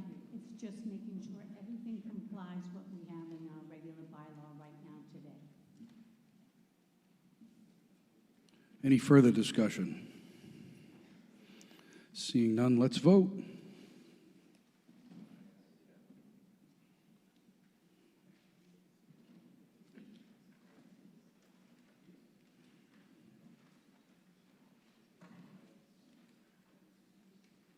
Ninety-four to 2. That's our 2/3 for sure. Mr. Kent. All right, moving on to 22, getting closer. Amendments to general police and personnel bylaws. I move that the town amends the general police and personnel bylaws by replacing all references to Board of Selectmen or Selectmen with the word Select Board. Seconded by Mr. Vanderslice. Any discussion? Seeing none, let's vote.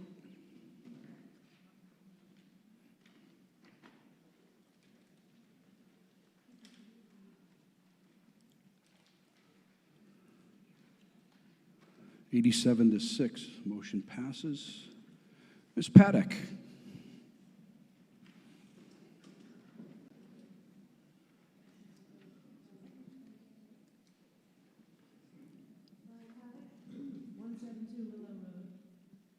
This is not just from me, but this is from Nahant Swim.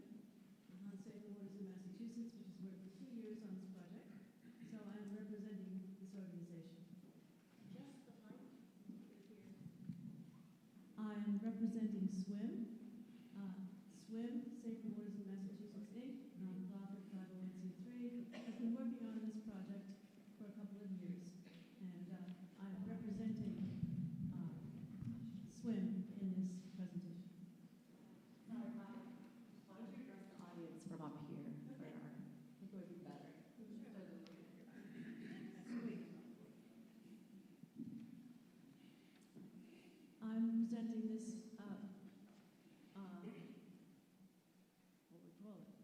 motion as president of Nahant Swim Inc., Nahant Safer Waters of Massachusetts, your 501c3 working to protect your environment.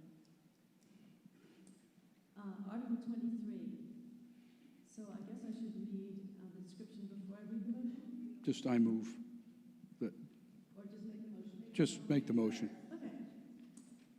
I move that the town of Nahant adopt a new bylaw as appearing in Appendix 12 of the Advisory and Finance Committee report on pages 91 to 93 to prohibit the application of first and second generation anticoagulant rodenticides, also known as SGARs, and future generation anticoagulant rodenticides by professional pest control companies anywhere in the town of Nahant.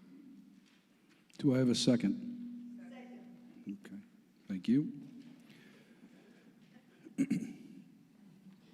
Debate. Oh, actually, Vi, do you have something to say, or did you want to read a statement? Well, we have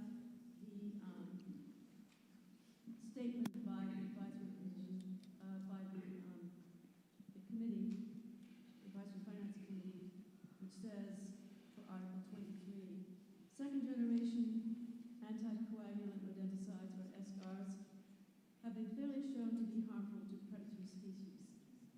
SGARs cause damage to our larger ecosystem by the secondary poisoning of natural predators of rodents, owls, hawks, eagles, and the accidental poisoning of children and pets.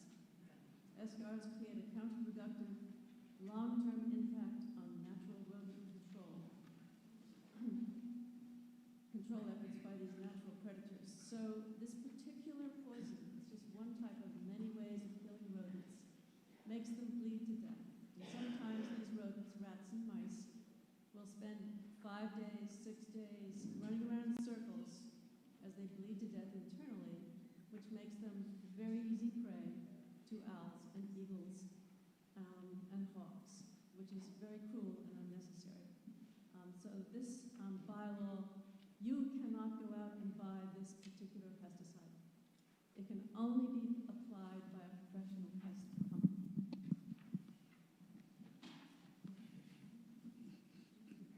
Yep, sure. Hi, I'm Francine Amari Faulkner, 26 James Ave. I'm a Massachusetts licensed wildlife rehabilitator. I have firsthand experience with what Vi is talking about. I deal with these animals who are poisoned by these poisons. I deal with them a lot. And every single time we get a raptor, which is a bird of prey, owls, hawks, they always test the blood, and their blood won't coagulate.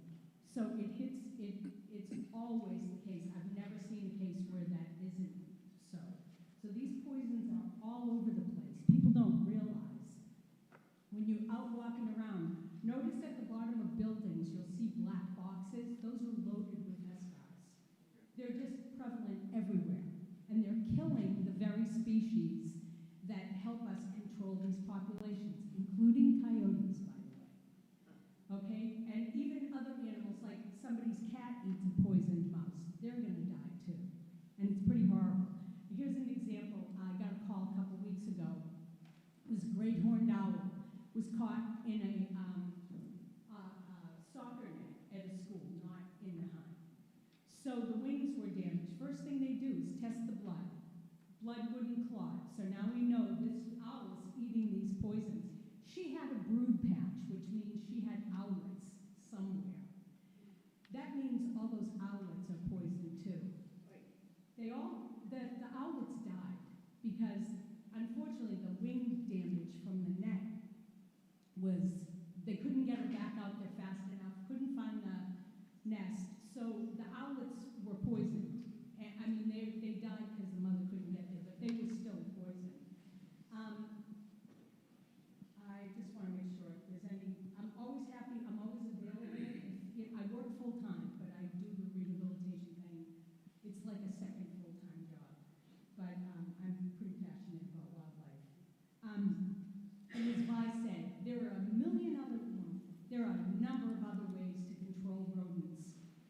without using these poisons that are just as effective.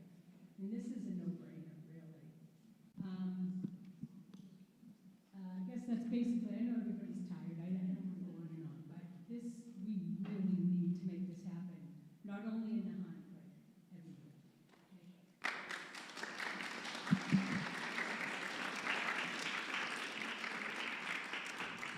Zach for Rich Road. I just would like to support, voice my support for this article, and also say that in my house I was able to very effectively use just mouse traps to kill mice. So you don't have to use SCARs. One quick question though is that I know that there are services that give contracts that have, and people may already be locked into these contracts where they're, just deploying these. But what's the impact on those people? And what's the impact on the companies that already have contracts to distribute these SCARs to people's homes?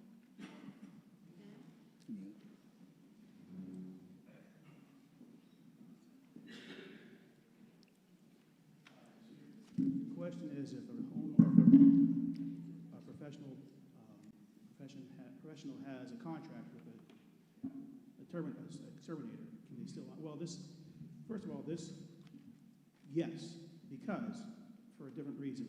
Because first of all, this does go to the state. This is what we call preempted in the law, in that this area is already occupied by state law.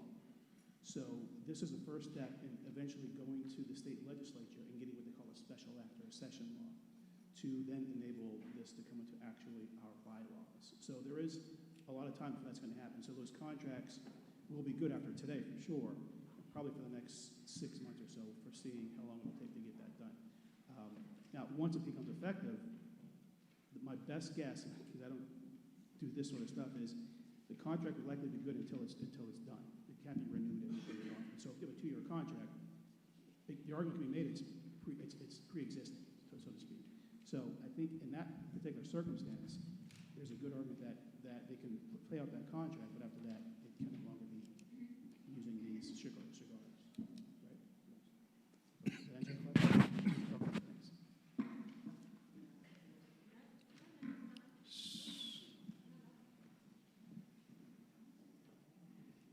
Nice, I get to use this big microphone. So there are many, many ways to kill mice, and I just wanted to point out that, I don't know, all my life people use decon, and decon used to have SCARs in it. It was one of the very worst. But just last year in June, decon took SCARs out of their products, and it now is made of vitamin D, which kills rodents.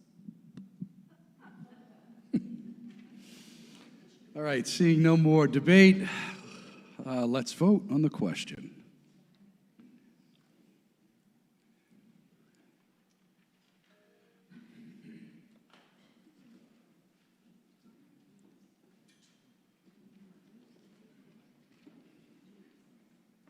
Eighty-nine to 8, the motion passes.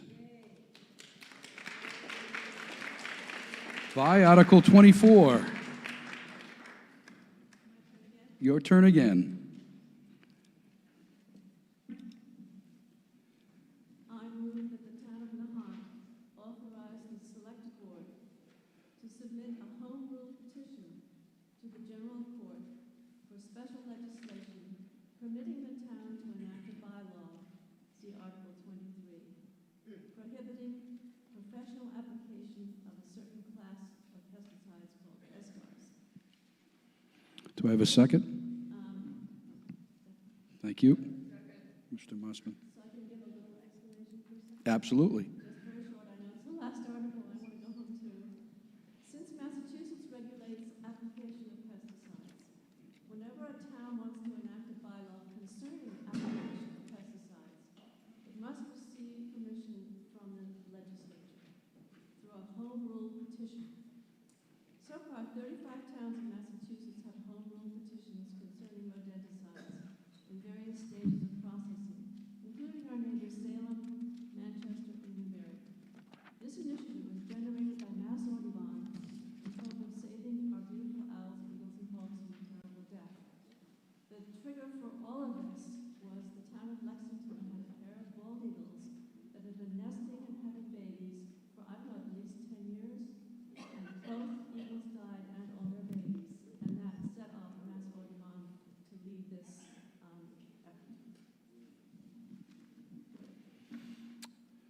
Any other debate? Seeing none, let's vote.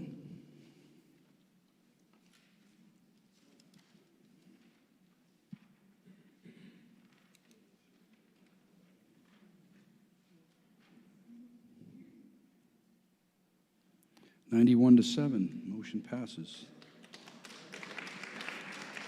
Mr. Galaki.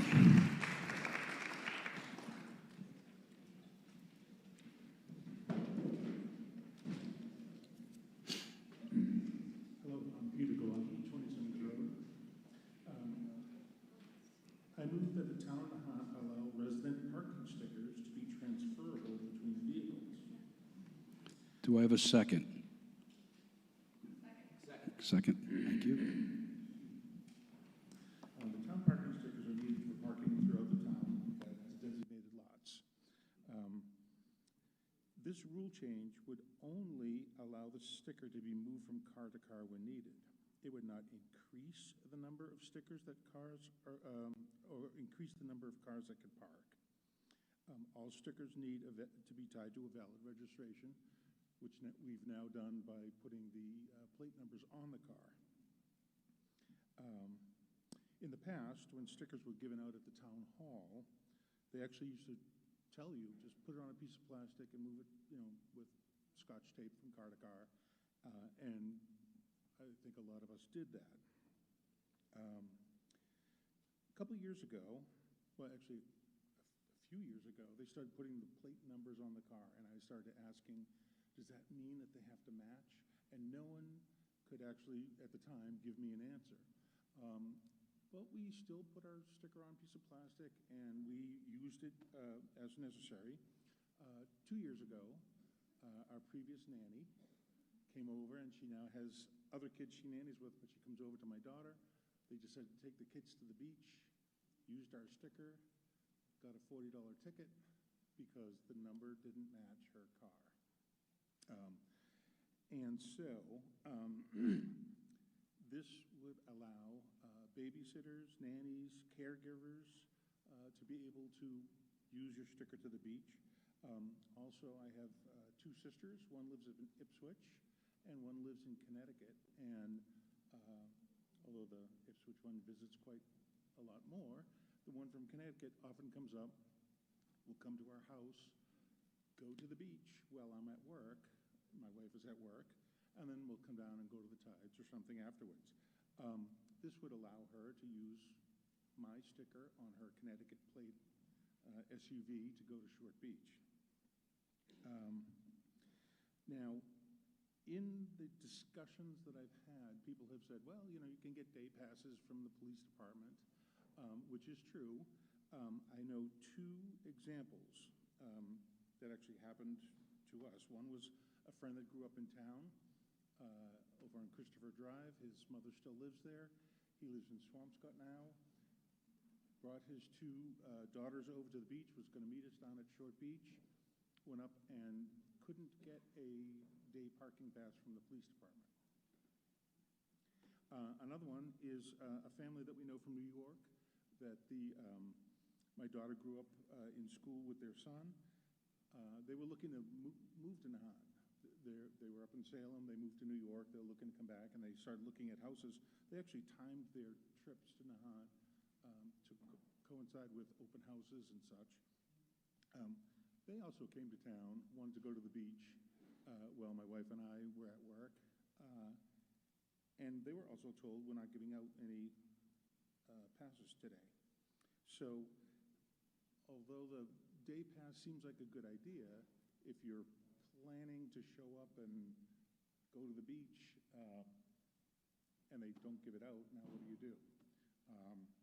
So anyway, I think this petition is really just restoring a right that we've had in the past, and I think now I'd like to have your vote to make it something we can do.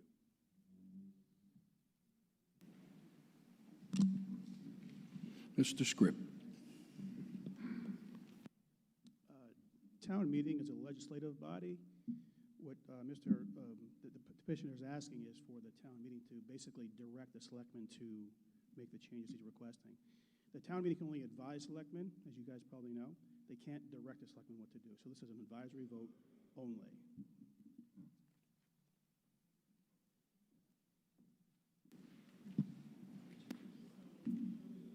Mr. Cullinan? Oh, Chief Furlong. I just want to say that I oppose this article. I think if we ease up on enforcement, it's going to be a mistake for the town of Nahant and our enforcement efforts. I will also say that people come to this town and they will literally see us writing tickets, walk up to us, ask us how much the ticket is, and say, I'd rather pay the ticket and go to the beach. It's only, I wish I was joking, I can't make that up. It's only when we tell them a tow truck is coming when they take our enforcement efforts seriously. So I strongly disapprove of this article. Thank you. Brendan Bronick, Olmsted, 2 Summer Street. General question, how will we prevent some people from counterfeiting stickers?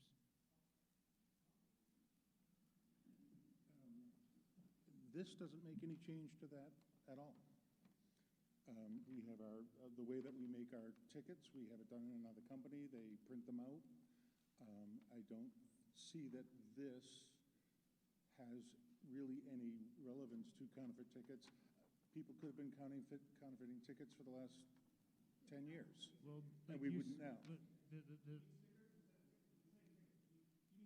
Stickers, yes, yeah. yes. So I'm sorry. Well, but it sounds like we changed to being tied to people's license plates. So if now it's no longer tied to the license plates and people can use it, you could just use your computer and print off, a whole bunch. Like well, no, because if you're saying you can transfer it to someone else's car, how you physically you can't peel it off your car and put it back on. You're going to have it on a card that you can then transfer. But if the license plate no longer match, how does the cops even know that your household was even that the sticker is actually the person even knows your household? I didn't even because you can just consider go up to counterfeiting. Because we can take our smartphones, walk up to someone's sticker, take a photo of it, and print it. It's an awful lot of work to go to the beach, but hey, people already do a whole bunch that will go to the beach. So that's why I was just kind of curious, what mechanism do we have to prevent counterfeiting? Okay.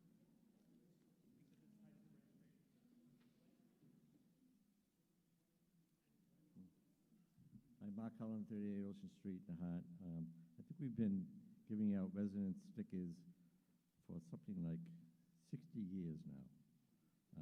And only recently has this policy changed. I don't remember even while I was a town administrator, I don't know, due respect, Chief, enforcement issues with the way we always did this. We're not adding more cars to the parking lots. Every resident who has a vehicle registered in Nahant can apply and get a sticker. It's their sticker. Right? And if they want to give it to their daughter, give it to their nanny to go to the beach and not have to transfer cars, we're not adding more cars to the parking lot. We have one sticker per resident.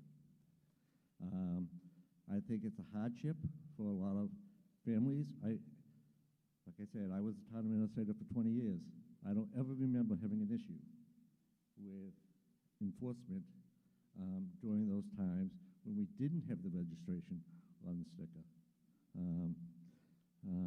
So I support this position. Thank you. Responding to the town attorney, I'd like to make a motion, which is that we change this to form a committee with the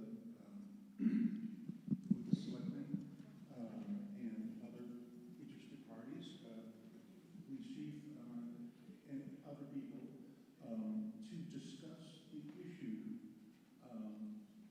because, as we were just pointing out,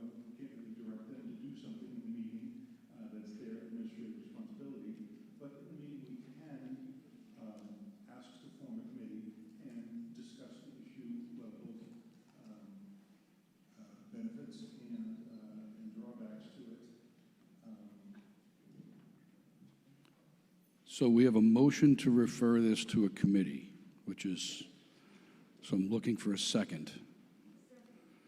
Mr. Vanderslice. So, we're good? Majority, okay. So we have a motion on the floor to refer this to a committee. We debate that if there's anyone that wants to debate. If not, we vote on it. I'm not seeing anybody getting up. Oh. Yes.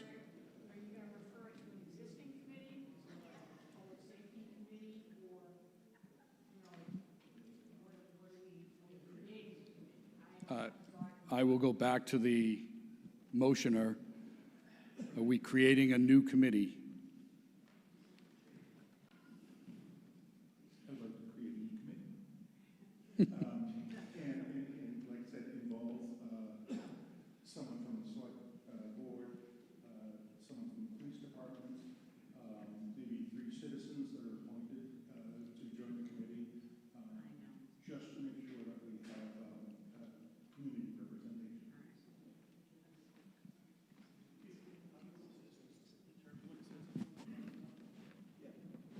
Okay. Appointed by the select, the 3 citizens. Select board. Okay.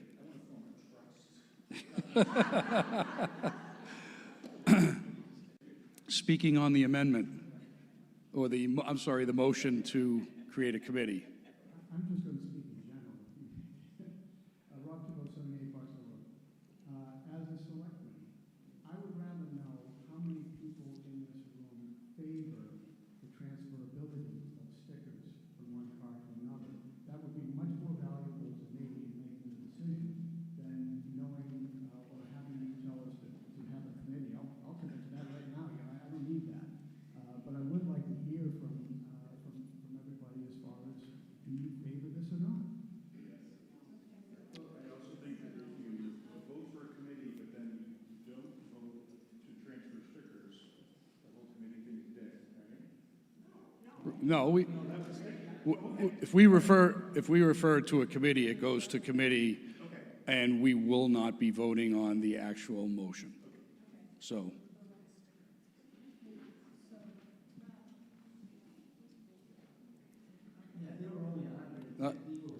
I need your name and address.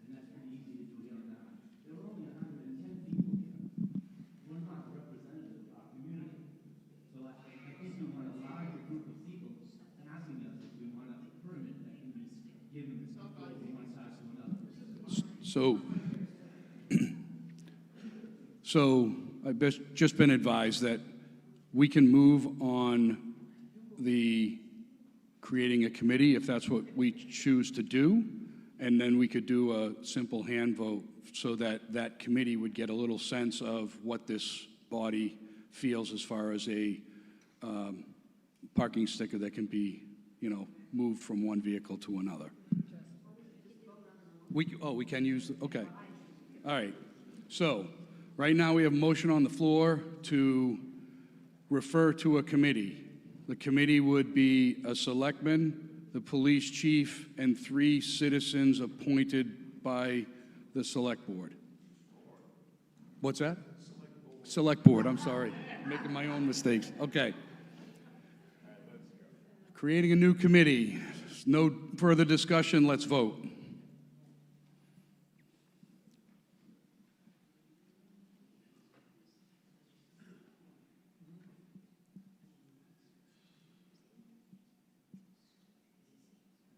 Oh.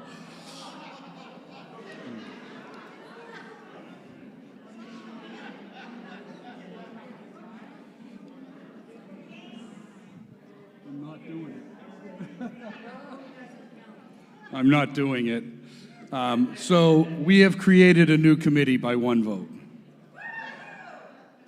All right, so now we're going to just do a quick survey. This is not a binding vote. We're just going to get a sense of how people feel. Should we have a parking sticker that can be passed around or not? So transfer or don't transfer? Let's vote.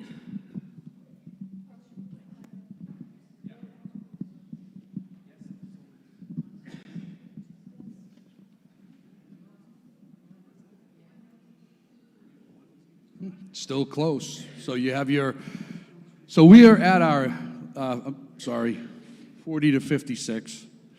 We are at our final motion. Mr.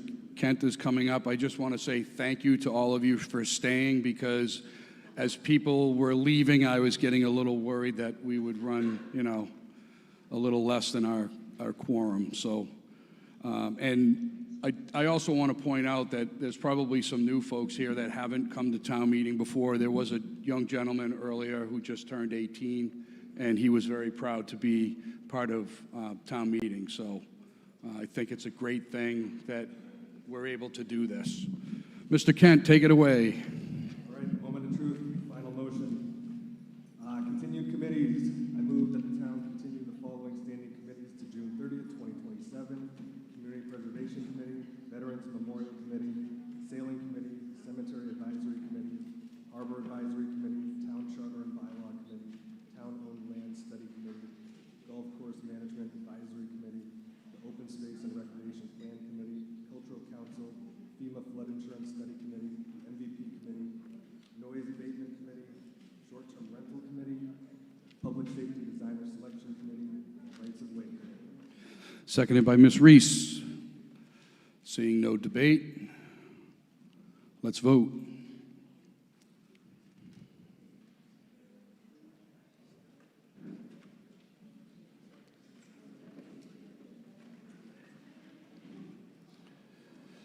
(83-4), the motion passes. Seeing as the business of this meeting has been concluded, I declare the 2026 town meeting dissolved. Thank you all for coming. And if anybody's interested in any of those committees, get in touch with Town Hall, because we're always in need for people getting on committees. Thank you.